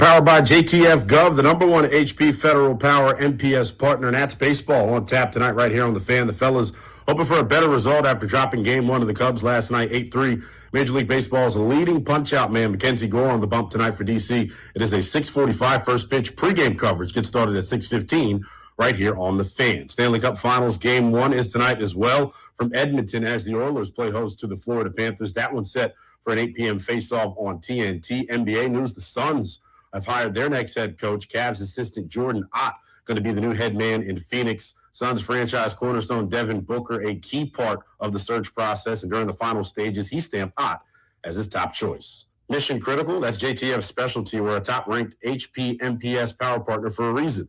We don't just ship products, we deploy fully integrated mission-ready solutions from DC to Europe. We're powered by HP, delivered by JTF. Check us out at jtfgov.com. From the Crop Metcalf 5-Star Sports Desk, I'm Linnell Willingham on The Fan.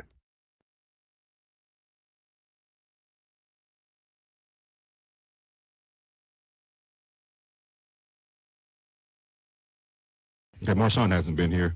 We've been in communication with him. So when he gets here, we'll see exactly where he is from a conditioning standpoint.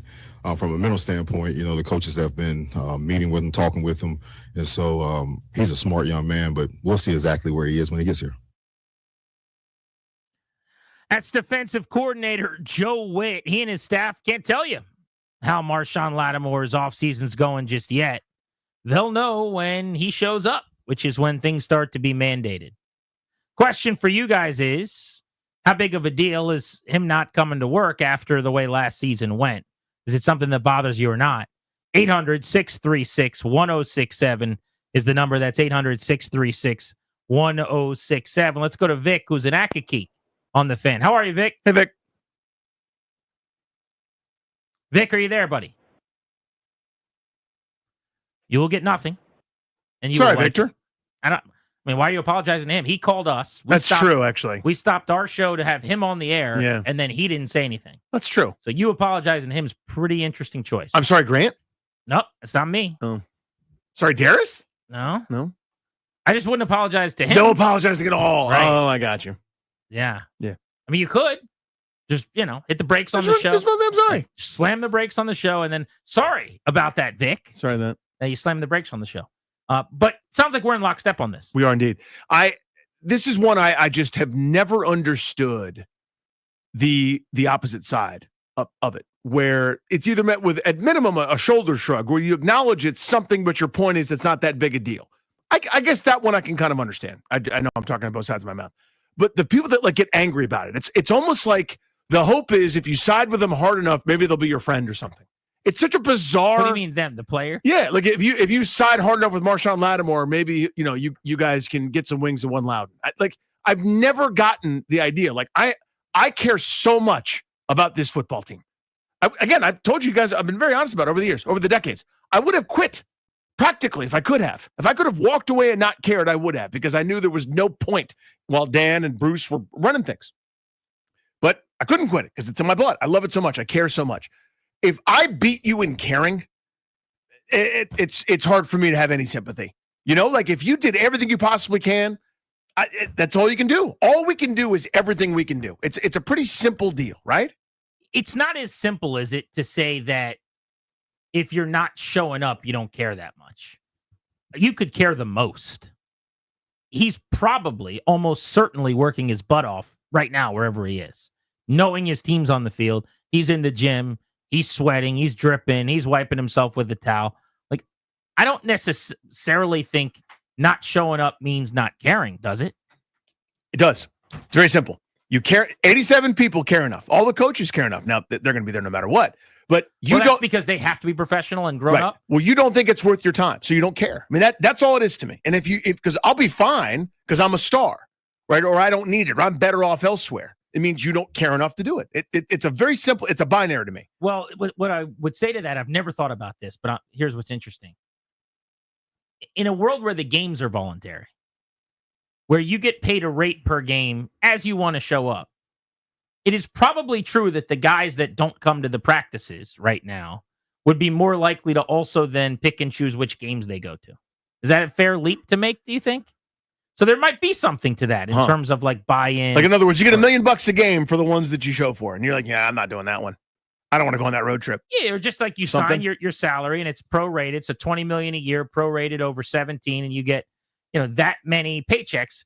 But my point is, if it's true that this workout doesn't mean enough to you, then I would say you're more likely to have a guy that chooses no today to choose no for one of these games. And if that is the case, if my theory is correct, then maybe there is something to a direct correlation between buy-in, level of hunger, desperation, all that stuff that you're talking about. Because typically I'm dismissive of that. I would say I just think it's a bad, unprofessional decision. But his situation is really unique. I think what gets under my skin a little bit about this one and irritates me specifically here, Chase Young was in the same boat. If you go back through the years, there's only a few guys I've ever really been overly bothered by. When you're not delivering on the promise, when you're underachieving, when you are underperforming, when you're making really good money, but making the people around you that bet big on you look bad, and then they're working and sweating out on the field today, and you're not there to help them out, to pull the rope, that's the one I take a little bit differently. And I think that's exactly what's happening here. Peters bet on you. Dan Quinn needs you to ball this year. And Lattimore would go, I will. I'll be there. Wait till September. You'll see. And I'll say, okay, you're right. We will. We agree there. We will see. Yeah, we concur on that. Because we saw in January. Now, you didn't like that, I bet. But I saw what I needed to see. And I've been defending him ever since. Wasn't healthy, new to the defense. If only there was a chance for him to show this is a different year and really get off to a fast start. Let's go to Guy on the Beltway. How are you, buddy?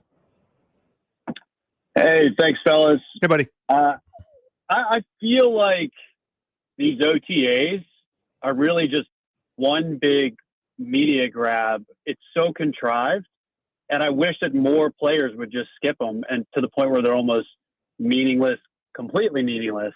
I don't really know what they can possibly gain unless you have a rookie quarterback right now in June. And the whole point of training camp is to get people ready for the fall season. This just seems like a big waste of time. I mean, it's a great topic, let me but I ask just you this. feel like, but let me ask you this. yeah, Why is 95% of the team there? I think they feel like it would look bad otherwise.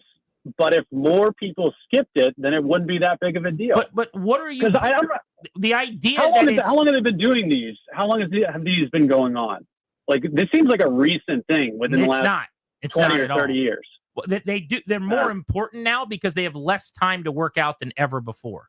They have less time on the grass. Per the CBA. Fewer practices. The training camps that I went to as a kid, 10, 11, 12 years old, covering them as a young guy, were 2-a-days with multiple hours at a time. Brian Mitchell in 91 is out there from 8 to 10 in the morning and then 3 to 4:30 in the afternoon. Now they have a practice where they're not allowed to practice even in that one practice as long as either of those other two were. And there's just less time. So these OTAs have become increasingly significant because there's not enough time to do anything. But like I don't know what do they do? Are they even working on offense? Yes. Like, it seems like they're just throwing balls to guys in shorts. Like, I mean, they can do that. There's no hitting. You're right. Again, that's per the CBA. But there's also no tackling at training camp. There's also no tackling during the week. I mean, they all week long. Yeah, but they like, practice. what is Cliff Kingsbury doing? Is he actually like putting in new plays right now? Yeah, they're installing plays. They're working on their playbook. There's classroom time and field time. And then they take a break, and then they come back again in August, right? Like, how much can possibly soak in, really? More than zero, wouldn't you think? I don't know how to even respond to that because I don't even know what to say to that. The idea that practicing football doesn't help you get better at football, it's irrelevant. I don't know what to tell you. Yeah, the rookie's trying to get acclimated to the Why league. have a training camp, by the way? Like, why practice during the week? Why don't we all just do what my son does for the tin caps in baseball and show up at the field on Saturday at noon for the game every week? I don't even get that point. Well, the point is just they're running around in shorts and a t-shirt. They're not really practicing. And my counter to that is they're doing something. They're quite literally let's forget the football for a second. Right. The coming together as a team, the bonding, the getting to know your coaches, your teammates, all of those things. They're learning the playbook. They are getting to know the scheme better. All of the things that they're tweaking and changing. There's installations taking place.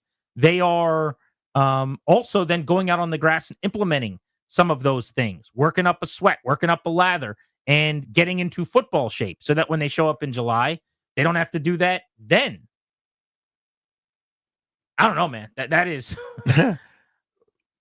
I guess all the players that show up are wrong.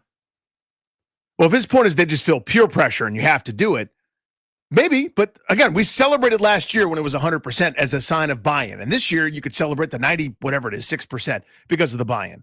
The point is, I mean, you heard Joe Witt talk today about Kane Medrano. What is Kane Medrano? Are we going to know? Well, they've got some ideas now because he's in between the size of a linebacker and Jeremy Chin. He's going to do a little bit of both. We know that now because we're watching him run around, and we'll see more later, but you get ideas. The idea that there's not that much benefit, I can understand that perspective. I cannot. My point is, it's more than zero.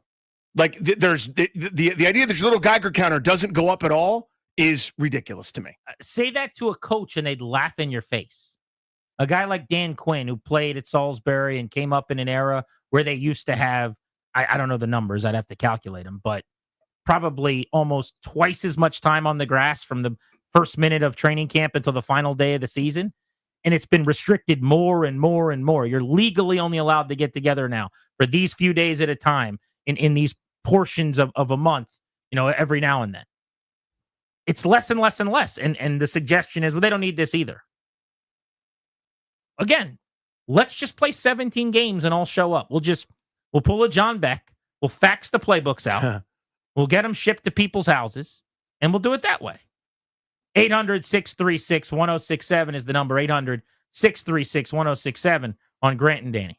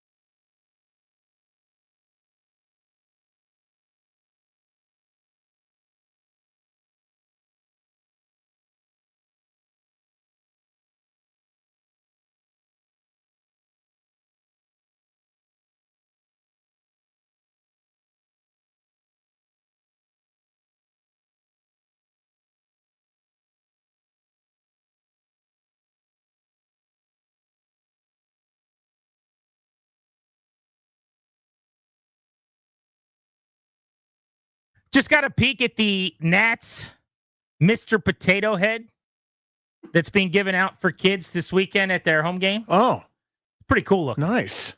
I think I know a couple of little presidents that might be excited to get one of those. That is very intriguing. I think I got one kid that'd be into it.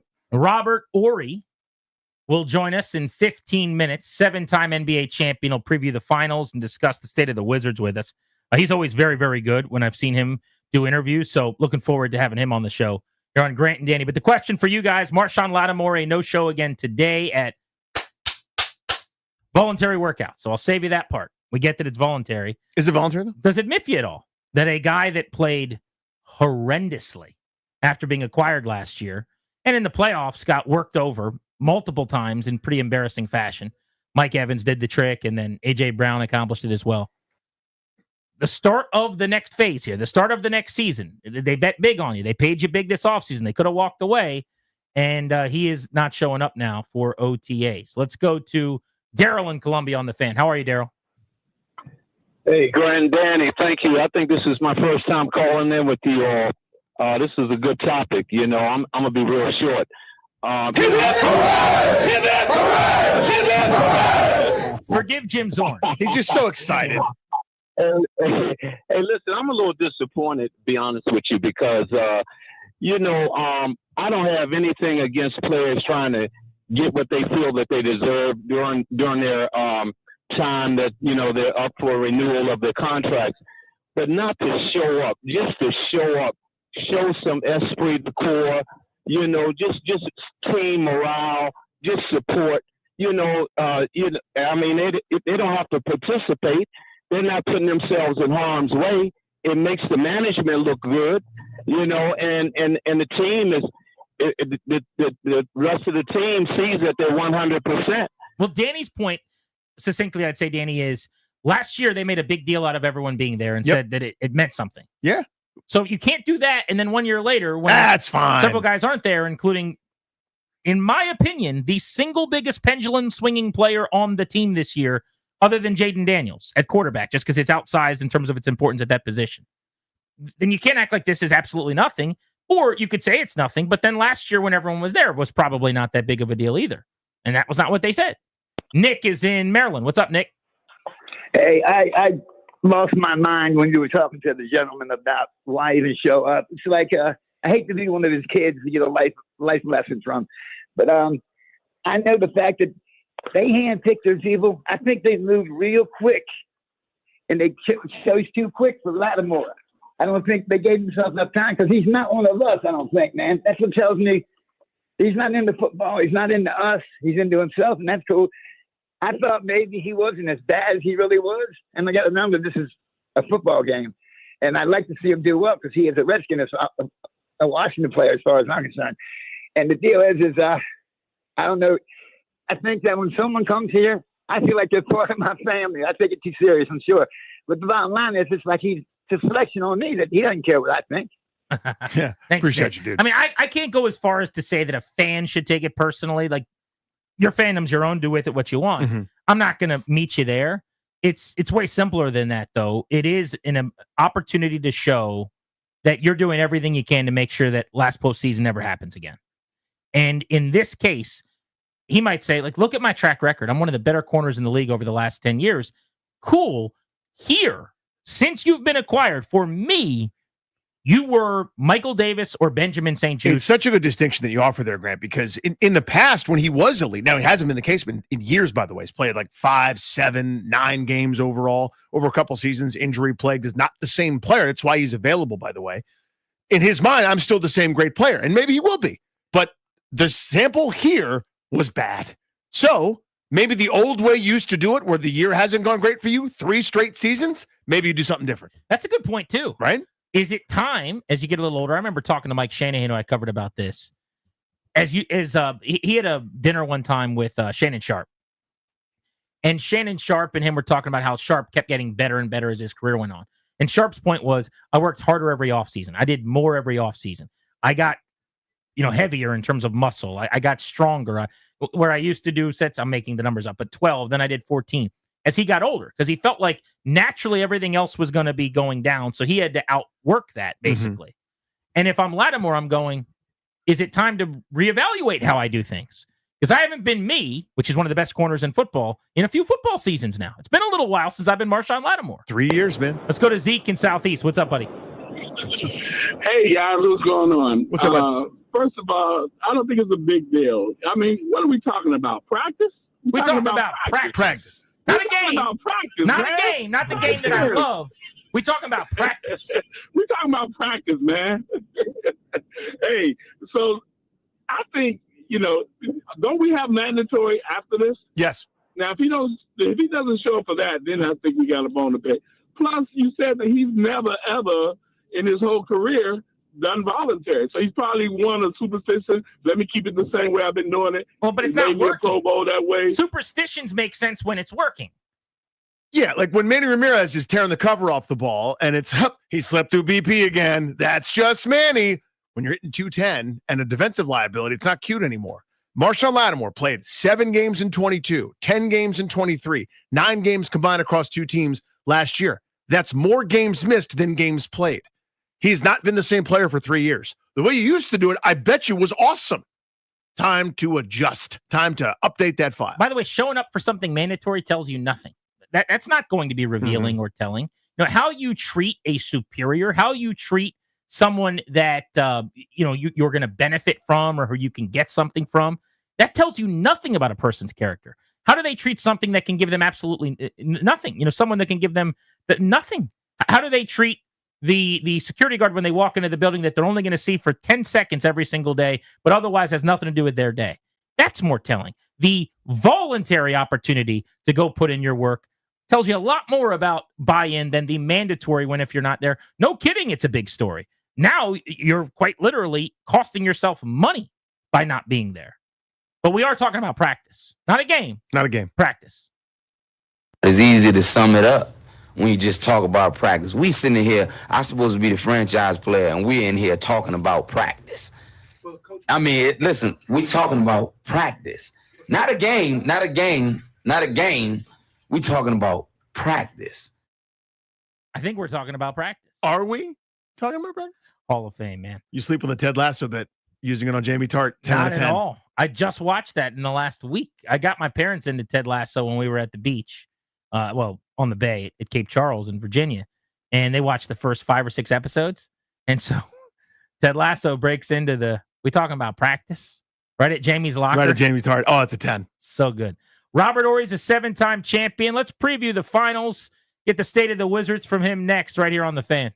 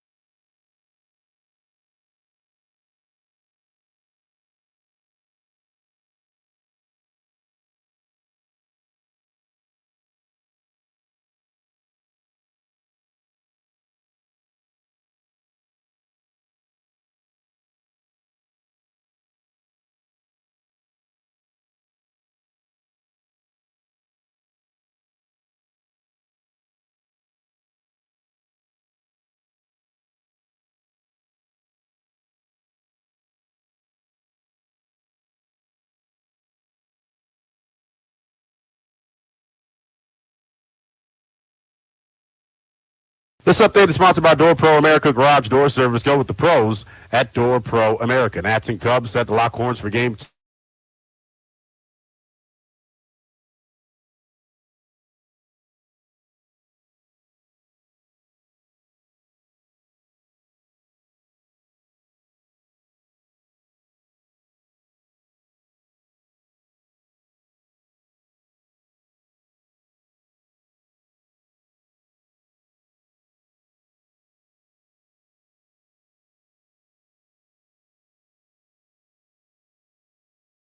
Plus-win seasons for the first time since the 1990s. Other NBA coaching news, the Suns have named former Cavs assistant Jordan Ott to be the team's next head coach. According to sources, Suns star Devin Booker very influential during the final stages of the hiring process. Mystics in action tonight as well over on the Team 980. Brandon Stewart and the 7-0 Liberty coming to town. You can hear the action on our sister station, the Team 980, with Megan McPeak and Christy Winter-Scott on the call. Go with the pros at Door Pro America. From spring repair replacement or a brand new garage door to boost your home's curb appeal. Call 877-DOOR-PRO today and ask how you can save $60 on a repair or $150 on a new garage door. Visit DoorProAmerica.com. From the Crop Metcalf 5-Star Sports Desk, I'm Linnell Willingham on The Fan.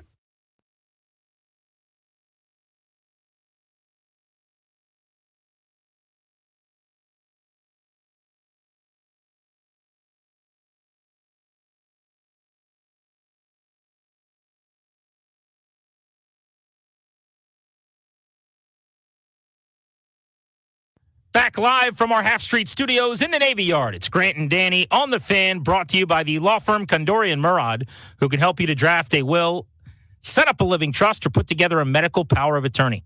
Go schedule a consultation with their attorneys today at kmlawyers.com. Mention us to get a discount. That's kmlawyers.com.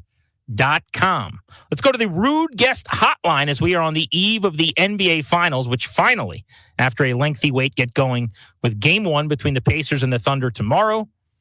Rude Guest Hotline, Rude, the most reliable heating and air conditioning products in the DMV, is where we find former NBA star, 7-time champion, big shot Bob Robert Horry is with us on Grant and Danny here on The Fan in Washington, D.C. Robert's appearance made possible via BetOnline. Check out BetOnline for updated NBA Finals series and MVP odds, along with game-by-game lines and props. Robert, you hit so many huge shots in the playoffs. We're so successful. Conference Finals, NBA Finals. When we get to this time of the year, does your body just start tingling and your ears start burning because people are talking about you all over the place?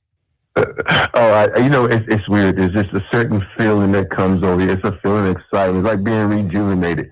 Being put in the ladders and coming back and just having fun, because it's all about win or go home. I love the NBA playoffs. For a lot of people, they get to win the elusive ring, or maybe they're super lucky and they win a couple. You've got 7 of those things. Do you keep them all in the same mantle, locked away in the same safe? Do you ever wear them all on 2 of the fingers on the other hand? Like, when's the last time you wore all 7 at once? I've never worn all 7, and I'm too scared to wear them because, they're like my babies. You keep them close to you and you keep them precious. And so for me, they're our safe deposit box. And so I just, every now and then I'm going somewhere, I'll wear 1, maybe 2 at the most. 7-time NBA champion Robert Horry with us on Grant and Danny here on The Fan. Before we get into the finals and the postseason, we were joking at the start of the conversation. Jimmy, who connected us, said he was poking at my Wizards, and I was laughing that they were the 1978 world champions. He then asked me if I was born then. But I will say, I don't know if you'd agree with this, but I think they're finally doing this the right way. They've got a front office they put together that's really good. Will Dawkins came over from Oklahoma City, helped build the Thunder team that's vying for a championship. On purpose, by design, they are currently terrible.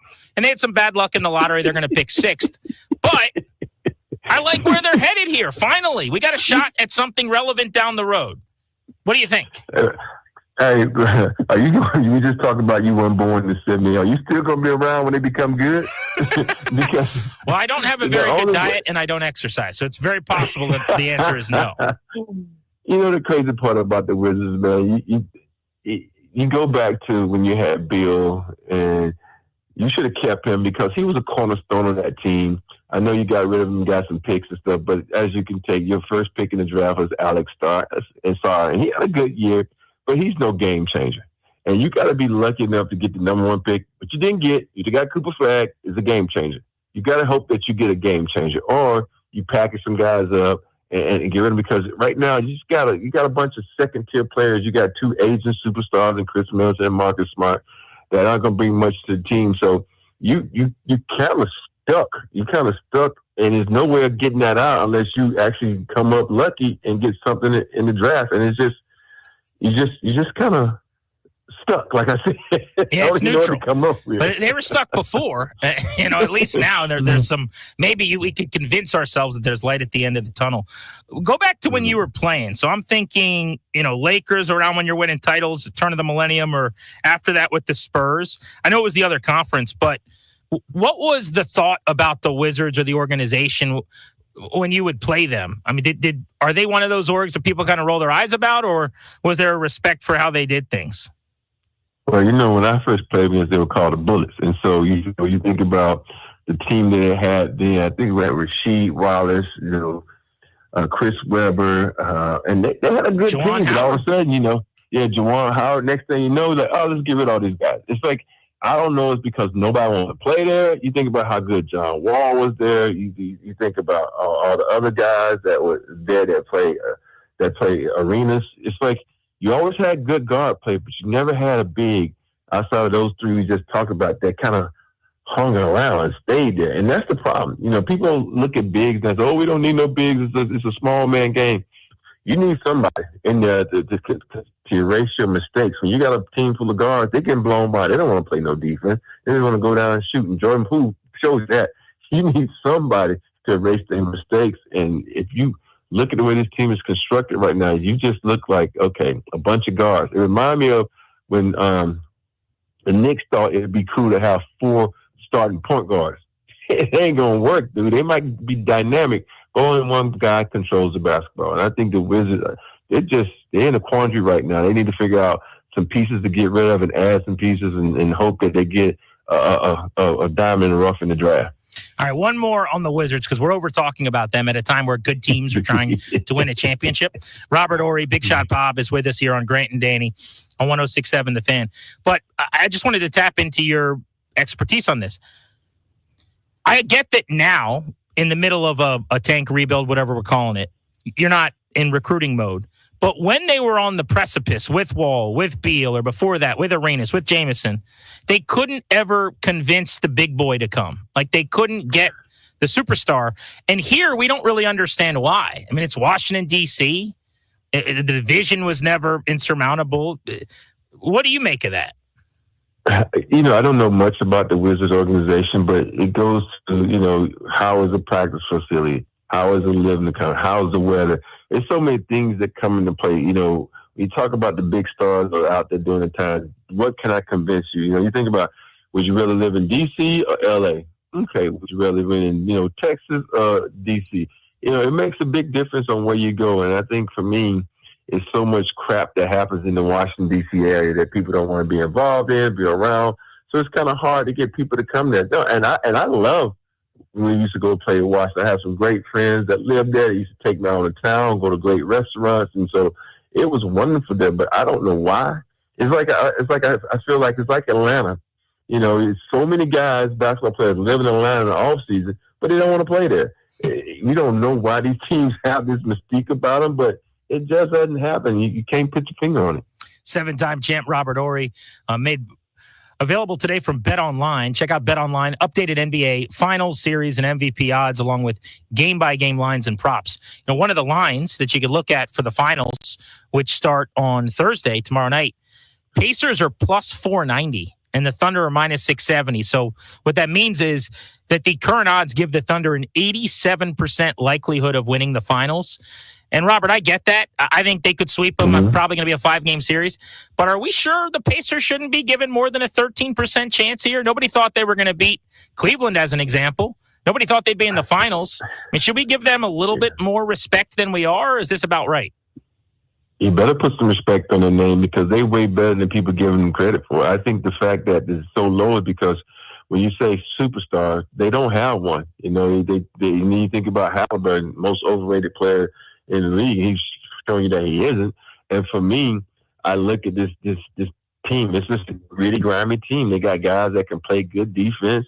You got guys that can step up each and every night, and you got a guy like Halliburton that can get everybody involved and get them shots. So, you know, I think his game is going to go 7, and I still got Thunder winning it just because they had home court advantage. But if the Pacers win it, I wouldn't be shocked. And I'm kind of rooting for the Pacers just for the fact that I love underdogs, and everybody's talking about OKC Thunder. Why are the Thunder so good? They're on a pace to be one of the top 3 win percentage teams ever. Because they share the basketball. You know, if you watch the Thunder play, 8 times out of 10 coming down the floor, you know Shai Gilgeous is going to shoot the ball. When you got the ball coming down the Thunder, you don't know who Halliburton's going to get the ball. Is Siakam going to post up? Is Nesmith going to knock down a 3? Is, anybody else going to step up? And I think when you look at this team and how it's constructed, the Pacers, they got a really good defensive team. You think about Nesmith, you think about Turner, you think about Toppin, you think about all the other guys, Nembhard. I can go on and on. So they got a defensive presence that's not talked about, and they got guys that can do exactly what they're supposed to do. And not to mention, they have a really good coach in Carlisle who's won a championship. And the better thing on his pedigree and on his resume is that he played in the NBA. So guys have a tendency to listen to them a little bit more instead of tuning them out. So I don't discredit the Pacers. They got a great chance of winning this thing. Let's talk about Shai Gilgeous-Alexander in Oklahoma City. I mean, this just tells you everything you need to know. He's minus 550 to win Finals MVP. Like basically, what odds makers are saying is the Thunder are going to win, and there's no one else on the team that could possibly win MVP. He's the MVP of the league this year. How good is this kid? He's really good. The thing that we always look at talent, I look at his IQ. He knows how to manufacture shots, and he knows how to get to the free throw line. When you're able to do that and not just, depend on, I'm going to work on the cone drill, dribble, pull up for a 3, he gets buckets. And you got to respect that he knows how to escape guys. He can push her off. He can pump fake you. He can do so many things to get his shot out. So he's fantastic at scoring. But the key is you can't let him do that. The only game that he really looked bad in was game 3 of playing in the Western Conference Finals when Minnesota didn't let him get points. He had 18 points, I think, and they lost the game by like 60 or whatever it was. So you're going to have to say, okay, you're going to have to let someone else beat you. And I think that's one thing Carlisle he's going to do. Look at how he played Brunson. He says, no, I'm a big body you. I'm going to put 5 different defenders on you, short, tall, and mix it up. And I'm not saying that Brunson is the same caliber player as SJ, but he's damn near close. So I think it's going to be a difficult task for OKC to win it. I wonder with SGA how much more is in the tank. The last 3 years in the MVP vote, he's finished 5th, 2nd, and now 1. And his points per game have been like 30, 31, and now 33, like 32.7. He's only 26. So we're talking about now entering the prime of his career. Do you think there's more juice here, or is this about the apex? I think there's still more juice there. I think it's going to mean, in order to go back-to-back MVPs, he's going to have to bring a little more to his game. Now he's going to say, okay, next year I'm going to up my assists. I'm going to not go to the free throw line more and say, oh, I'm not free throw depending on my scoring average being 32. You think about it, he averages 10 free throws a game, so that's 10 points. So he's really a 22-point shooter without the free throw. So think about that. He can get 30 points and only shoot like 5 free throws a game, which is not going to happen. I'm just saying they're going to show how efficient he is and what he can do without the ref. So I think that's going to be a big key on how he is able to stay on top of the mountain and being MVP and considered as one of the greats in the OKC uniform. The voice of a 7-time champ, Robert Horry. That's an outstanding point about him getting to the line. A league high each of the last 2 years in free throws made per game, 7.6 and 7.9. What's your take on the discourse on him being a foul merchant, Jalen Brunson, the way he played? Bill Simmons weighed in. It felt like it became a national story that those guys were hunting fouls and it was bad basketball and there were too many whistles. You played in a different era, so to speak, but what do you take out of that? It's so weird that I'm a strong believer in letting the guys play basketball, play defense, and the way the league is constructed now, they take a lot from the defense. And you think about, I watch sometimes when Shai literally pushes off and he gets the foul call, and you look around like, he pushed me, and it's just so weird. I wish the league would go back to the point where you take away the step back, because step back is technically a travel. You take away the continuing the dribble, because that's carry. There's so many things that allow these offensive players to be great. Go back to the day where you had 2 steps to make a layup, not 3. Go back to where your step back had to be one big step, and it had to be a jump start with both feet hitting the ground, and then you can do a step through that to make it more efficient for you. It's so many things that the offense is allowed to do that takes away from the defense, and it's not fair, because if true basketball people love when defense is played, because what's better than taking a guy who's averaging 30 and locking him down? That's fun. And because you give credit to the defensive player that he's taken upon himself to take on a tall task and shut the guy down. So it's up to Dave. It's not about to say Dave. I'm sorry, I show you my age. It's up to Adam to implement all these rules back in there and give the defense a chance. Well, you mentioned kind of the juxtaposition of your era to this one, and I'd be remiss if I didn't then talk about the style of play. It has been a big turnoff for me. I didn't mind the spacing in the three-pointers initially, but it's gotten to the point where there was a shot chart in one of these playoff games. I think it was the Celtics, who made a layup and then took all threes otherwise for an entire quarter of basketball. And it just feels like we've gone too far. And there's clearly a disconnect between what the fans want and what the sport looks like, because you kind of see it in the complaints and some of the, the overall trends and numbers. Yeah. I don't even blame the players, because the players, they're coached and they're allowed to do what the coach tells them. Of course, if the coach doesn't say, we're going to go inside, they're going to take the easy way out. Because I tell these people all the time, it's easy to get off a 3. It's hard work to get to the basket and get a 2. And that's why Shea Gilgeous is so good at it. That's why Brunson's it's hard work. But you look at guys like Tatum. He got the ability to do that. He going to shoot a 3. Take Ant-Man, for instance. Ant-Man was one of the best guys at getting to the hole, and all of a sudden now he leads the league in threes. I'm like, dude, why are you changing your game? You were so much effective at doing this. And it's easy. And sometimes I think guys want the easy way out instead of working so hard. You think about how LeBron and he gets to the hole. You think about how Kobe played the game. You think about how Clyde played the game. You think about all these guys that were, getting buckets to all these. I know people will say, oh, that's the old school way of thinking. No, it's about getting buckets. It's about being efficient. People talk about, shooting. Most guys who are great shooters, they might shoot, 35% from 3. You're going to probably shoot 60% from 2. It's still the same. It's a little bit better to me, but the percentages, but that's the way we look at it. Guys want to take the easy way out by shooting threes. Robert Horry on Grant and Danny here on The Fan. I'll let you out on this one. The Knicks go further than anybody thought they would. They get to the conference final. They get to a game 6. They get eliminated. And then yesterday, Tom Thibodeau gets fired. What'd you think? Yeah. It's a coaching span right now is 4 years, and you're lucky if you get 4. And I think, they always think of a change. And sometimes you have to change it up, and you think it's going to be better. But you tell me what's out there. What's a better coach out there? And it's going to be hard to replace him. The only thing that I'm probably going to like about whoever the new coach is that the fact that he's not going to play those guys a lot of minutes, because he probably cut the lifespan about 2 or 3 years off a couple of those players. And then also you're going to not let, if I'm the new coach of the Knicks, I'm not letting Brunson, dominate the ball as much as he does. You got guys that can score and have the advantage like Bridges, like Towns, put them in position to be scored, not you just try to, carry the team like an Allen Iverson, like a Luka. And we see how many championships those two guys have. Robert Horry, they call him Big Shot Bob, one of the great nicknames ever. I do have to say, I'll forgive you because that was a great hit and you're an awesome dude, it seems like. But as a Wizards fan, you can relate to probably this. Because they never made the playoffs or were any good, I would have to pick teams in the playoffs to root for. And those Chris Webber, Bobby Jackson, Sacramento Kings teams were my squad. And you killed any chance that I had of seeing them get it to a championship. And I didn't forgive you for a long time, but today was therapeutic. Well, we need to sit down and have a session there. We talk more about basketball. But here's the funny thing about those games against Sacramento. They didn't have a chance in the first place. Those series were the best, by the way.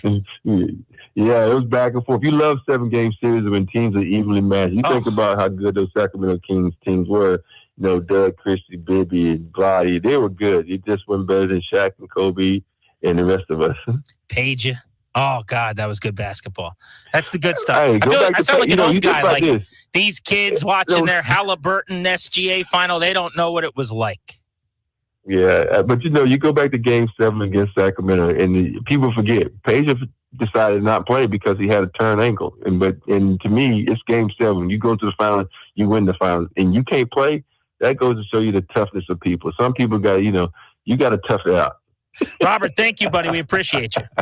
All right, guys, have fun, man. Take Robert care. Ory, courtesy of Bet Online. Bet Online updated NBA Finals series and MVP odds, along with game-by-game lines and props. Robert Ory on Grant and Danny. We talked the other day about how great the 2024 quarterback class was. How about last year's rookie receiver class? It was prolific. Let's dive into that next on The Fan.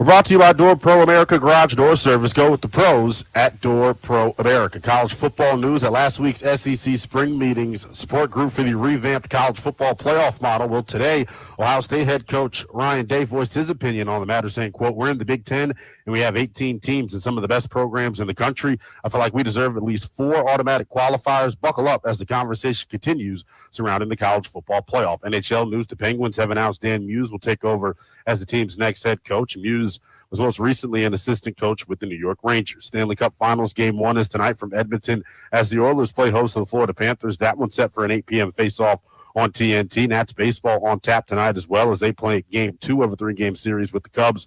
Pre-game coverage is going at 6:15 with first pitch set for 6:45. Go with the pros at Door Pro America. From spring repair, replacement, or a brand new garage door to boost your home's curb appeal, call 877-DOOR-PRO today and ask how you can save $60 on a repair or $150 on a new garage door. Visit DoorProAmerica.com. From the Crop Metcalf 5-Star Sports Desk, I'm Linnell Willingham on The Fan.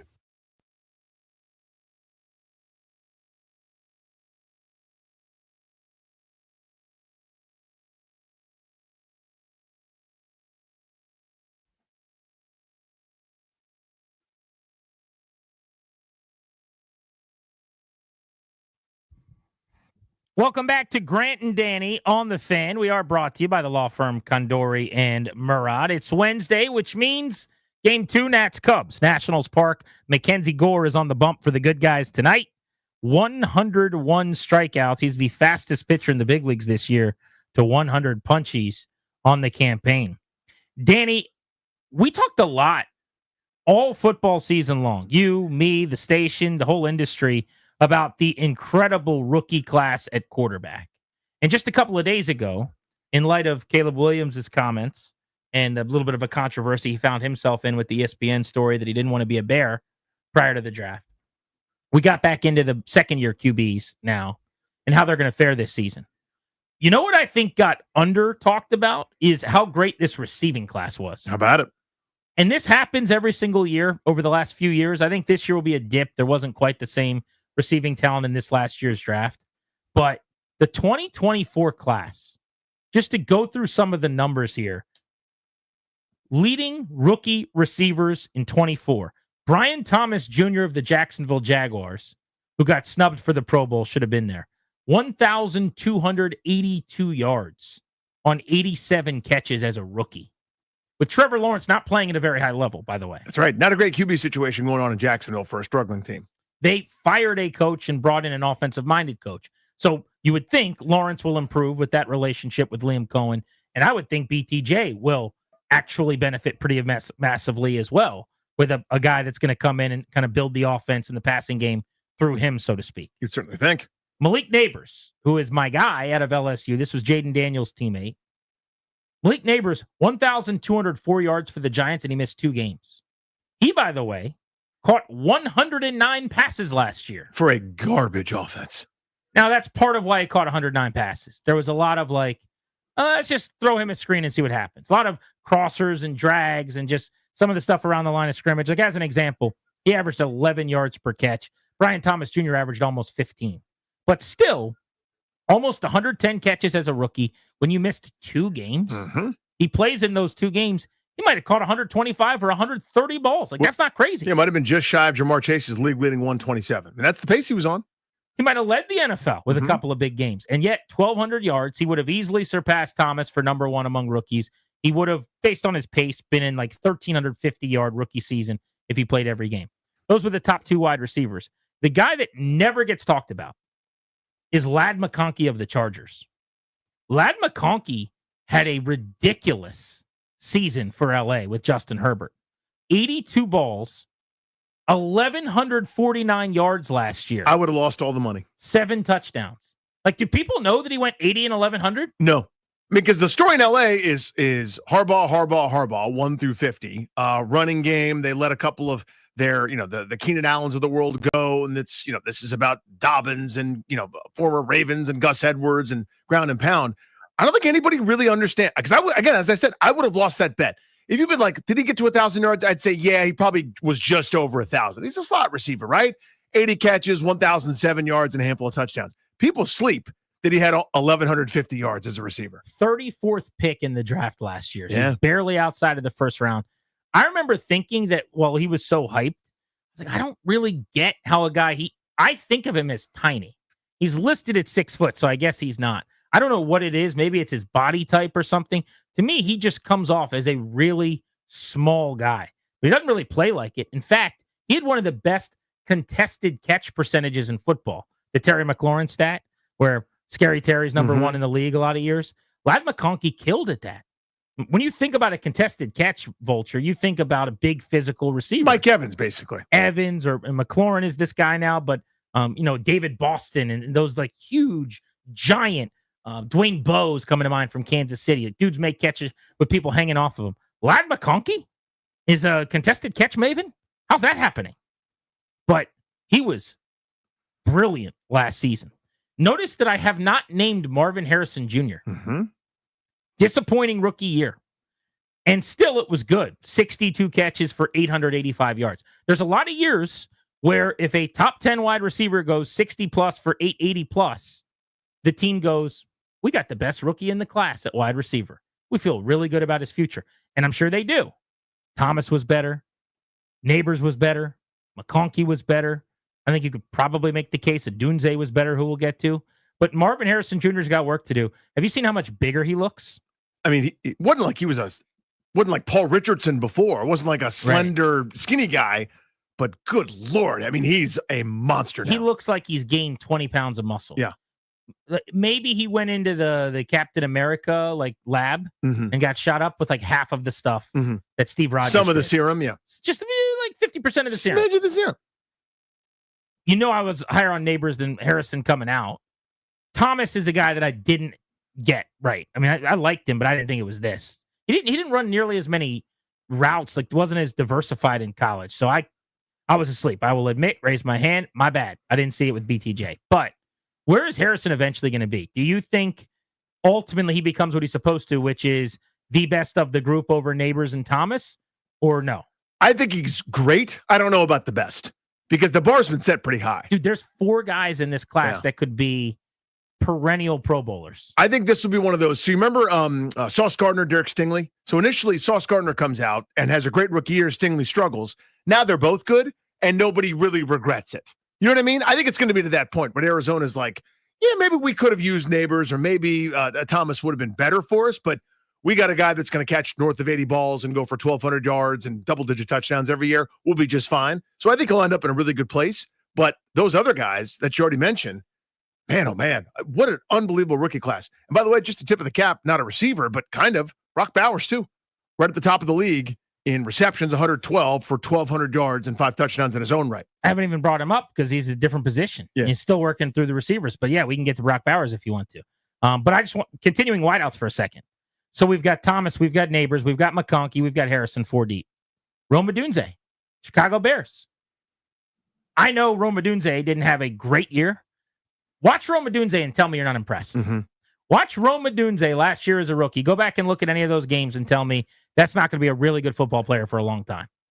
To me, that screams at the peak of his powers, 85 catches and 1,000 yards. Like he could put up perennial Terry type numbers maybe when it's all said and That's what done. he reminds me of, honestly. He's bigger than that, but that kind of receiver. 54 for 734 catches and yards last year. He only had 3 touchdowns, whereas Brian Thomas had 10, Malik Neighbors had 7, Ladd McConkey had 7, Marvin Harrison Jr. had 8. Odunze just 3, so that probably hurt some of the attention. And he just didn't get as much work. Like Malik Neighbors got targeted 170 times. Ladd McConkey got targeted close to 120 times. Harrison 115 times. Odunze only got targeted 101 times. 32 fewer than Brian Thomas. That's a big part of the lack of production. Last guy I'll throw at you, and then there's a whole litany of others, but Xavier Worthy from the Chiefs. Now, Xavier Worthy, to me, is a burner, semi-one-dimensional, speedster, guy that is never going to be a number 1 wide receiver or maybe even a number 2. I don't view him as you're going to go catch 75 balls for 1,100 yards. I think he's going to catch, 60 balls for 1,200 yards one year and like a 19-yard per catch season or something. I think he's going to have one of those crazy Deshaun Jackson careers where it's speed, It's the explosiveness behind the defense. Last year, he averaged only 10.8 yards per catch, 59 catches for 638 yards. To me, that's a lot of the line of scrimmage stuff. Mm-hmm. He'll always be used that way, but there is a whole lot more in the tank. Run behind everyone and let Mahomes throw it further than everybody is. First half of the season, they didn't trust him. This is 2 receptions a game, basically. After a win against Tampa in early November, where he did not have a catch, basically business picked up, where he's basically a 5 for 60 per game receiver. Now, it doesn't sound like a ton, but you do that for 16, 17 weeks, that's 1,000 yards for a guy that, again, was on pace for probably a half of that or less than half of that through half the season. So he was pretty good down the stretch. You could see they trusted him more and more as time went on. I mean, he closed the year with 8 for 79 and a drubbing of Pittsburgh for a touchdown. You could see they're using him a little bit more, spoon feeding it, because it was, you start off as a track guy. You go down the field, whether we throw it to you or not, you're a decoy. Now we start to have you run the route tree a little bit. I'm with you. He's never a do everything, clear number one, not even really a clear number two, but he's a weapon. Yeah, that someone like Andy Reid can use. That's 6 legitimate star wide receivers potentially out of this class. Pretty amazing. And that's not even to talk about other guys that will develop and surprise us and come into their own. Keon Coleman in Buffalo, who only went for 550 last year and missed 4 games. Xavier Leggett from the Carolina Panthers, who's like one of the funniest sounding guys ever when he talks. He's like just a super country accent, but 49 grabs for 497 yards. It was okay. Maybe there's more in the tank there. I really like Jalen McMillan from the Bucs. We saw him firsthand score a touchdown against Washington in week 1. He ended up grabbing 40 balls for 460 in a crowded receiver room. Now, maybe he pays the price for them drafting a wide receiver because they took Igbuka, which I think surprised a lot of people, and maybe that slots him down the board. One other guy to keep in mind from this receiver class, Ricky Pearsall. With Deebo Samuel out in San Francisco, Ayuk hasn't proven he's going to be a healthy player for 17 weeks. Pearsall's about to be benefiting from the Kyle Shanahan scheme. He's got that Kyle cologne sprayed all over him. If you told me right now he catches 70-plus balls for 900 yards this year, that would not surprise me at all. Look out for a big breakout from Ricky Pearsall. I think you're right. I mean, it sort of feels like the out of nowhere type receiver. Again, not a different guy than he was first round pick, I think. Well, yeah, not that out of nowhere. So let me rephrase that. Like the guy that didn't produce, and the next year we show up and he's thought it was like a second round fantasy pick for people the following year, if that makes any sense.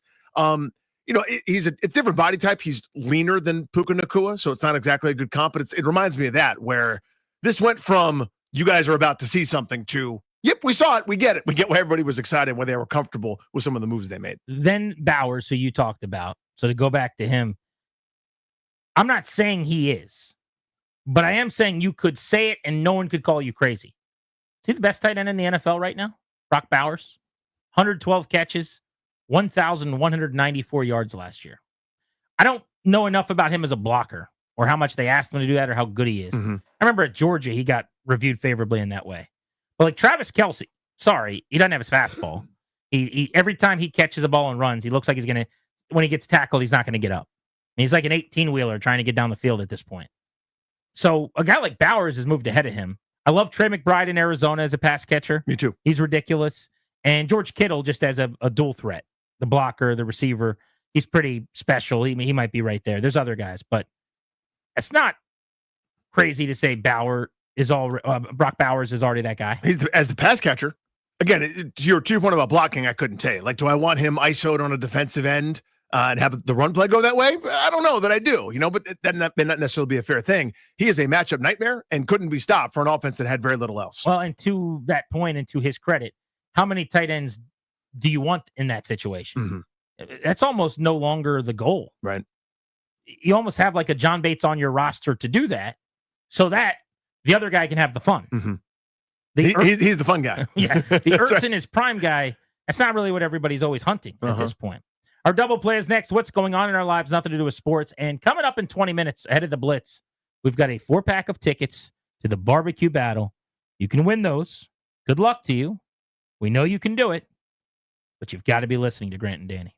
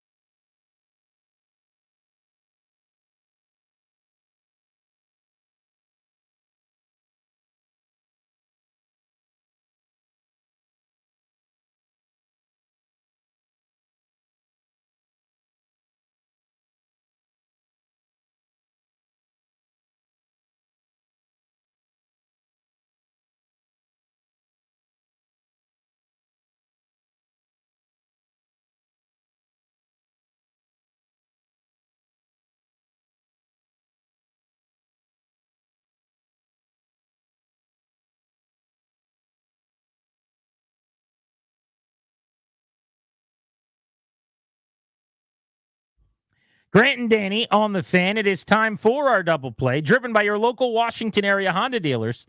Now's the time for a great deal on a new Honda. Visit your local Washington area Honda dealer today. GB, this is my own fault. I was really, really late on the show, and there's a million reasons why I didn't get to it, and I still haven't finished it. It's basically I watch it in between my other shorter-term projects, if that makes any sense. But via Netflix, I am winding down Better Call Saul. What's your file on Better Call Saul? It's probably too many episodes for you. I know what it is. I've never watched it. Same people that did Breaking Bad. Right. Well, maybe I don't know what it is. I thought it was a spinoff of Breaking Bad. It is. So the same folks that did Breaking Bad, the Vince Gilligan, I forget his writing partner's name, but they created it, and it's a spinoff of this world, basically a prequel to the rise and subsequent fall of Walter White, aka Heisenberg. And this character, Saul Goodman, played by Bob Odenkirk, who's got a long, lengthy career in comedic acting and writing. He did everything from Saturday Night Live to Mr. Show with David Cross, on a number of other things. He is just perfect in this kind of wah sort of role of the lovable loser who's always got kind of like a crooked angle, a little bit of a slip and fall lawyer, not even a little bit, a slip and fall lawyer who adopts this totally new identity as Saul Goodman. And he drags other people down into kind of the muck and the mire, and his brushes with cartels and everybody, and some of the beloved characters that we see and know from Breaking Bad are sprinkled in the exact right way. I'm ready to tell you, it's great. And it got slept on just because, again, how unbelievably good Breaking Bad was. That's a top 5 show of all time. Full stop. Not one of those like, maybe it is. That is one of the 5 best shows ever made from start to finish. It's excellent. It's outstanding. We all know it. And the turn of the lead actor as Walter White sort of is what stands out so much to it, Bryan Cranston. This show obviously doesn't have him in it, so that gravity about it like isn't there. But I'm telling you, as an ensemble sort of showing all the different parts, it's so well acted. It's so well written. The settings are perfect. It gives you that same Breaking Bad feel without Breaking Bad, without Walter White in it. It's excellent. And I feel like it never got the same just desserts. I think fans know, but it's my own fault. Again, it's taken me forever to get through it because I sort of watch it when nothing else is on my radar. And every time I finish an episode, I go, that one was great too. And it's like we've now stacked enough episodes where I'm going, why wasn't I all over this yelling at people? Why don't you ever major in it? Why do you only minor in it? It's my own fault. There's so many, and there are other short-term ones that's like last episode's on right now, 7 episodes, or this Game of Thrones, or whatever. It's daunting. There's just too many. And so you know that, and so you're like, I'll bite off a little bit as I can. And that's what I do. So I've got a few date anniversary things. First, yesterday was Santana Moss's birthday. Happy birthday to Tannabug. Big Santana Moss guy. One of my thrills in this industry for many years is getting to know him as well as I have, as you have. He's a great guy. Awesome dude. Just really, really cool dude. Great hang, and a big Santana guy. Just turned 46 years old. So happy birthday to him. I'll never forget Monday Night Football in Dallas, man. Screaming, kicking, cursing.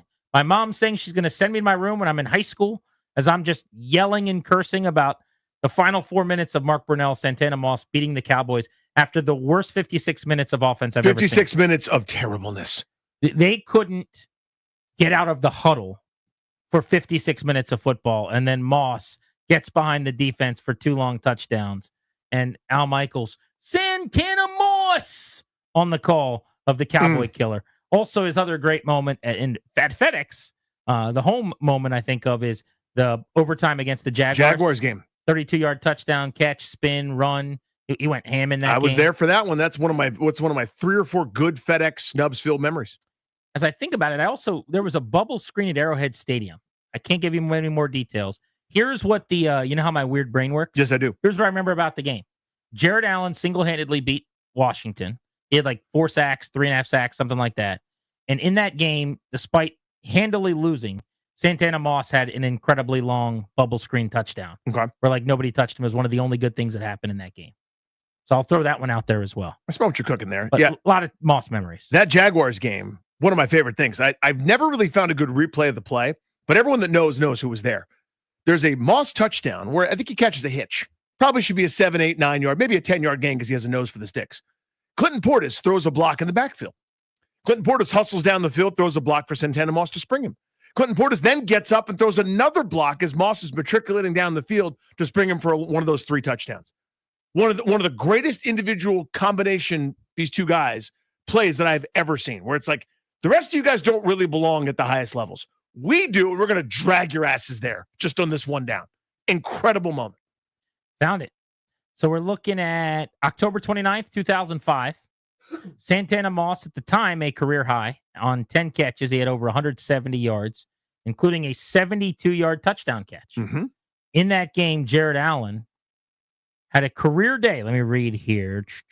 200 sacks, I think, was the number. Allen recovered the fumble. Allen had a career day. This is off Redskins.com. So weirdly, they don't say how many sacks Jared Allen had. They just say Infinity. His whole season was that day. They just said, oh, yeah, he had 3 sacks. Here we go. He was sacked 4 times, including 3 times by defensive end Jared Allen, who turned in a career day at the Redskins' expense. So that's it. That one sticks out. Like a brief mention, but it was more than that. Everyone knows. It was a Rakpo against the Raiders. Another anniversary. The Wire premiered on HBO 23 years ago. Yeah. 2 days ago. So 23-year anniversary of The Wire. It's easy to say that's my favorite show ever. It almost feels now cliche. Do you know what I'm saying? Like everyone says The Wire is their favorite show. I say that. I'd have to go back and watch it again to really feel like I don't remember all the seasons, if that makes sense. Like the early seasons of The Wire was just perfect. So it was great. Season 1, great television. Season 1, basically all about the drug trade. Season 2, if you remember, was boating. Was about like the naval patrol and stuff and the docks and the ports, and people were going, wait, what? I want more of the first thing. They interwove it.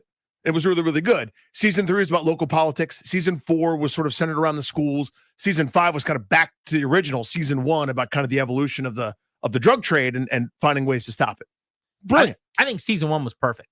Yeah, close to it. Most of the seasons were close. And then lastly, yesterday I saw this. So it was an anniversary as well. This was 22 years ago yesterday. The Sammy Sosa corked bat incident. Do you remember this? Yes. So I think as a kid, I completely gave him a pass on this, by the way. 5 years after the home run chase with McGuire, Sosa gets caught with a corked bat in a game. He is playing for the Cubs, swings, and his bat breaks. The bat flies out into the infield. It lands back behind the pitcher's mound on a slow roller to second base. It's a 4-3 put out. He's out at first. But the umpire, who immediately goes and picks up what is supposed to just be the spear of a bat and get it off the field, notices this is a corked bat. They call out all the umpires. Sosa gets ejected and ultimately suspended, obviously, because you can't use a corked bat. But I bring this up to say, I mean, just imagine that now with like a Shohei Ohtani or whatever. Like we talk about Sosa and we say that he used steroids. Nobody ever talks about the corked bat. Now, what he said afterwards, and I remember as a kid, I believed this completely, implicitly. He goes, well, I used that in batting practice to put on a show, and I accidentally grabbed it and used it in the game.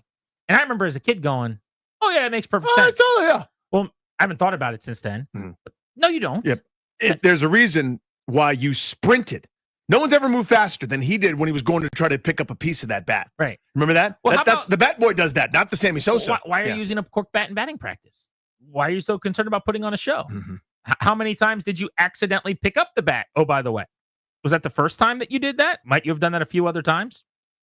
But June 3rd, 2003, man. Corked bat, Sammy Sosa. And we think of it as like kind of a quote unquote down year because it was a few years removed from hit when he hit whatever 66, 63, 50, 64, 49. He only hit 40, quote unquote, only hit 40 at hitting 280. Think about it. That's down 25 home runs. Yeah. That's like a guy hitting 30, then hitting 5.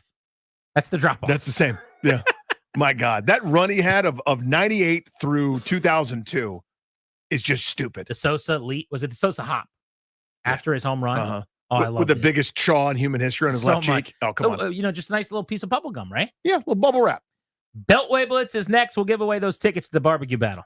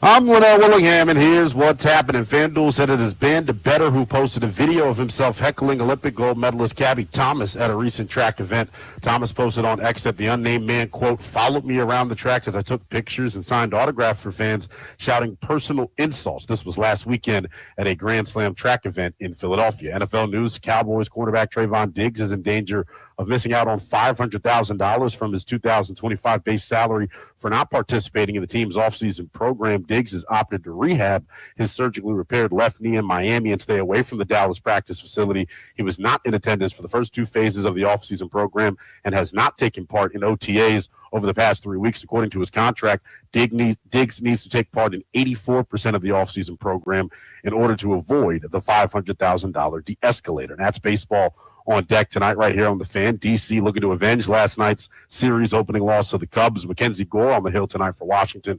It's a 6:45 first pitch pregame coverage. Gets rolling at 6:15 right here on The Fan. From the Crop Metcalf 5-Star Sports Desk, I'm Linnell Willingham on The Fan.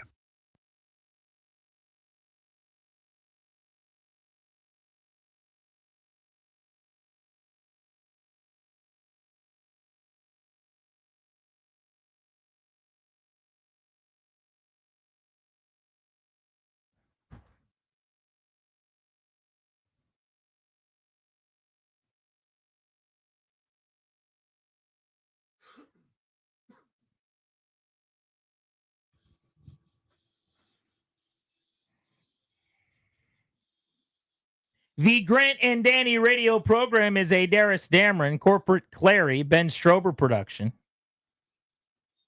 Welcome back in. Thank you for making the show part of your day.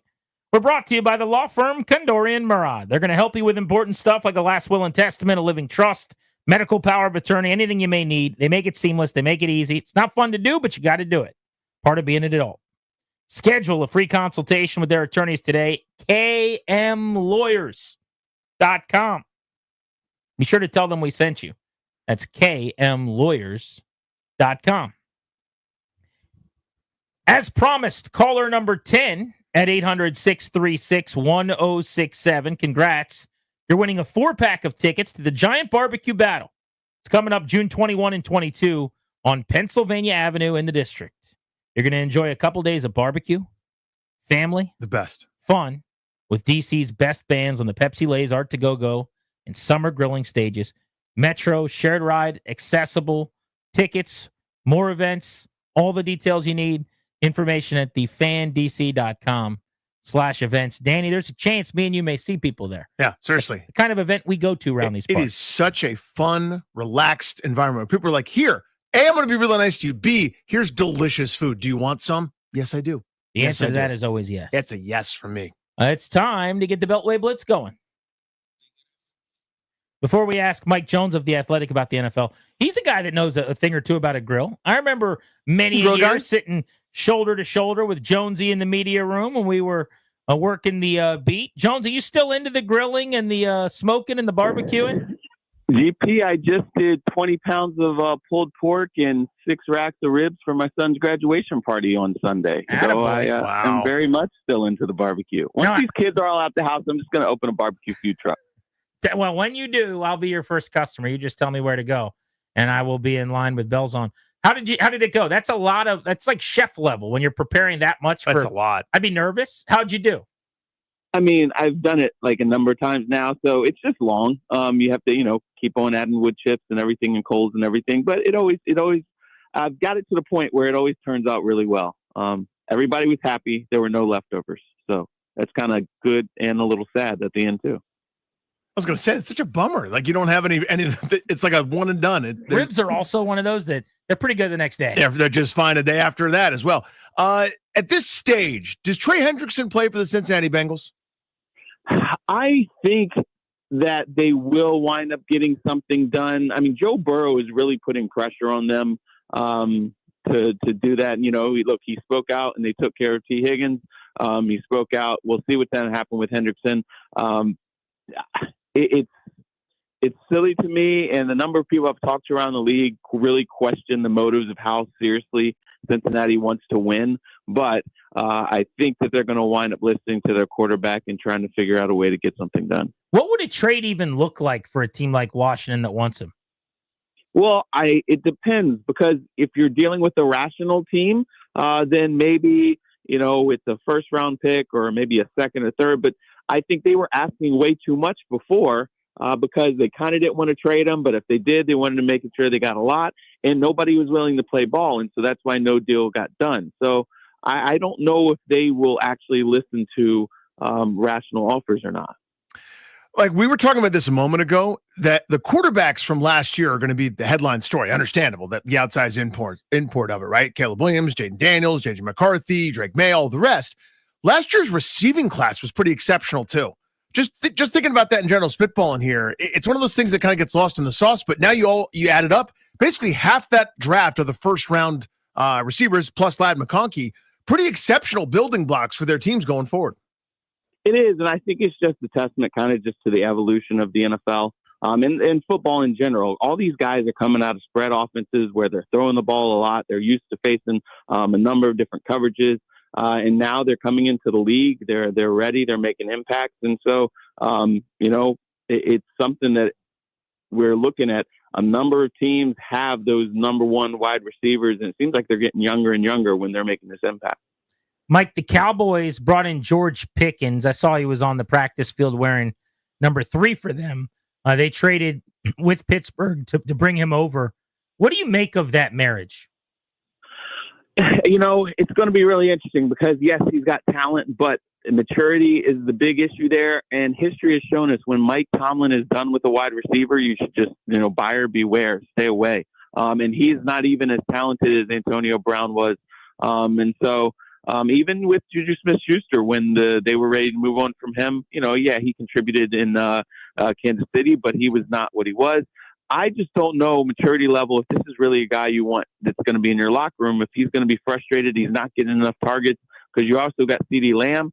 It's going to be interesting. If they're winning, it's going to be okay. If they hit adversity, which they probably will, got a first-time play caller as a head coach, it could be just more Dallas drama and dysfunction. Any chance the Dolphins are good? I think there's a chance, but that's if they can keep Tua on the field.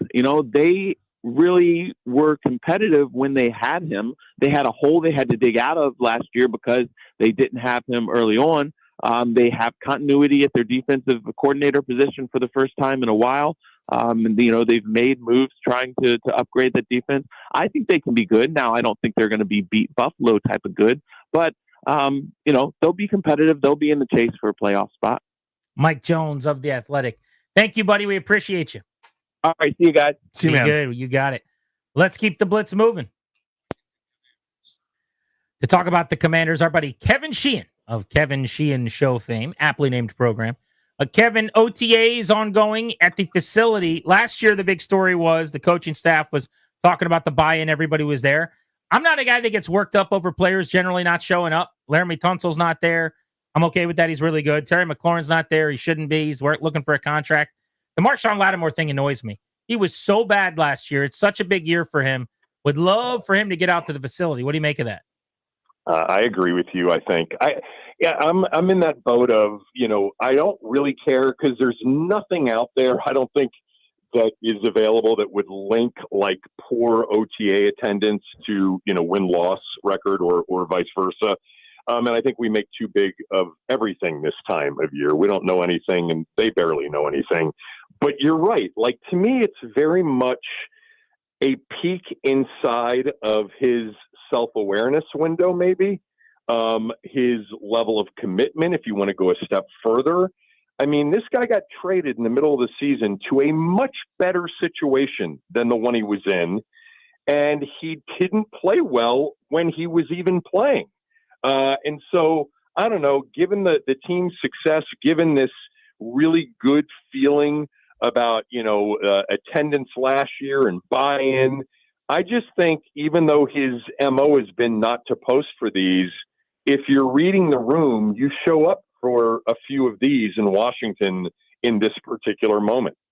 Kevin, Joe Witt talked today about generating a pass rush, sort of absent Dante Fowler. And his point was nobody thought last year at this point that Dante Fowler would have 10.5 sacks. And he kind of talked about they think they'll be better sort of either generating pass rush and kind of hinted that they have a plan.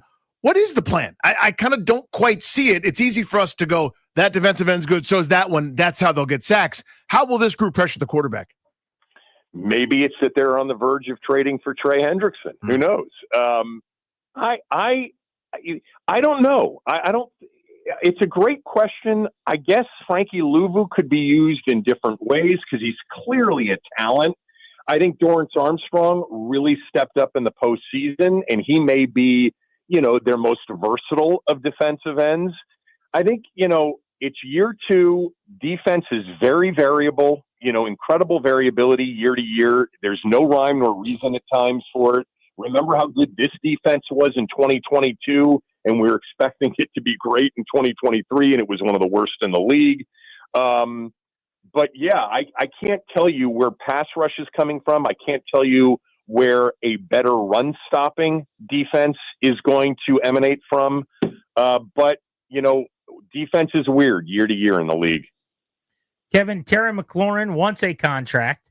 They gave him the 3-year deal, so we're kind of right back here as we were a couple of years ago, going into a lame duck season. I just feel like he's Mr. Commander. They love guys that or get the commander tag or whatever. This will be the easiest thing to ever sort out. Is there any reason to have any modicum of concern?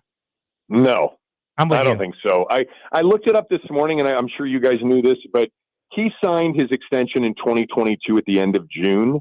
It was, so it was well in advance of camp. It was right like the week before July 4th, right? Yeah, exactly. It was June 28th. And I would expect that this is going to get done certainly before camp and probably a few weeks before camp begins. On offense, is the running back room set to you, or do they go shopping still for one of these J.K. Dobbins tier type guys that are going to be available, maybe at a bargain?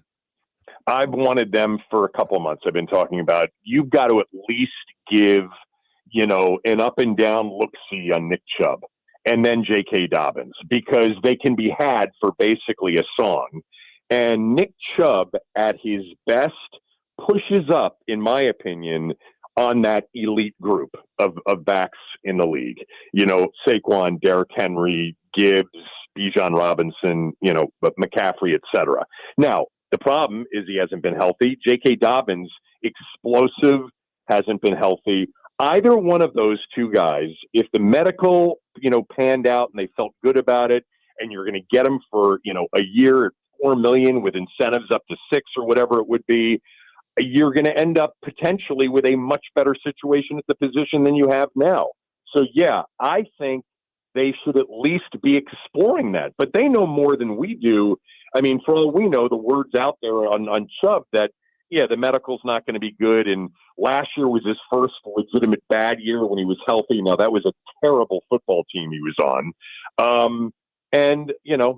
But I think that is worth exploring. I've been talking about it for a while, and Chubb's the one that excites me the most, because if you got him at his best, that's borderline elite at the position. Kevin, are you a grill guy? You strike me as a guy that smokes meats. I don't have a smoker, but God, we grill out, in the winter, we grill out twice, 3 nights a week. Yeah, I love Why? it.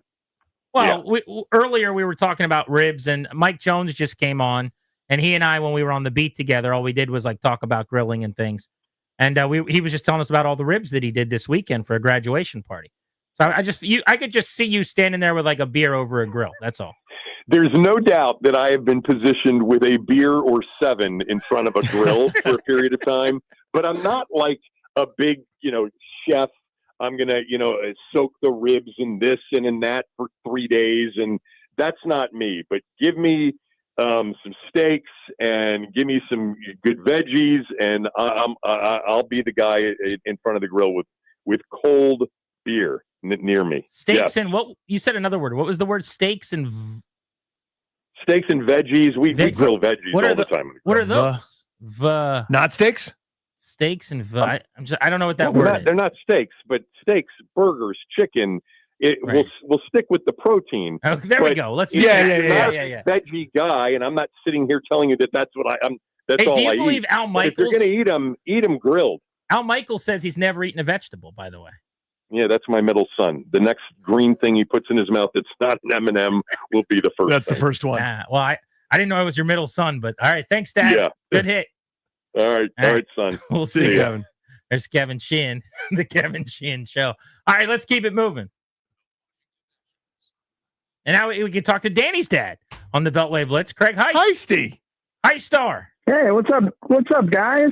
Do you want to claim Rouye is your own? I'm Sheehan's kid. You could be Danny's dad. Doesn't matter, either one of you are just fine with me. Nice. And he could take you to get crabs. That's what that Pops that's knows right. is way to go get a crab.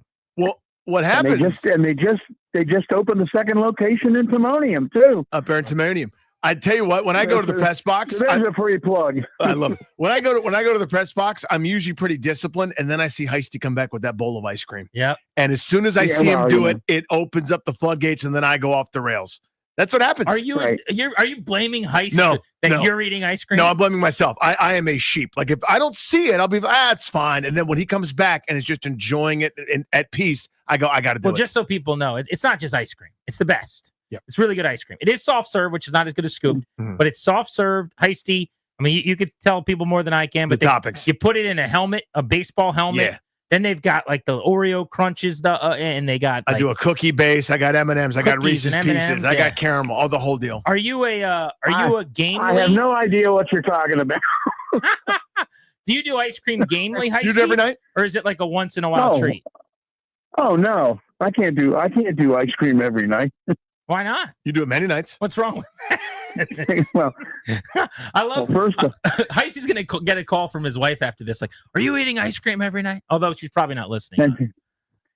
Is well, she you know. listen to the Grant and Danny radio program? She's not a fan of us. well, she is a fan, but she probably doesn't listen every day. That's okay. Yeah. We'll and that's okay. And that's fine. It's fine. We'll accept. She listens occasionally.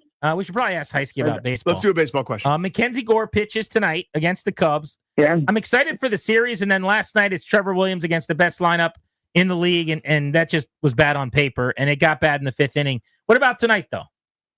It was bad on paper, but he probably deserved a little bit of better fate because the Nationals didn't play really great defense behind him.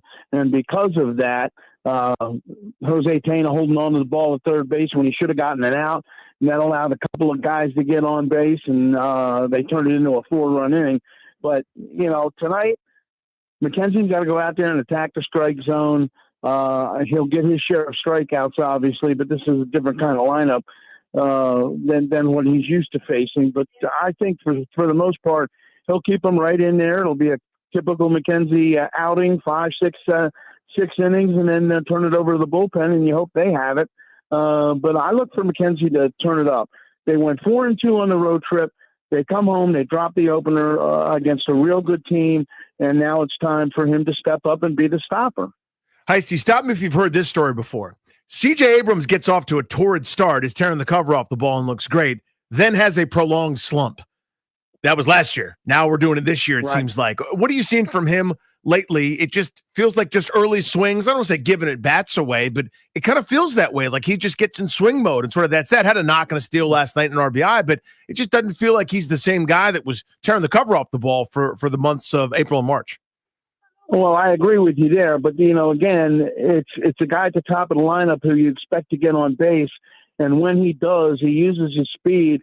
I mean, we saw him in the Seattle series not get a hit, but he was on base 3 times, and one of the times he winds up scoring. So when he can draw his walks and take pitches, the only problem is he hasn't been taking pitches a whole lot lately, and there has been a lot of swing and miss in there too, Danny, at the same time, and that's something Davey Martinez always preaches to this team about chasing, pitches. Be ready to hit the fastball. We saw when he was ready to hit the fastball, how many home runs did we see in the last month off of the fastball on the first pitch?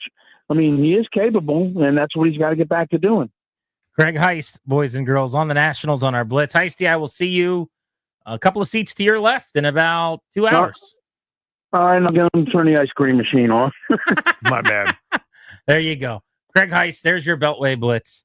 It adds to the entertainment, I will say, to sit a couple seats over from Heisty. And also, if you ever need anything, he's got everything. He brought it. He has an actual electric pencil sharpener that he'll plug in and just sharpen his number 2 pencils right there. Because you'll hear that sound, you go, "What is that?" Because you haven't heard it in decades. Electric pencil sharpener, right. man.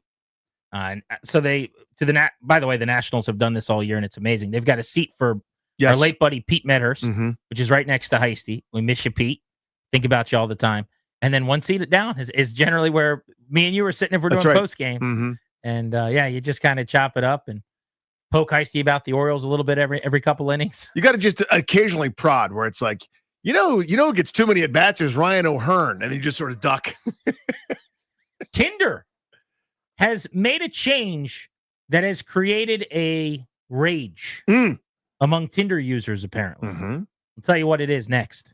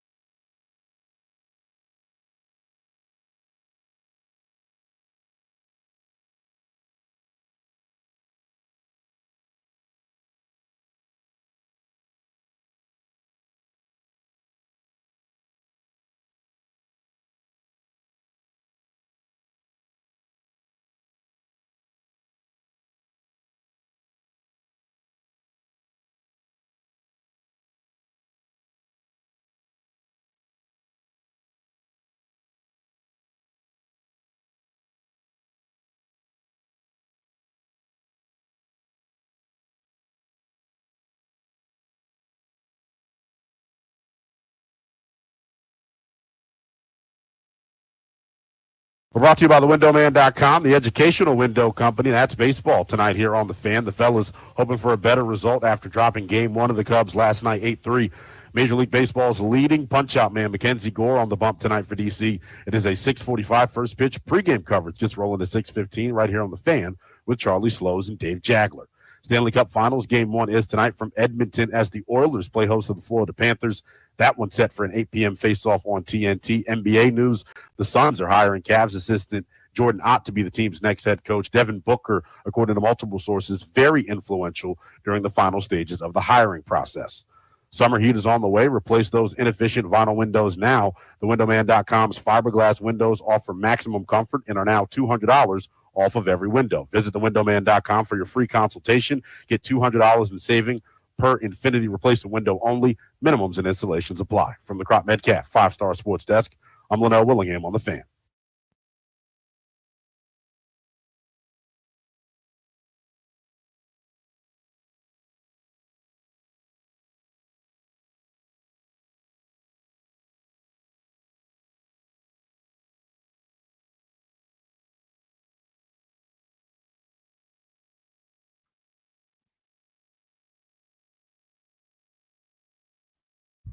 We're Grant and Danny. This is The Fan. Thank you for listening to the program. We'll take you up to 6:15 tonight. Nats pregame at that time. First pitch at 6:45. I've got postgame tonight from Nationals Park. Danny, I thought this would be an interesting thing to take the temperature of our listening audience on. Ideally, we can get insight from both some male and female listeners. I think that would help the conversation. How familiar are you with the app Tinder? Very. Me too. Everybody knows, right? I know what it is. I've never been on it. Danny has, which is a really funny story, actually. I don't know if you'll remember this. Yeah. But we did a show bit where we around had Valentine's Day, right? Right. Where we had a Tinder challenge. And I just said right away, I'm not doing this. My girlfriend. You're like, this is a mistake. Right. My girl. No, it wasn't a mistake. I thought I kind of think I came up with it, but it was like, it was great for the show. It was just my girlfriend at the time, now my wife, would not appreciate if I did this. I will sit this one out. Tom had a girlfriend and didn't think she would care, I suppose. Right. Dor, yeah, he was with his wife. That's right. I guess he probably played along, right? I think he did. And then you were married for several years, and so nothing matters, and you did it. And the bit was, we get on Tinder, we created profiles, and then we would see who could get the most matches on Valentine's Day. And we had a great sounder from our guy, Brian Peck, who recorded one for each of us. Tom has a match. So every time someone got a match, because you would just scroll all day long and basically with no regard for anything. Just everybody is swiping right, I would guess. Yes, that's right. Swipe. And so every time someone would get a match, we would update the leaderboard. Tom has a match. Brendan has a match. Danny has a match. And Tom, if you remember, ran away with it. I don't know what it was about his profile that was attractive to the ladies. Other like than the certain subsection was handsome. I mean, handsome devil. Yep. So he ran away with the challenge. But months after we did this, like several months after we did this, Danny was still on Tinder. And some like neighbor of yours, remember this? Yeah. Basically, like confronted me, and I haven't seen the thing in however long. Like I did it. It's like one of those out of sight, out of mind. You know, I'm not like sitting there checking it. It's like one day in studio for a bit for a radio segment, and you never thought about it again. And then it was months later that like I think it might have been an upstairs neighbor. Yeah. In our condo building. And she's like giving you these weird looks, and I don't remember the story, but basically you're like, what is the deal? Like, I'm like, is everything okay? Like, what's going on? And she's like, I saw your profile. Like, you're disgusting. And I'm like, oh, because she sees you and your wife and your kid. Sees like I'm like walking around the stroller with like the kid, you know, like. Danny doesn't have a match with his neighbor. Yeah, no, that didn't work out. And then, are you still on, or did you get off at that I was able to figure out how to deactivate fully. Right. I just because I thought, I deleted the app. That's it. But no, it's not. Danny has a match. There it is. That's the one. God, that was a great bet. Oh, I miss Peck so much. Technically, he still works for us and does projects for us. But just Brendan has a match. Being able to walk down the hall. Wouldn't that so great? And just say, hey, Peck, we need this real quick. Him turning around. And he just did it. Like that. It was perfect. Tom has a match. Tom. We heard that one a lot more, I will say. Tom got a lot of matches that day. I think he was like at 14 matches in 4 hours. Insane. I'm like, is it this easy? This all you have to just create. You just have to do that. An account, and there's he used. By the way, you know what you're thinking? It was his pictures too. Like Well, you thought I'm maybe he thinking- was doing something else? No, it was Thom. Super handsome. He crushed it. Also, I know that getting 14 matches doesn't mean you're going to land the plane 14 times, if you know what I mean. But let's say you land the plane 3 times. You got a better chance of landing the plane? If you land the plane 3 times out of 14, that's not a bad couple of weeks for Thom. Danny has a match. Danny just got another match. Another one? Damn. Nice. Here's what I wanted to tell you about Twitter. Tinder. Tinder, sorry. Twitter's another thing. Yep. Tinder is adding a feature where you can put a height limit and requirement on your profile to have people be able to match with you, essentially. A spokesperson for Tinder told Newsweek, "We're always listening to what matters most to our Tinder users, and testing the paid height preference is a great example of how we're building with urgency, clarity, and focus." What they're trying to do is, I guess this is maybe the paid feature. Or yes. I don't know if it works where you could get an account for free, and then if you're super serious, you can get another account. I don't know. But as one of their features, if I don't like short kings, I can just say, if you're 5'6", you don't get to match with me. That's how it works, right? Yes. Because you have to fill out your height. Now, could someone lie? I guess they could, because people could lie about, like, someone shows up that's gained 30 pounds or whatever. You're just heavier than people thought. Someone could say they had a college degree and they didn't. So I guess you could lie about your height. Yeah. 100%. Right? There's now maybe there's a verification thing that happens. So I've read a lot about this because once you brought it to my attention, I'm fascinated with the entire universe.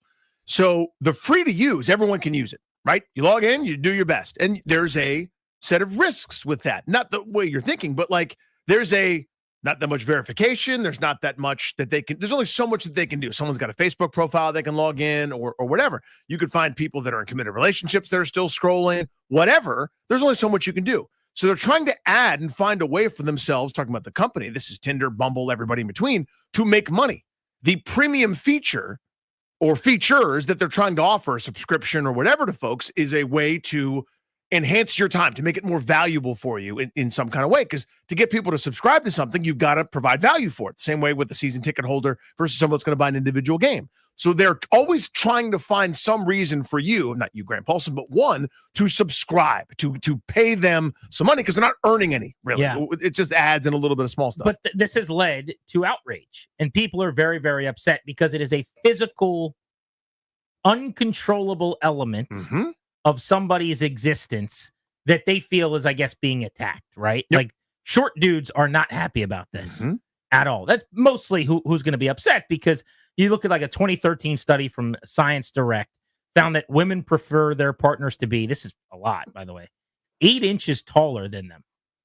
I wouldn't have thought it would have been that much, but supposedly women like their partner to be 8 inches taller than them. If you're 5'5", you want to be 6'3". 5'2", you can be 6 foot. That's fine. Men say that they prefer their partners to be 3 inches shorter than them. Do you relate to that? 3 inches shorter. Huh, interesting. Now that we are, like, I'm 5'8", my wife's probably 5'5", 5'4" and change or something. So, like, we're in that threshold. I don't know if I would say hard, like, I don't have rules. It's not like if my wife, who I fell in love with, was 5'7", we wouldn't have gotten married. But I would say my proclivity would have been probably like, yeah, there's probably a few inches shorter than me is a good thing. Yeah. Like if my wife was 5'3", I wouldn't have cared. If she's 5'6", I wouldn't have cared. You know, like, so yeah. But I don't like 6'4" is probably too tall, you know? Right. I do feel bad. Like if you're super tall, whether you're a dude or a girl, but especially I think for girls, it can be harder because, like, for sure, if a lot of guys are either anti-dating women that are taller than them or like by a lot. Like I could do eye height, well, you know, yeah, but exactly. 6'4" is a lot. A 6'4", if you're 6 foot, is That's my point. She puts on heels. Yeah. Like now it's 6-7 inches we're talking about here. Yes, it is. You're just getting dwarfed. Yes, it is. Yep. I feel bad. But maybe you're going 27 and 11 for the Liberty, and it's not as big a deal. Nobody knows. But here's why I brought this up, and I want to get feedback from our listeners. Tinder's saying, all we're doing is providing information. We've always done this. We're trying to get you someone who you're compatible with. You're looking for a certain person. We've got a bunch of things you can already boxes that can be checked, and little faders you're turning up and down. And I want someone who has these same wants and not wants as me. And you're sifting through all this stuff, right? likes and dislikes. It's just height. We're just adding that, and people are going, this is inappropriate. You can't do this because, like, the idea of what if they did weight, which I think they could if they wanted to. But like that, can you imagine the blowback on that? Yeah, because they have a delicate way of asking, right? Where it's like you can put on any dating profile for depends on not just Tinder, but anywhere else. It's like body type, athletic, a few extra pounds, husky. Like they're already hinting Is at that a it. thing? Yeah, I mean, it depends on your app. Okay. Did you do dating apps in the past? No. So the thing you don't know about me, How do you know so much about this? I did so much research on it. I got pretty far down the line. My sister-in-law and I started the process of developing one ourselves. You don't even know about this. I was honestly, I was inspired by our guy Kevin Sheehan. This is totally true.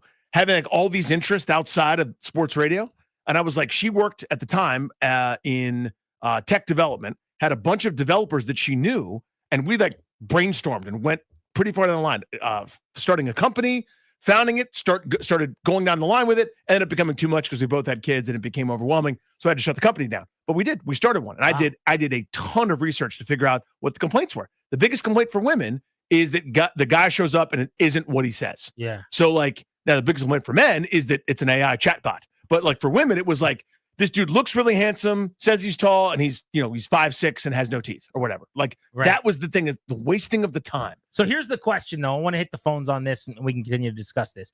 But I want to open up the phones at 800-636-1067.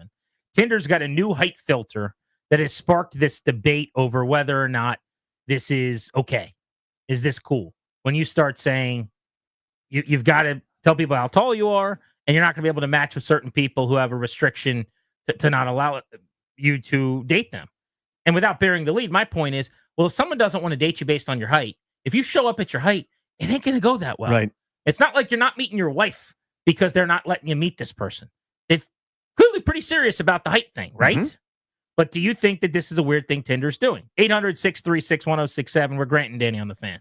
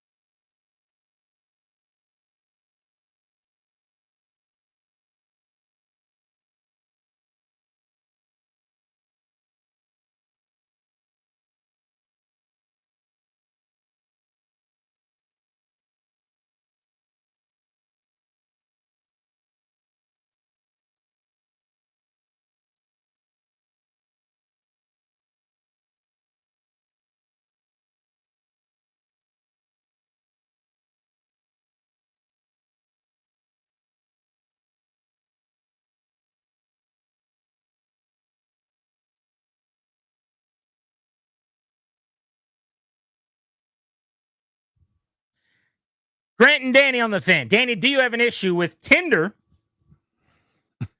allowing for people to use height against those that they are matching with? Not at all. What you're not there to do charity. You know what I mean? You're there to find what you want, whether it's a person to date, a person to hook up with, a person to marry. Like, you are looking for your partner. What you want, you figure that out. I have no issue with it at all. I mean, at all. To me, now, the other side of it is, this is a business that's trying to bring in users. So if it's too toxic, in other words, to let, men pick whatever physical feature that they want to start listing, because it'll drive away female users. Well, so that's the question, though, right? Is like, okay, so can guys put boob size in there, or everyone does the slippery slope thing of like, what's next? If you're going to do height, why can't you do this? I guess that's a fair enough question, but I 1000% agree with you, which is to say that physical attraction, I mean, there are going to be proclivities. Like, if you want shorter than taller, or if you're 5'6" and you're looking for someone who's below that, you should be able to put that feature in. All that does is help cut out the process. You're there for a reason, to your point. And the controllables, the things that you can add and subtract from, are just cutting down the pool of people that you're sifting through. So now it's like a house. If I go to Redfin or one of these sites where I'm trying to buy a house, you would put in, I need a 2-car garage. I need it to be within this many miles of Washington, D.C. I need so your realtor doesn't show you a place with half a bath and that's it. Exactly. You know what I mean? Like, well, no. I mean, you should be able to, whatever you want. If it's a proclivity on pretty much anything, I would say, the more things that you can provide, I think probably the better for the app. Miles and Ashburn, what's up? How we doing? I think it's the same thing. Like, if I don't like green colored eyes or 7 foot tall women, I'm here for Tinder. Is like not to meet my wife; it's for the get down. I thought. I'm not going to waste my time. That's certainly what people think. I've been to multiple weddings where the people met on Tinder. I would say it's like any app, or it's like everyone's going to use it differently. I use Twitter for work purposes. My buddies use it, and they're like shticking it up about whatever it is that they do. But everyone uses it differently. But it might try to drive female subs, because the people that are going to pay for that feature would traditionally be women. And that's exactly it. And that's the point, by the way. And I appreciate the phone call. They are trying, again, these dating app companies are all sort of figuring out, how do we keep people engaged? How do we get people on there? How do we keep people on there? What's the rate of return? This is a way for them to make money. And with all due respect, dudes are going to be there if they think ladies are going to be there. That's why you have ladies' nights at bars, right? So for women, there's got to be an appeal. And this is one of the features that they're going to do. So they could decide, if they wanted to do the equivalent for men and have men be able to fill out whatever they wanted. I think what kind of stuff would they fill out? It could be anything. It could be hair color. It could be a height requirement or otherwise. But they know that if they start doing that, it won't be a good business investment. It won't be a good idea, because it'll turn people off. So they're trying to get away with whatever they can to bring users back in. I have no issue with that. It's just the business. The anger, though, the outrage of this idea of a slippery slope. What say you to that? Where, okay, if you're doing height, why can't you do other things? Like, and then the pushback is you shouldn't. Where it becomes now like, are you saying open season? That's what I would say. I think it should be up to the company. If because they know if they did quote unquote open season, a guy goes in and says below this weight, or a girl goes in and says Fatso Paulson, no chance. Right. Like, cool. I would do whatever you think your users want. So whatever's going to make you money and get users onto your site or your app is what you should do. That would turn people off. That's the governor right there, is the demand. There's probably a site somewhere. There's probably an app somewhere where it's like the most horned up dude in the world gets to put in whatever thing he wants. Let's see how many users are on there. Let's see how successful that company is. It won't work. That's my point. Is you are not looking on Facebook Marketplace for a golf club. You're looking for whatever it is that you want in a partner, either short term, long term, or something in between. Well, I view it also. It sounds like we're pretty much in lockstep, but I view this as it's very personal. I mean, it's nobody's up business really. What kind of person you're looking for, what you're into. If I'm just putting myself in the shoes of, let's say, a woman who's 5'7" or something, okay, and I don't want to date a guy that's shorter than me, 5'6" or below. You could tell me that's messed up. That's your opinion. You're allowed to think it's messed up. If that's what I like, I can't tell myself, Today, you will like guys who are 5'5", and when someone's shorter than you, it's not going to make you feel uncomfortable, whatever it is.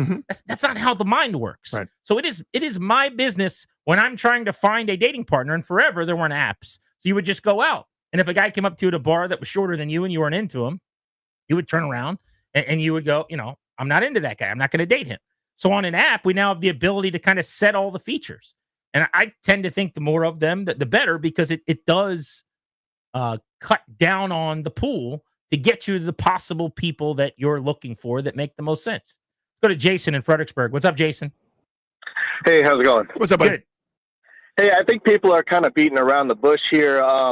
So I'm what you'd call the equivalent of a fat girl. I'm 5'5", right? No guy wants a fat chick, and no girl wants a short guy. I don't know right? that's true, by the way. I know what you're saying. I don't mean a blanket statement, but I mean it's kind of a blanket statement. It's pretty blankety, but I know what you mean. Right, but if let's they just can stick do to that the short with guy that, thing. We're dudes. Let's just talk about dudes. So you're a short guy. No girl wants a short guy. You're saying continue. So what's your point?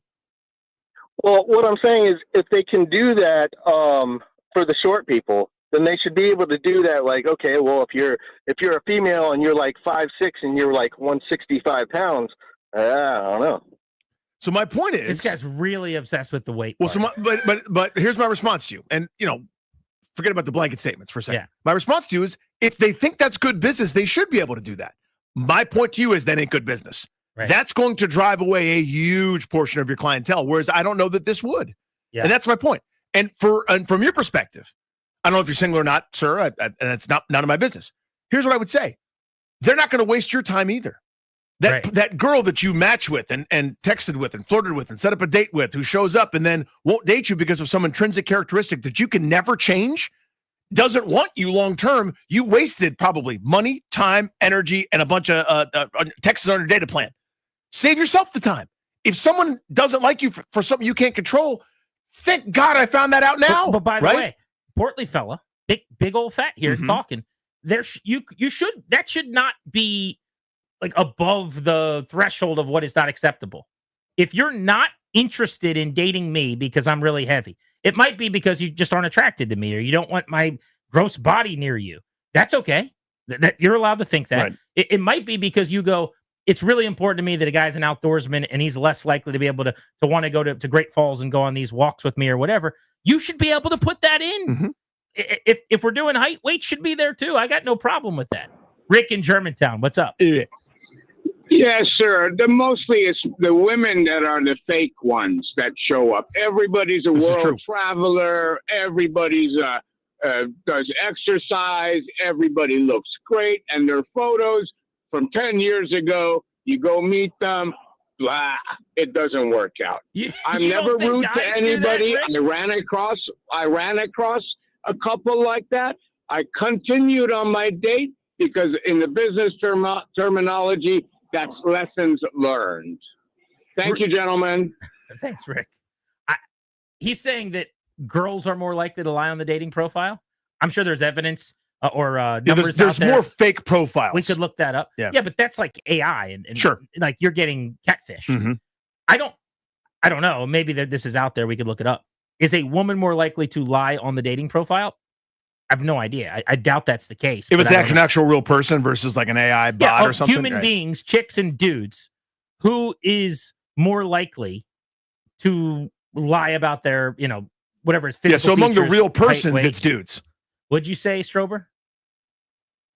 Requests on Instagram. If you go into your requests and look, you're going to see hundreds of bots in there. They're not real accounts, all these fake. I don't know if that's what Rick. Yeah, they're like, I don't know if Rick is kind of referring to that kind of stuff, because if you're on social media, you'll see a ton of that. It's all over Twitter now. Don't even. No, he's talking about. He's like, you show up and meet the person, and they're not in any way what Yeah, they he's said. like, their picture is at 8 and she's a -4. Like that's what he's saying. That's everyone. Sure. That's everyone. Yeah, that's everywhere. Yeah, I would tell you what. If I was on Tinder, I'm not putting my worst pictures on there. Like, oh, I like this one. Now it's 2 years old. It's a really good angle.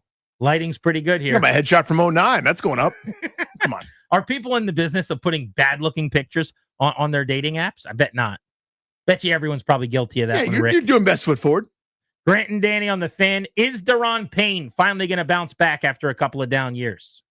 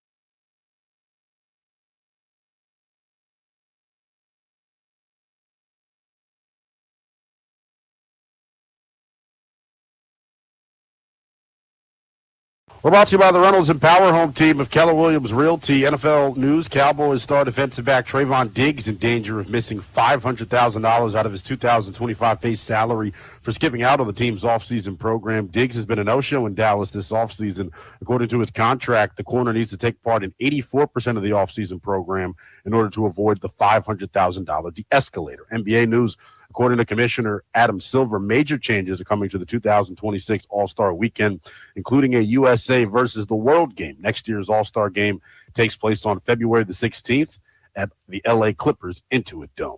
To the Harwood Mystics in action tonight, playing host of the best team in the W, Brianna Stewart, and the 7-0 New York Liberty come to town. You can hear the action on the Team 980 with Megan McPeak and Christy Winter-Scott on the call. Nats baseball on tap tonight right here on the Fan. DC looking to avenge last night's series opening loss of the Cubs. Mackenzie Gore on the bump tonight for DC. It is a 6:45 first pitch. Pregame coverage gets rolling right here on the Fan at 6:15. Want to know the fastest way to know what your home would sell for? Reach out to Empower Home Team. Simply text your address to 800-763-3000. No phone call needed. Just text your address to 800-763-3000. That's 800-763-3000. From the Crop Metcalf 5-Star Sports Desk, I'm Linnell Willingham on the Fan.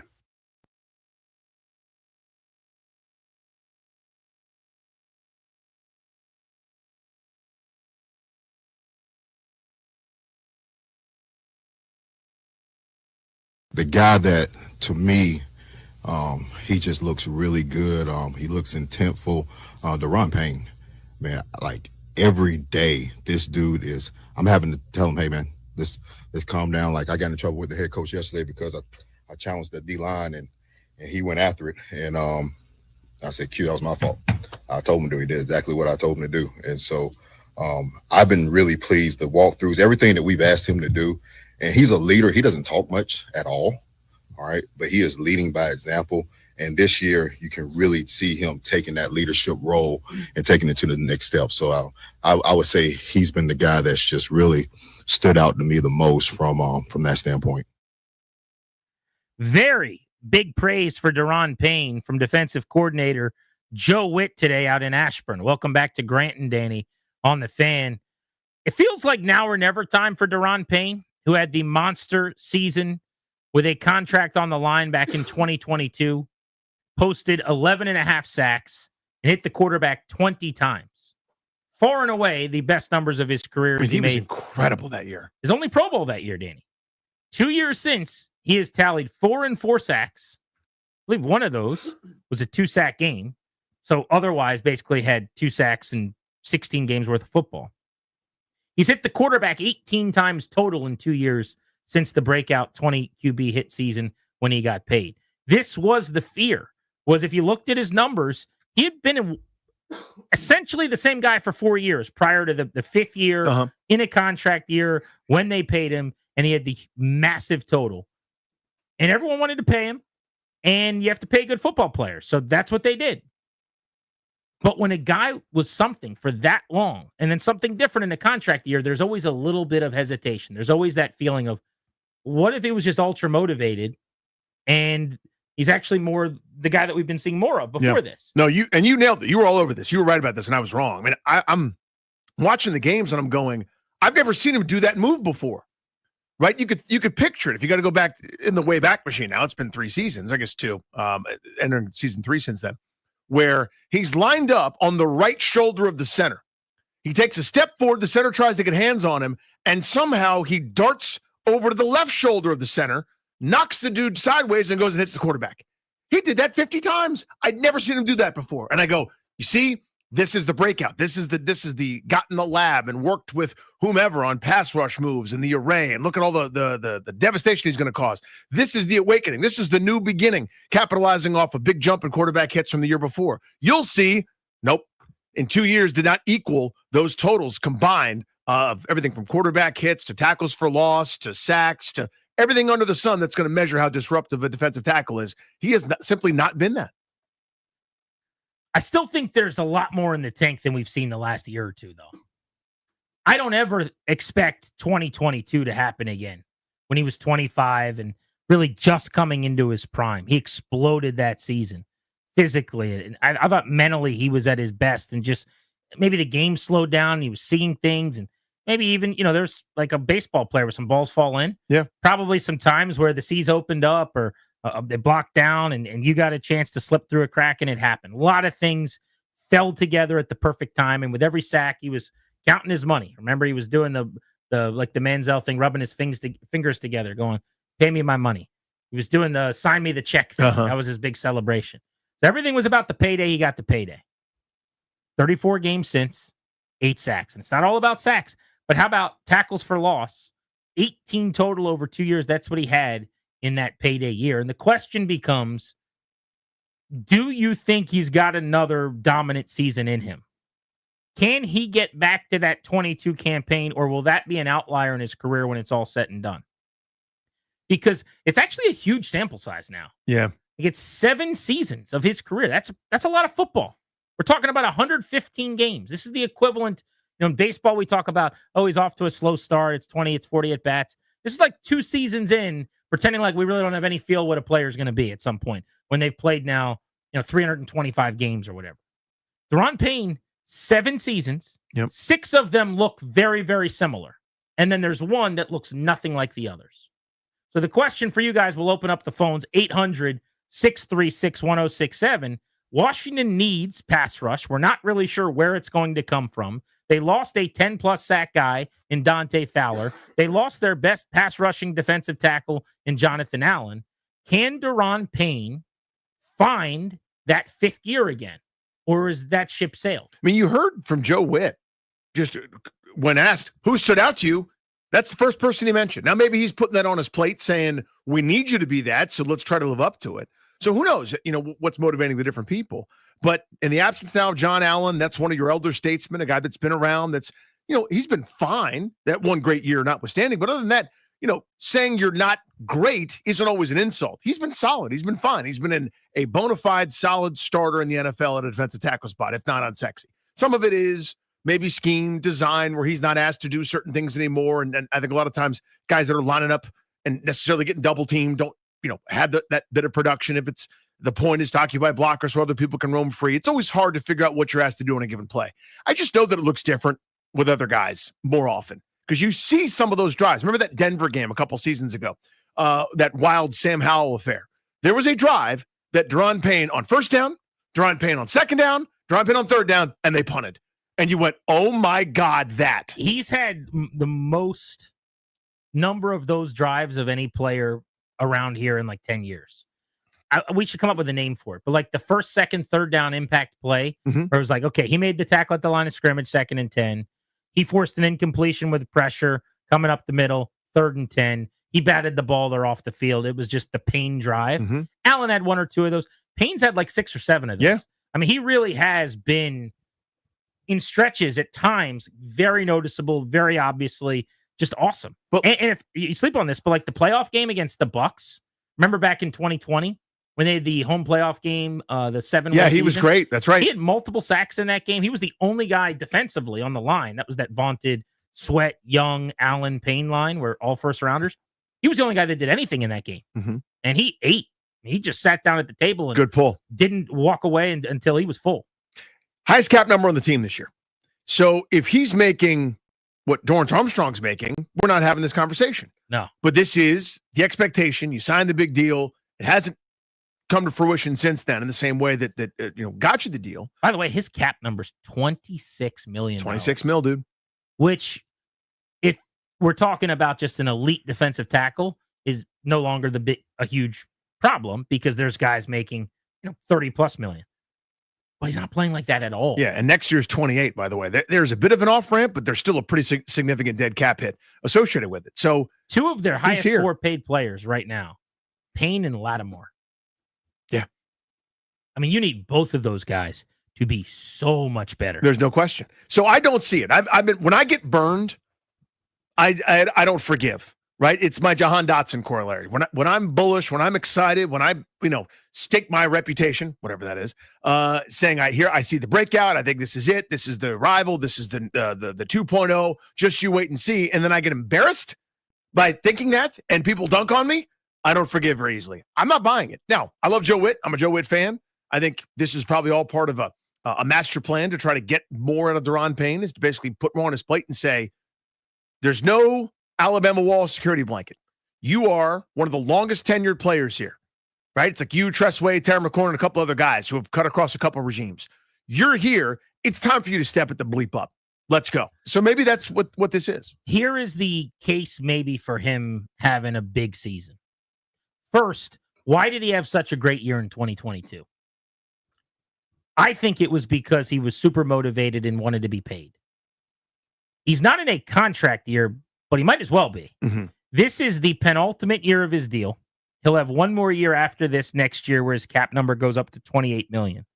But Washington, for the first time, has an out in his 4-year, $90 million contract after this season, where they can turn it into 3 and about $68 million. And yes, they'd have to eat $11.2 million in dead money. I'm not saying they would do this, but they would still save about $17 million cutting him if they wanted to do that. Instead of carrying a $28 million cap number, you could save $17 million, release him, eat $11 million. I bet there'd be a way to parlay that over a couple of seasons. Post June 1st, it's $22 million in savings, and you'd spread out the $11 million dead cap over 2 years. Right, which is way more doable, and that's almost exactly what they would do if they considered it. But that's if you have another 4-sack year where you have 13 hits on the quarterback. It looks like it does for a second straight year under Dan Quinn. Because I remember last year at this time, I think the discussion being had in town was, well, it's a new scheme, it's a new coach, they're going to get more out of him, it's a better staff. You know, look at the coaching from Joe Witt and Dan Quinn that he's going to get that they weren't getting before. Rivera couldn't get anything out of him. Well, we now had a year with him in this system, with better coaching. And the result was the exact same sack total, fewer tackles. He went from 13 tackles for loss in 23 to 5 tackles for loss last year. Almost a third. His quarterback hits went from 11 in 2023 to 7 in 2024. Now, did he play a little bit less in terms of snap percentage? I'll get you that number in a second. I would be willing to say he did because they did rotate a little bit more. Wow, massively so. So he played 79% of snaps in 2023 and 69% last year. So some of the down numbers are just going to be that they kept you a little fresher. Mm-hmm. But where's the production? There wasn't the production. So you can't say, well, it's a new defense. Dan Quinn's going to... No. We did that last offseason. The only argument would be he's playing maybe not for an extension, but to make sure he gets $28 million next year instead of getting cut. And the other part of it is you could say, well, if they would have gone out and added a bunch of talent around him, maybe he benefits like they once had Sweat, who's better than any defensive end they have at this moment. They once had Chase Young, who attracted more attention before people kind of found out what he was than anybody else. I would say right now, this moment, still better than any defensive end on their roster pretty easily and clearly. John Allen's gone, though. Yeah. You don't think John Allen took a little bit of heat, pressure, attention away from Daron Payne side by side? I hope Johnny Newton breaks out, and he might. If Johnny Newton becomes a dog, then that's the John Allen presence that'll help Payne. But I actually think it's going to be harder in terms of supporting cast than it's been. Because right now, this moment, he's probably the marked man on your D-line. Uh-huh. I don't think he was last year. No. I mean, Allen had made more Pro Bowls. To me, this is... And again, I somebody really, really smart would have to break it down for me and on a play-by-play, drive-by-drive basis go, this is what the scheme was, this is what we want him to do. I think the days of saying, my defense has a bunch of rules, but we're just going to break them and let this guy go wreak havoc, right? Like, where are you best served as a defense? Right now, it's probably with him holding the point of attack, not getting pushed in the pile, clogging things up to let linebackers run free, to let Luvu, Wagner, and your hybrid safeties or whomever they happen to be run free and make tackles. I don't think it's the extremely opposite example would have been Aaron Donald in his prime, where I go, none of my defense is a 4-3 base. I want guys to hold the point of attack. I got this specimen that's a weapon that ruins plays and ruins drives anytime you leave him single blocked. I'm going to let him get upfield and it'll be tougher to fill in the gaps, but he'll disrupt something and we'll get off the You're field. saying because of the Quinn philosophy? Right. So maybe the philosophy isn't him being explosive and a pain in the butt. I don't know the answer to that. I guess it's a long way of saying I don't know what he's asked to do on a given play. I also think that if they said, okay, we're turning you loose, you still would get similar production the way you've gotten the last couple of years. I just don't think he has it in him. I just know when you watch DeMarcus Lawrence under Dan Quinn, it looks really different. I mean, it's just way more impactful. You go back to Quinn in Atlanta with Grady Jarrett. And I don't need 10 sacks, by the way. Sacks in general aren't the best metric for pass rushers and D-line, but especially in the D-tackle room. But it just looks more influential. I need more than 2 quarterback knockdowns. I need more than 4 hurries. You know what I mean? Like, I need more bothering. I need more tackles for loss, more disruption, more. You can't do it every By the way, time. those numbers you just said, Yeah. That's a good quarter. That's a good game. Yeah. That's a nice Sunday. I need those every week. I need 15 of those for $28 million a year. Mm-hmm. I mean, at that money, like that's the money you're paying the guy that takes a game over at that position. That the other team goes back to the sideline and the quarterback slams his helmet down and grabs the iPad, and his coach comes over and they're shouting at each other because Daron Payne's just irritating them because they can't figure out how to stop him. That's what should be happening at that money. So it hadn't been happening. And in a going while. back to it before that breakout, for that contract year, we talked. I don't know if you remember these conversations. We talked about it in relation to what John Allen had just done, where Allen had quote unquote bad luck, then broke out and got some of the sack totals. You looked at quarterback his expected batting average, so to speak. His expected sack, was probably 11, and he had like 4. Yeah, in 2021, the year before the breakout, 13 hurries, 9 quarterback knockdowns, 15 quarterback hits, all these different numbers that said you replay that, you get more than 4 sacks. And then he jumped up and had the career year. And I'm going, see, this is the new normal. And it wasn't at all. I don't know if it's a regression. I don't know if it's a desired thing. I have no idea. I don't know the man. But I'm just saying it hasn't come close to looking like that since, other than a few fleeting moments. And that's been really frustrating. I mean, he's had so many huge games and huge drives like the ones we've talked about. And he's a really good football player. Right. He's a first-round pick. It's a giant win, second contract. This is not a beat-up Daron Payne session. Like, works hard. I like the guy. But I go back to this time it worked out. It won't always. I don't have rules. I've got philosophies. Yeah. And one of mine is, if your only awesome season was a contract year, and you had a bunch of years before that weren't awesome, I just don't expect many more awesome seasons after I pay you. And that screams this situation. It's exactly what has happened with him. 800-636-1067. We'll get to your thoughts on this next. Daron Payne. First of all, expectations this year. Can he bounce back and become an elite defensive tackle again? And where's the pass rush going to come from? Something we can get into as we continue on The Fan.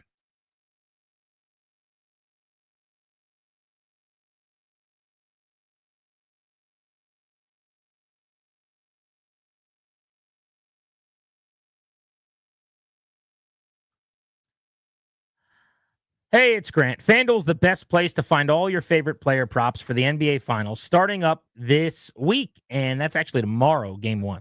You can make the smarter play with the new performance trends. You want to check a player's consistency during the playoffs, or maybe they've been flirting with a potential triple-double. Get the latest stats inside the app. See who's heating up. After the tip-off, you can combine live prop bets into a same-game parlay for a chance to win big.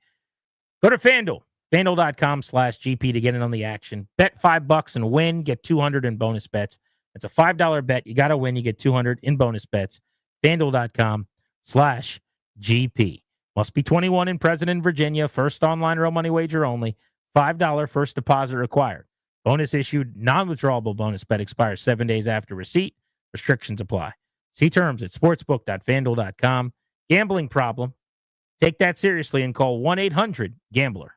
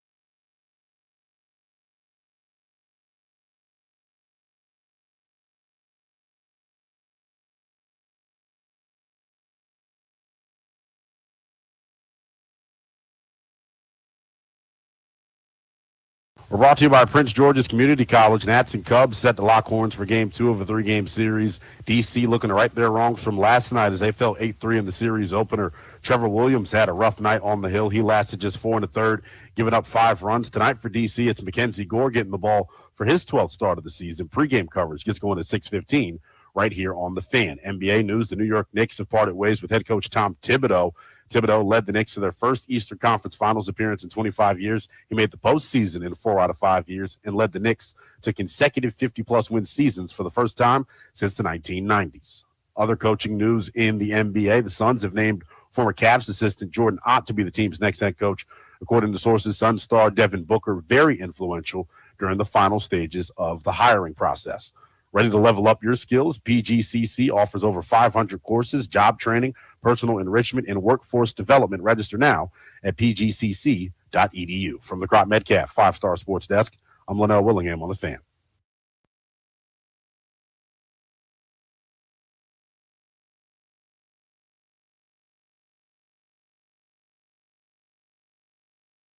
The guy that, to me, he just looks really good. He looks intentful. Deron Payne, man, like every day, this dude is, I'm having to tell him, hey, man, let's calm down. Like I got in trouble with the head coach yesterday because I challenged the D-line and he went after it. And I said, Q, that was my fault. I told him to do. He did exactly what I told him to do. And so I've been really pleased. The walkthroughs, everything that we've asked him to do. And he's a leader. He doesn't talk much at all. All right. But he is leading by example. And this year, you can really see him taking that leadership role and taking it to the next step. So I would say he's been the guy that's just really stood out to me the most from that standpoint. Love hearing that from defensive coordinator Joe Witt about Deron Payne. He was not asked specifically about Payne. He was asked about, I guess, vaguely, like players that have stood out or, you know, what's going on, basically. And he singled out Deron Payne. I wonder, though, and you spent way more time coaching than me, so you might have insight on this. But is this one of those, you say this as a motivator? First thing I thought of. Like, you're trying to say, hey, Deron, we need you, buddy. Like, let's do this. So, like, every chance you get, you're going to pump him up, pump him up, pump him up, pump him up. Or is this actually an observation he made? It might be a little bit of both, where he's going, dang, this is different. This guy looks great. Because coaches aren't always in a rush necessarily to just go see someone balling out and then praise them at the presser. Even if it's happening, they're not always going to single guys out. Yeah, but you got to know who you're dealing with, right? Some people don't need that. Some people need the constant affirmation, adulation, and you learn the player. I mean, that's a huge part of coaching, right? With Bill Walsh, Joe Gibbs. I mean, you could think of some of the great ones who would find a way to reach each individual person, right? And maybe this is what they've decided as a track to go with. Remember Adam Peters and company last year. Who did they tell you was having who looks really good? It's Emmanuel Forbes. You wait till you guys see Emmanuel Forbes. Cut him 5 weeks into the season because he couldn't do it. No, thank you to this first round pick. We're not even waiting. Right. You know what we really like is Jahan Dotson. Wait till you see what he does this year. Gone for nothing. You know what I mean? Like, so I'm not saying Deron Payne's about to be traded, but you follow me. This could be coach speak. It could be something that they say, hey, let's put this on his plate because somebody's got to do it. It also could be true. The truth is probably somewhere in the middle. Let's go to Paul in D.C. If you want to join us, 800-636-1067 is our number. What's up, Paul? Hey, what's up? How you doing? Hey, Paul. I think Grant hit it on the head. Danny hit it on the head when he said that at the end of the day, the production is not lining up with the salary. And when you look at the situation, those who want to be great don't need money as a motivator. The money comes with the fact that I'm great. Look at T.J. Watts, right? And, he's saying, I'm not giving Pittsburgh a discount this year. And that's because he's already been great. And so when I look at Deron Payne's historical data, he had that breakout year, one, because it was a contract year, and two, because he was surrounded by players who were probably better than him all around in terms of Chase Young, Montez Sweat, and John Allen, who was commanding double teams. Remember that, that was around that year where Chase Young was a rookie, and he was probably the defensive rookie of the year, if I'm not mistaken. So, I mean, he was wrecking havoc on people. They haven't figured him out yet. So, Deron benefited from those three guys being around there. Now you're looking at him to solidify the defensive line, and I don't know if he's capable of doing that. I would trade him in the first round and try to see if I can get Trey. Yeah, it's a good point. Appreciate you, dude. It's something we had kind of talked about, but I think you zeroed in on it even better, which is he was a bit player in a defensive front that was pretty stacked and loaded when he had his huge year. And you can actually make the case, I don't know if it'd be right or wrong, but that he was number 4 of the 4 in terms of attention, or certainly at that time, like resume and, pass rushing dominance. Because Allen was so good as a D tackle, and then you had the 2 edges. One was taken second overall as can't miss, and it just won the Rookie of the Year. And the other was Sweat, who was uber impactful. Yeah. Now, all of a sudden, like the band members leave, and it's your show. You're the one that's addressing the crowd at the beginning of the concert and between songs, and it has not gone as well. Elijah's in D.C. What's going on, fellas? Thanks for taking my call. I was last year at times I was a little concerned about his production. Just when I would look at Sheldon Day and his ability to kind of just like impact. Now, obviously, maybe they're gonna game plan more for Daron Payne, so you gotta give that respect as well. But I think they are trying to move Daron Payne in a good way and to try to get him more productive. And I think they did by bringing in Kinlaw and Goldman. What you want to do is you want to see how many different fronts and body types can I get along that line that they necessarily didn't have at times, which is very difficult.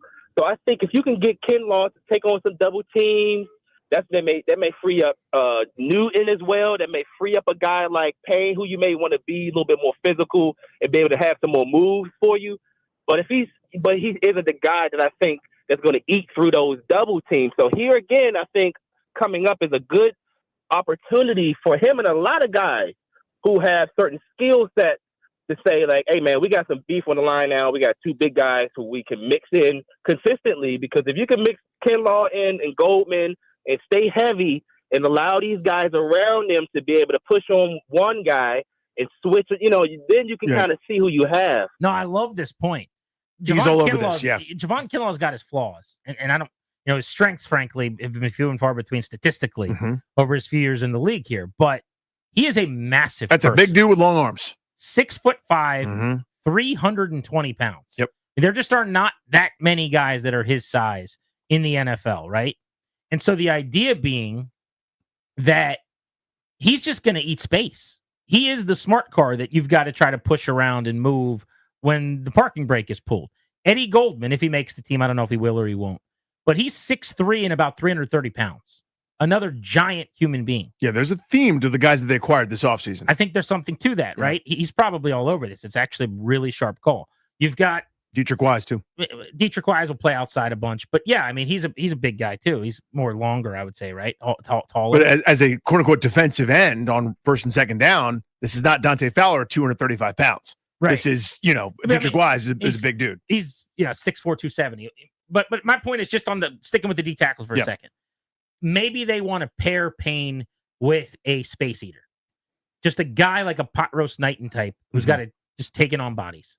And it might free Payne up. And I think they should. He's right. They should do the same thing with Newton. Don't make Newton that guy next to Payne. Let Newton's whole thing is getting up the field. Yep. The reason you drafted him right outside of the first round out of Illinois is because that guy can get to the quarterback. Let him do it. And let Kinlaw eat space. Let Goldman eat the world. Well, in general, the other thing I wanted to piggyback on what Caller was talking about is, and Joe would even address this to a degree, but I think that's how they're going to, I think this is their plan for pass rush. Like it's what's easy for a rube like me is to go, defensive end gets upfield, good pass rush. They don't have that. And they may not think that guy's available, even though they're names we recognize out there in free agency. So it is that sort of stuff. It's this guy takes on the double team, whether that's the design of the play or not. It's the Will Montgomery style TE games, and we're switching and crossing and creating one-on-ones for Luvu, who's blitzing this time. Next time it's this guy's hands in the dirt, but he retreats into pass coverage, and it's the safety coming from the other side. We're overloading. Or we're going to have Kinlaw line up in 3 different spots over the course of his series. Or, Deatrich Wise is going to stunt around and rush right by the center. That's where their pass rush is coming from. I think they think. Like, to me, I think that's their current plan. Well, they definitely think that based on their actions. Yeah. Unless they've got another plan we haven't seen yet. I mean, Fowler was 10.5 sacks. Allen was only 3 because he only played in 8 games, but it was a 6-sack pace. Mm-hmm. You basically lost 17 sacks, walked out the door. Everyone keeps saying, well, they got plenty of pressure last year. Yeah, and 2 of their 4 or 5 best, maybe 3 best, depending on how you look at it, but I'll say 2 of their 4 best pass rushers are gone now. My answer is Luvu coming off the edge. I think it's their answer too. Like by the way, Luvu coming downhill way more often than he did last year. Let's go to Bargov in Gaithersburg. What's up? Yo, what's up, fellas? Hey, man. Yeah, I like Payne, but I would bet against him getting back to 22 productivity. Kind of like the homie who's got potential. He wants to be a great runner, athlete. 3 years ago, for 9 months in a row, he woke up every day, 6 a.m., worked out. The last 3 years, started drinking every weekend, rocky times with the girl, couple nagging knee injuries, just not 100% dialed in. Am I going to bet on him to be up at 5 a.m. every morning now? Nah, I'm not going to, but I hope you do, Payne. Still love you, man.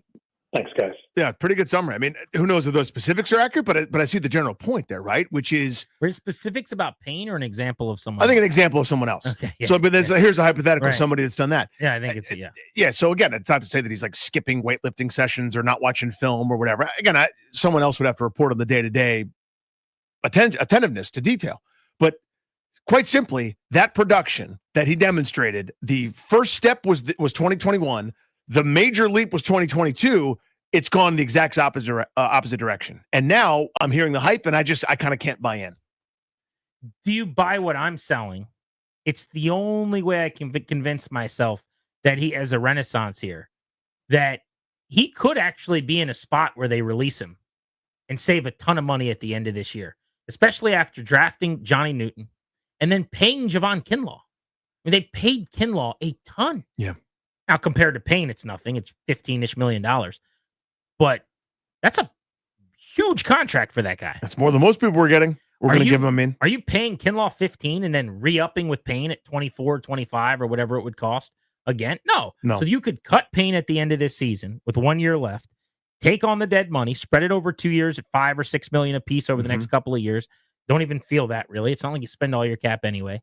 They got $22 million or something like that in space as we sit here today. And if you're Payne, you're going, well, if I go out and I get 9 sacks and I hit the quarterback 23 times and I play close to what I did in 2022, they can't cut me because I'm too good a player. So there's your motivation right there. Yeah. It's the difference between almost $20 million for him. Now, maybe when they cut you, you can go double dip and make money elsewhere, but you're not touching the $28 million cap number. No, you're not getting to that. Let's go to Chris in Oxon Hill. What's up?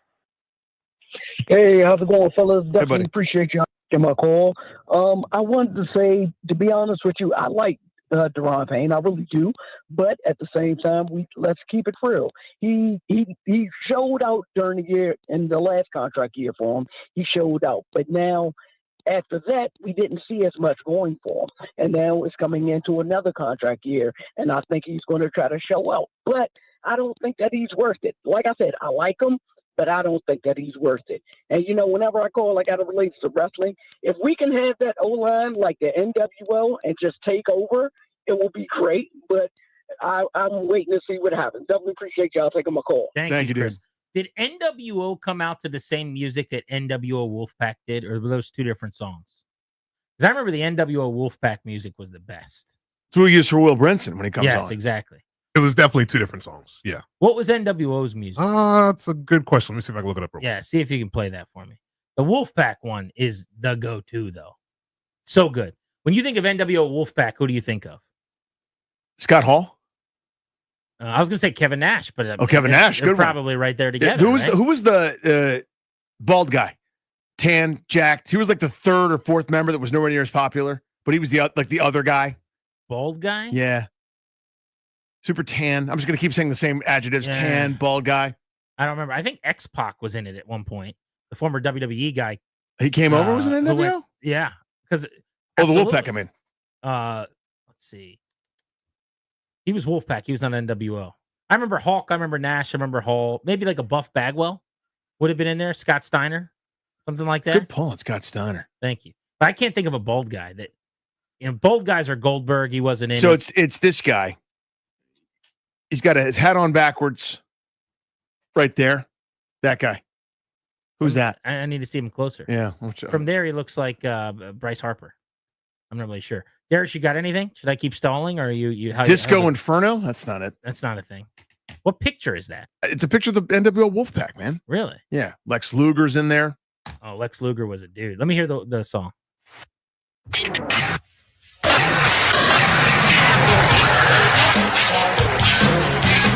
Oh, hell yeah. Yeah. I'm 10 again right now. By the way, WWF killed WCW, but Wolfpack. I mean, the NWO group, like that whole thing, it kind of made him relevant. That and Goldberg gave him a shot for a little while. There we go. You flip back and forth on Monday Night Wars. Everybody looked. I had to. This one's the best. Better. There's Wolfpack. That to me, that's my wrestling 1 seed entrance song. Oh, come on. That's my 1 seed. You heard me. I don't know about that. You heard me. I mean, it's really good. It's my 1 seed. Degeneration X is the 1 seed. Now, I'm not talking about entrances overall. I'm talking about just the pure song. Yeah. Now, the place is going more nuts when the glass breaks.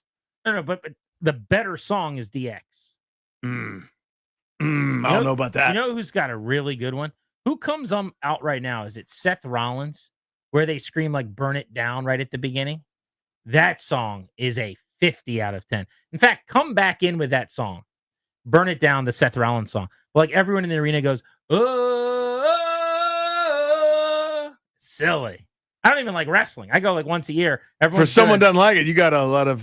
I could just tell you about what happened on Raw this week. Yeah, I was going to say, for not SmackDown, a fan. Yeah. I've been to 6 straight events. What's the Street Profits entrance music? Do you know it? That I don't know. Okay. But when they come out, I get steamed. You get steamed up. Grant and Danny taking up to 6:15, and Nats pregame on the Fan.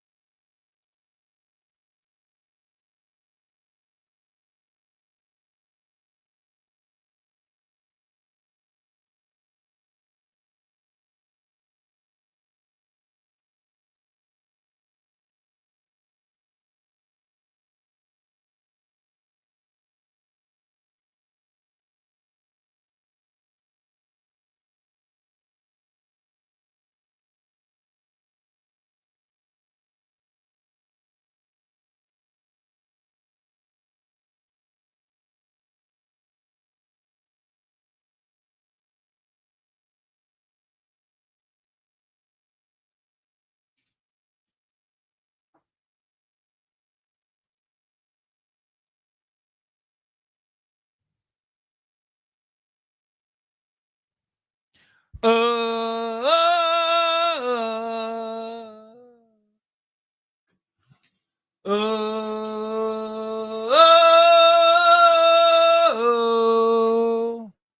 me this isn't the perfect walk down to the ring song. So what do you need for a great wrestling song? Kill this real quick, Darius. What do you need, Danny? You answer me. You answer me this question. Great wrestling song. What needs to happen? The instant, and I mean instant, the first note, beat, whatever of that intro music, everybody needs to know who it is. There can't be confusion. There can't be a, who is this? What is this guy? The glass breaking, the, if you smell, the instant, you know who it is. You know who it is? Who is it? Makes it pretty, I don't know, but it makes it pretty good. I have no idea.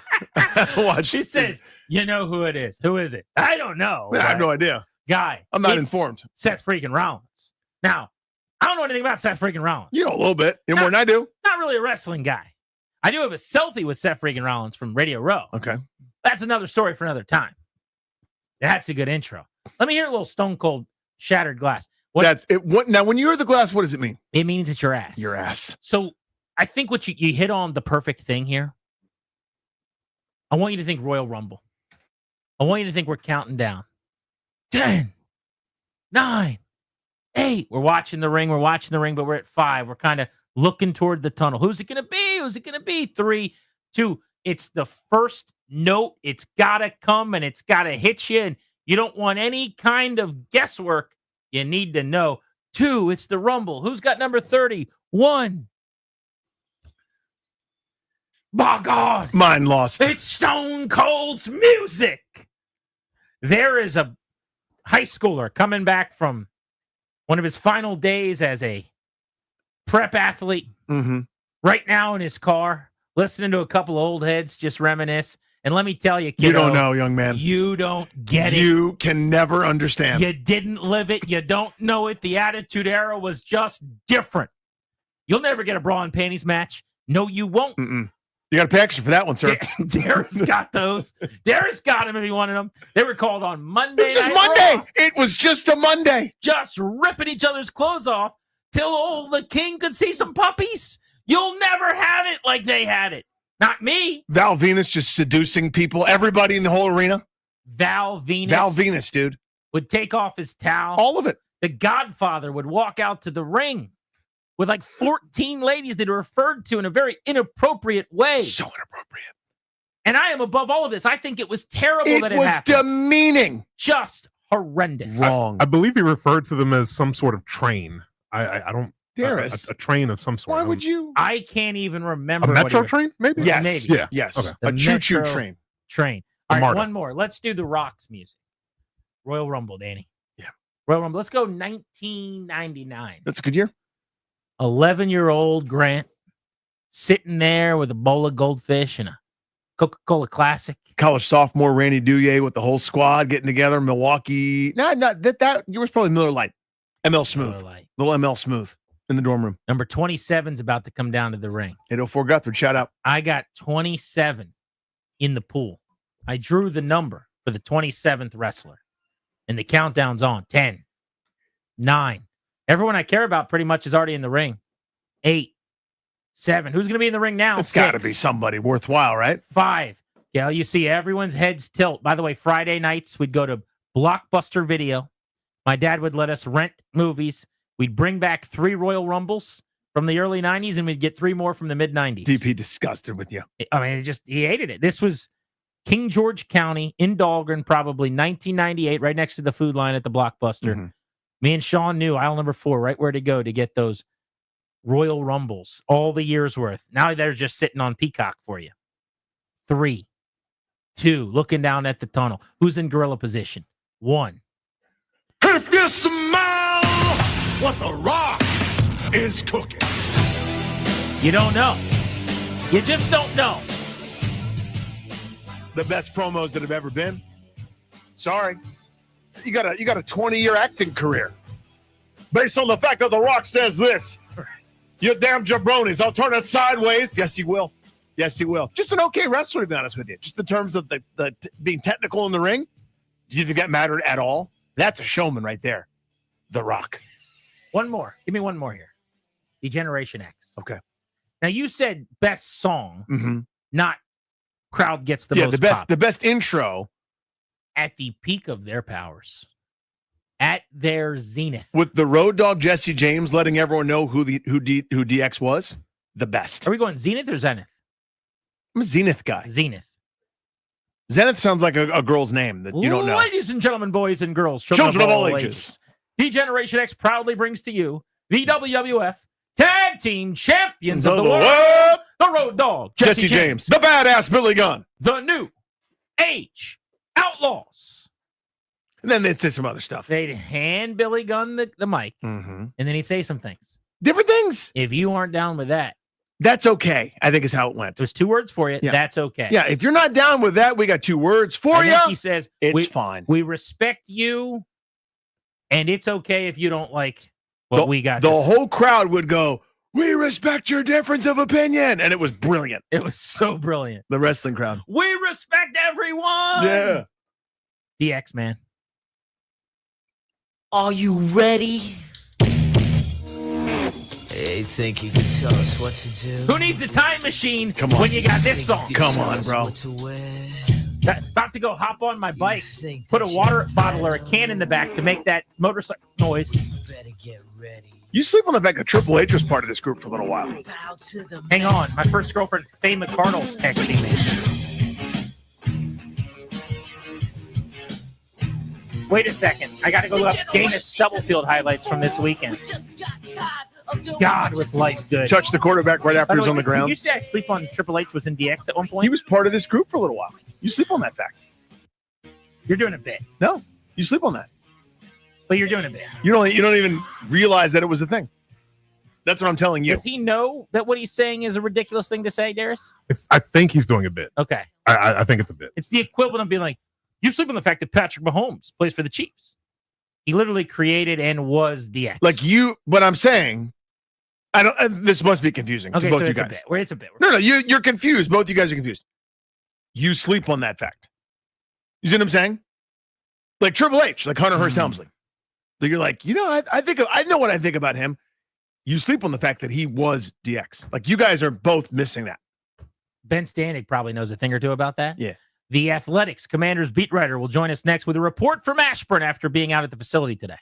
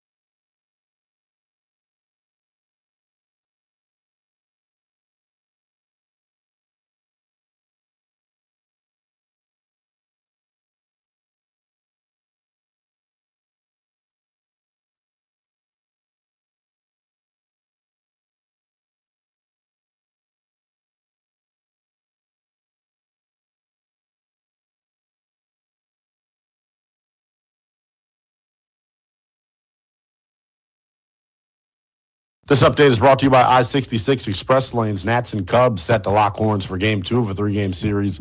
DC looking to right their wrongs from last night as they fell 8-3 in the series opener. Trevor Williams had a rough night on the bump. He lasted just 4 1/3, giving up 5 runs. Tonight for DC, it's Mackenzie Gore getting the ball for his 12th start of the season. Pre-game coverage gets going at 6:15 right here on The Fan. NBA news yesterday, the Knicks parted ways with head coach Tom Thibodeau after 5 years on the job today.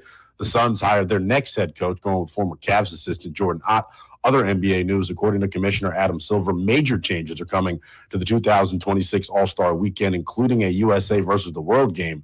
Next year's All-Star Game takes place on February the 16th in Los Angeles at the Intuit Dome. NHL news, the Penguins have announced Dan Muse will take over as the team's next head coach. Muse, most recently an assistant with the New York Rangers. The Stanley Cup Finals gets underway tonight as well. Game 1 from Edmonton as the Oilers play host to the Florida Panthers. That one's set for an 8 p.m. face-off on TNT. What's the road to a reliable commute in Virginia? That's easy. The 66 Express outside the Beltway is the answer you've been looking for. Get the inside track to express travel on I-66 outside the Beltway at ride66express.com. Guess less, no more. From the Crop Medcat 5-Star Sports Desk, I'm Linnell Willingham on The Fan.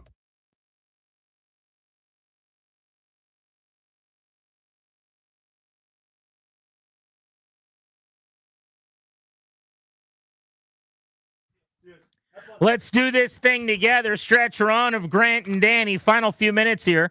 Brought to you, as always, by the law firm Kondorian Murat. Estate planning, elder law, real estate transactions, probate, admin. Their attorneys are standing by and want to help you out. Schedule a consultation with their team. Visit kmlawyers.com. Tell them we sent you. Get a discount. kmlawyers.com. Just have a few minutes here, but we wanted to get Ben Standing of The Athletic on our Rude Guest Hotline. And Rude, the most reliable heating and air conditioning products in the DMV, to get the latest, some news from out in Ashburn from today. Ben, thanks for the time. How are you?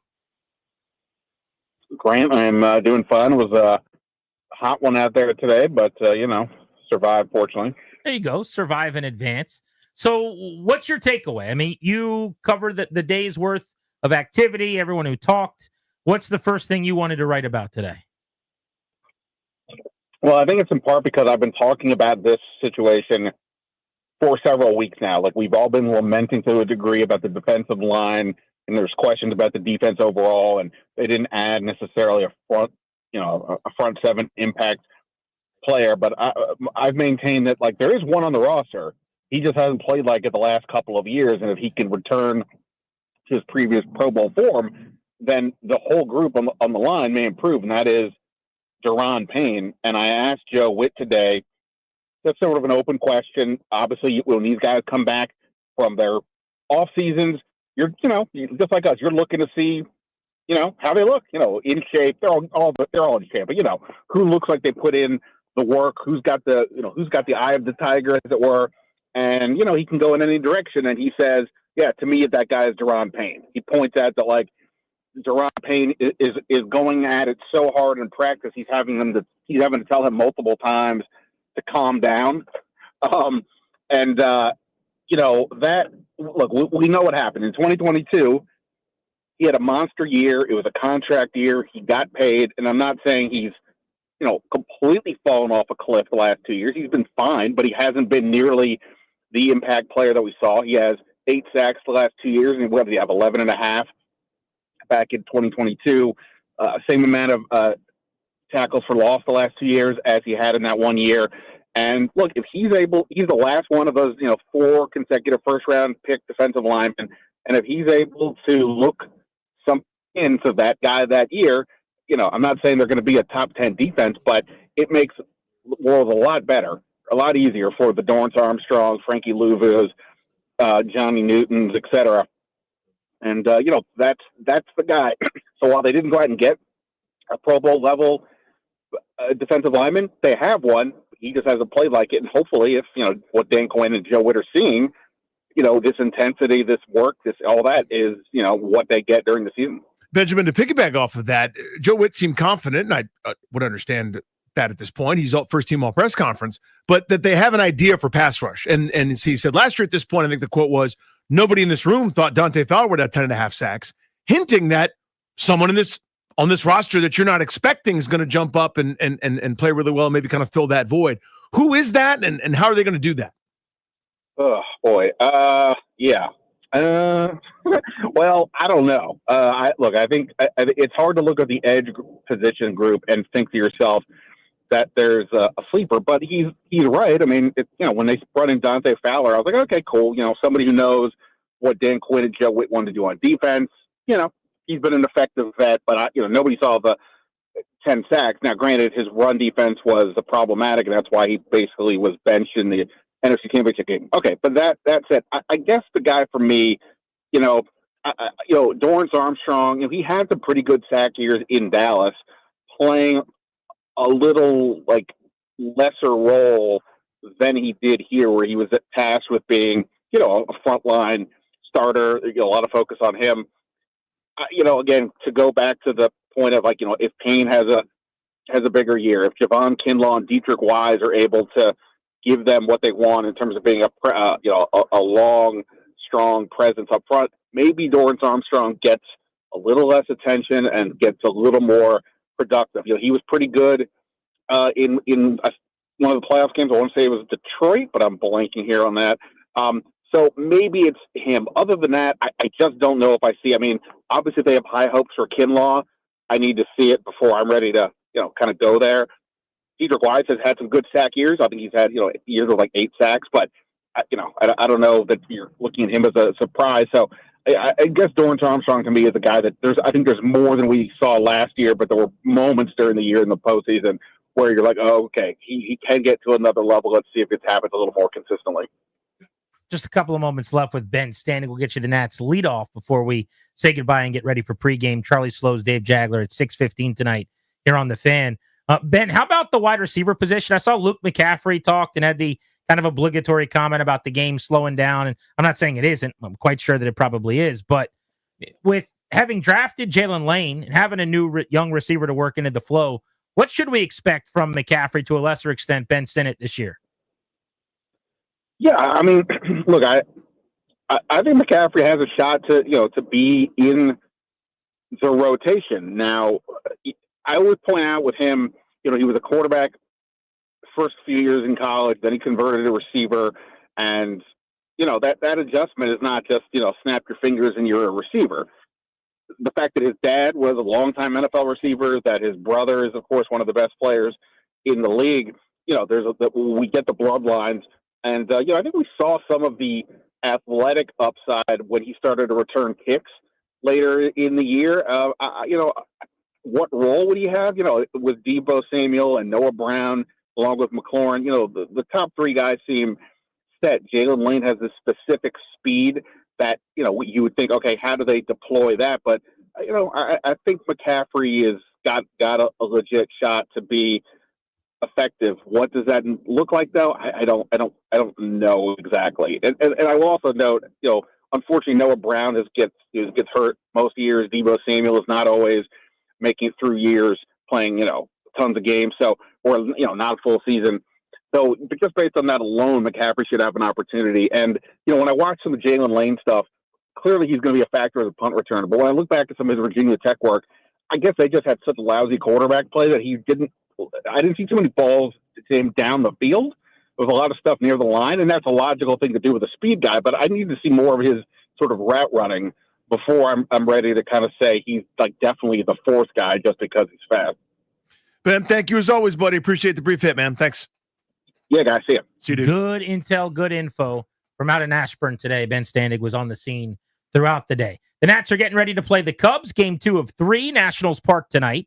First pitch is 35 minutes away at 6:45. Let's get you the leadoff, which we do each and every day on Grant and Danny, brought to you by the Window Man. Since 1989, the Window Man's been the educational window company. Get your free in-home estimate or visit thewindowman.com's all-new Fairfax showroom. For the Nationals, Mackenzie Gore is on the hill, the power lefty with 101 strikeouts, the big league leader as of the end of his last start. 3.16 ERA, looking for win number 3 on his year. This could be a signature outing, Danny. Yeah. Best lineup in the league. Great opportunity for him to show that he's a number 1 and an all-star in the National League. Opposite Matthew Boyd, you mentioned Mackenzie Gore. Leading off playing shortstop. Abrams batting second. Ahmed Rosario at third base. Batting third in left field. By God, that's James Woods music. Batting fourth, he's playing first. Nathaniel Lowe. Batting fifth, your DH, Josh Bell. Batting sixth in right field, that's Alex Call. Batting seventh doing the catching, that's Riley Adams. Batting eighth at second base, Nasim Nunez. And batting ninth in center field, Robert Hassel III. Trying to stack some right-handers against Boyd. A couple, giving Rosario the opportunity. It is hard in this lineup to do that. And they just don't have a whole lot of right-handed options at this point. Yeah, so it's Call, Bell, switch hitter, Riley Adams doing the catching, and you mentioned it, Rosario up at the top. But yeah, it's a left-handed lineup. It's 3 lineup changes, 30-year lineup. I mean, you normally don't play Rosario, bench guy. You normally don't play Call, Adams behind the plate, and then Call hasn't played in almost a week. As they've really been rolling with the kids in the outfield, which I'm perfectly fine with. Rare opportunity on a day against the lefty sitting Lyle or Hassel. No problem with that. Hey, I'd be remiss if we didn't mention this. We're going to talk a lot more about this tomorrow and in the days ahead. But the Capitals, without announcing what it's going to be, put out a statement today saying that TJ Oshie is going to make a special announcement this coming Monday, June 9th at 5:30 downtown. In fact, over in Georgetown, probably not far from his fountain. I was going to say, probably fountain adjacent. Where he was swimming around. So everyone, I think, has a pretty good idea of expectation that maybe this could be Oshie announcing his retirement. An Olympic American hero. Yep. Quite literally, with Team USA on the ice, but also a Cup hero here in D.C. that helped guide the team to the Stanley Cup. One of the most likable, decent athletes in my time as a D.C. sports fan. A heart and soul guy for a team that won a championship. Just a glue performer, relentless worker, beloved by everyone in the organization. And oh, by the way, uber talented.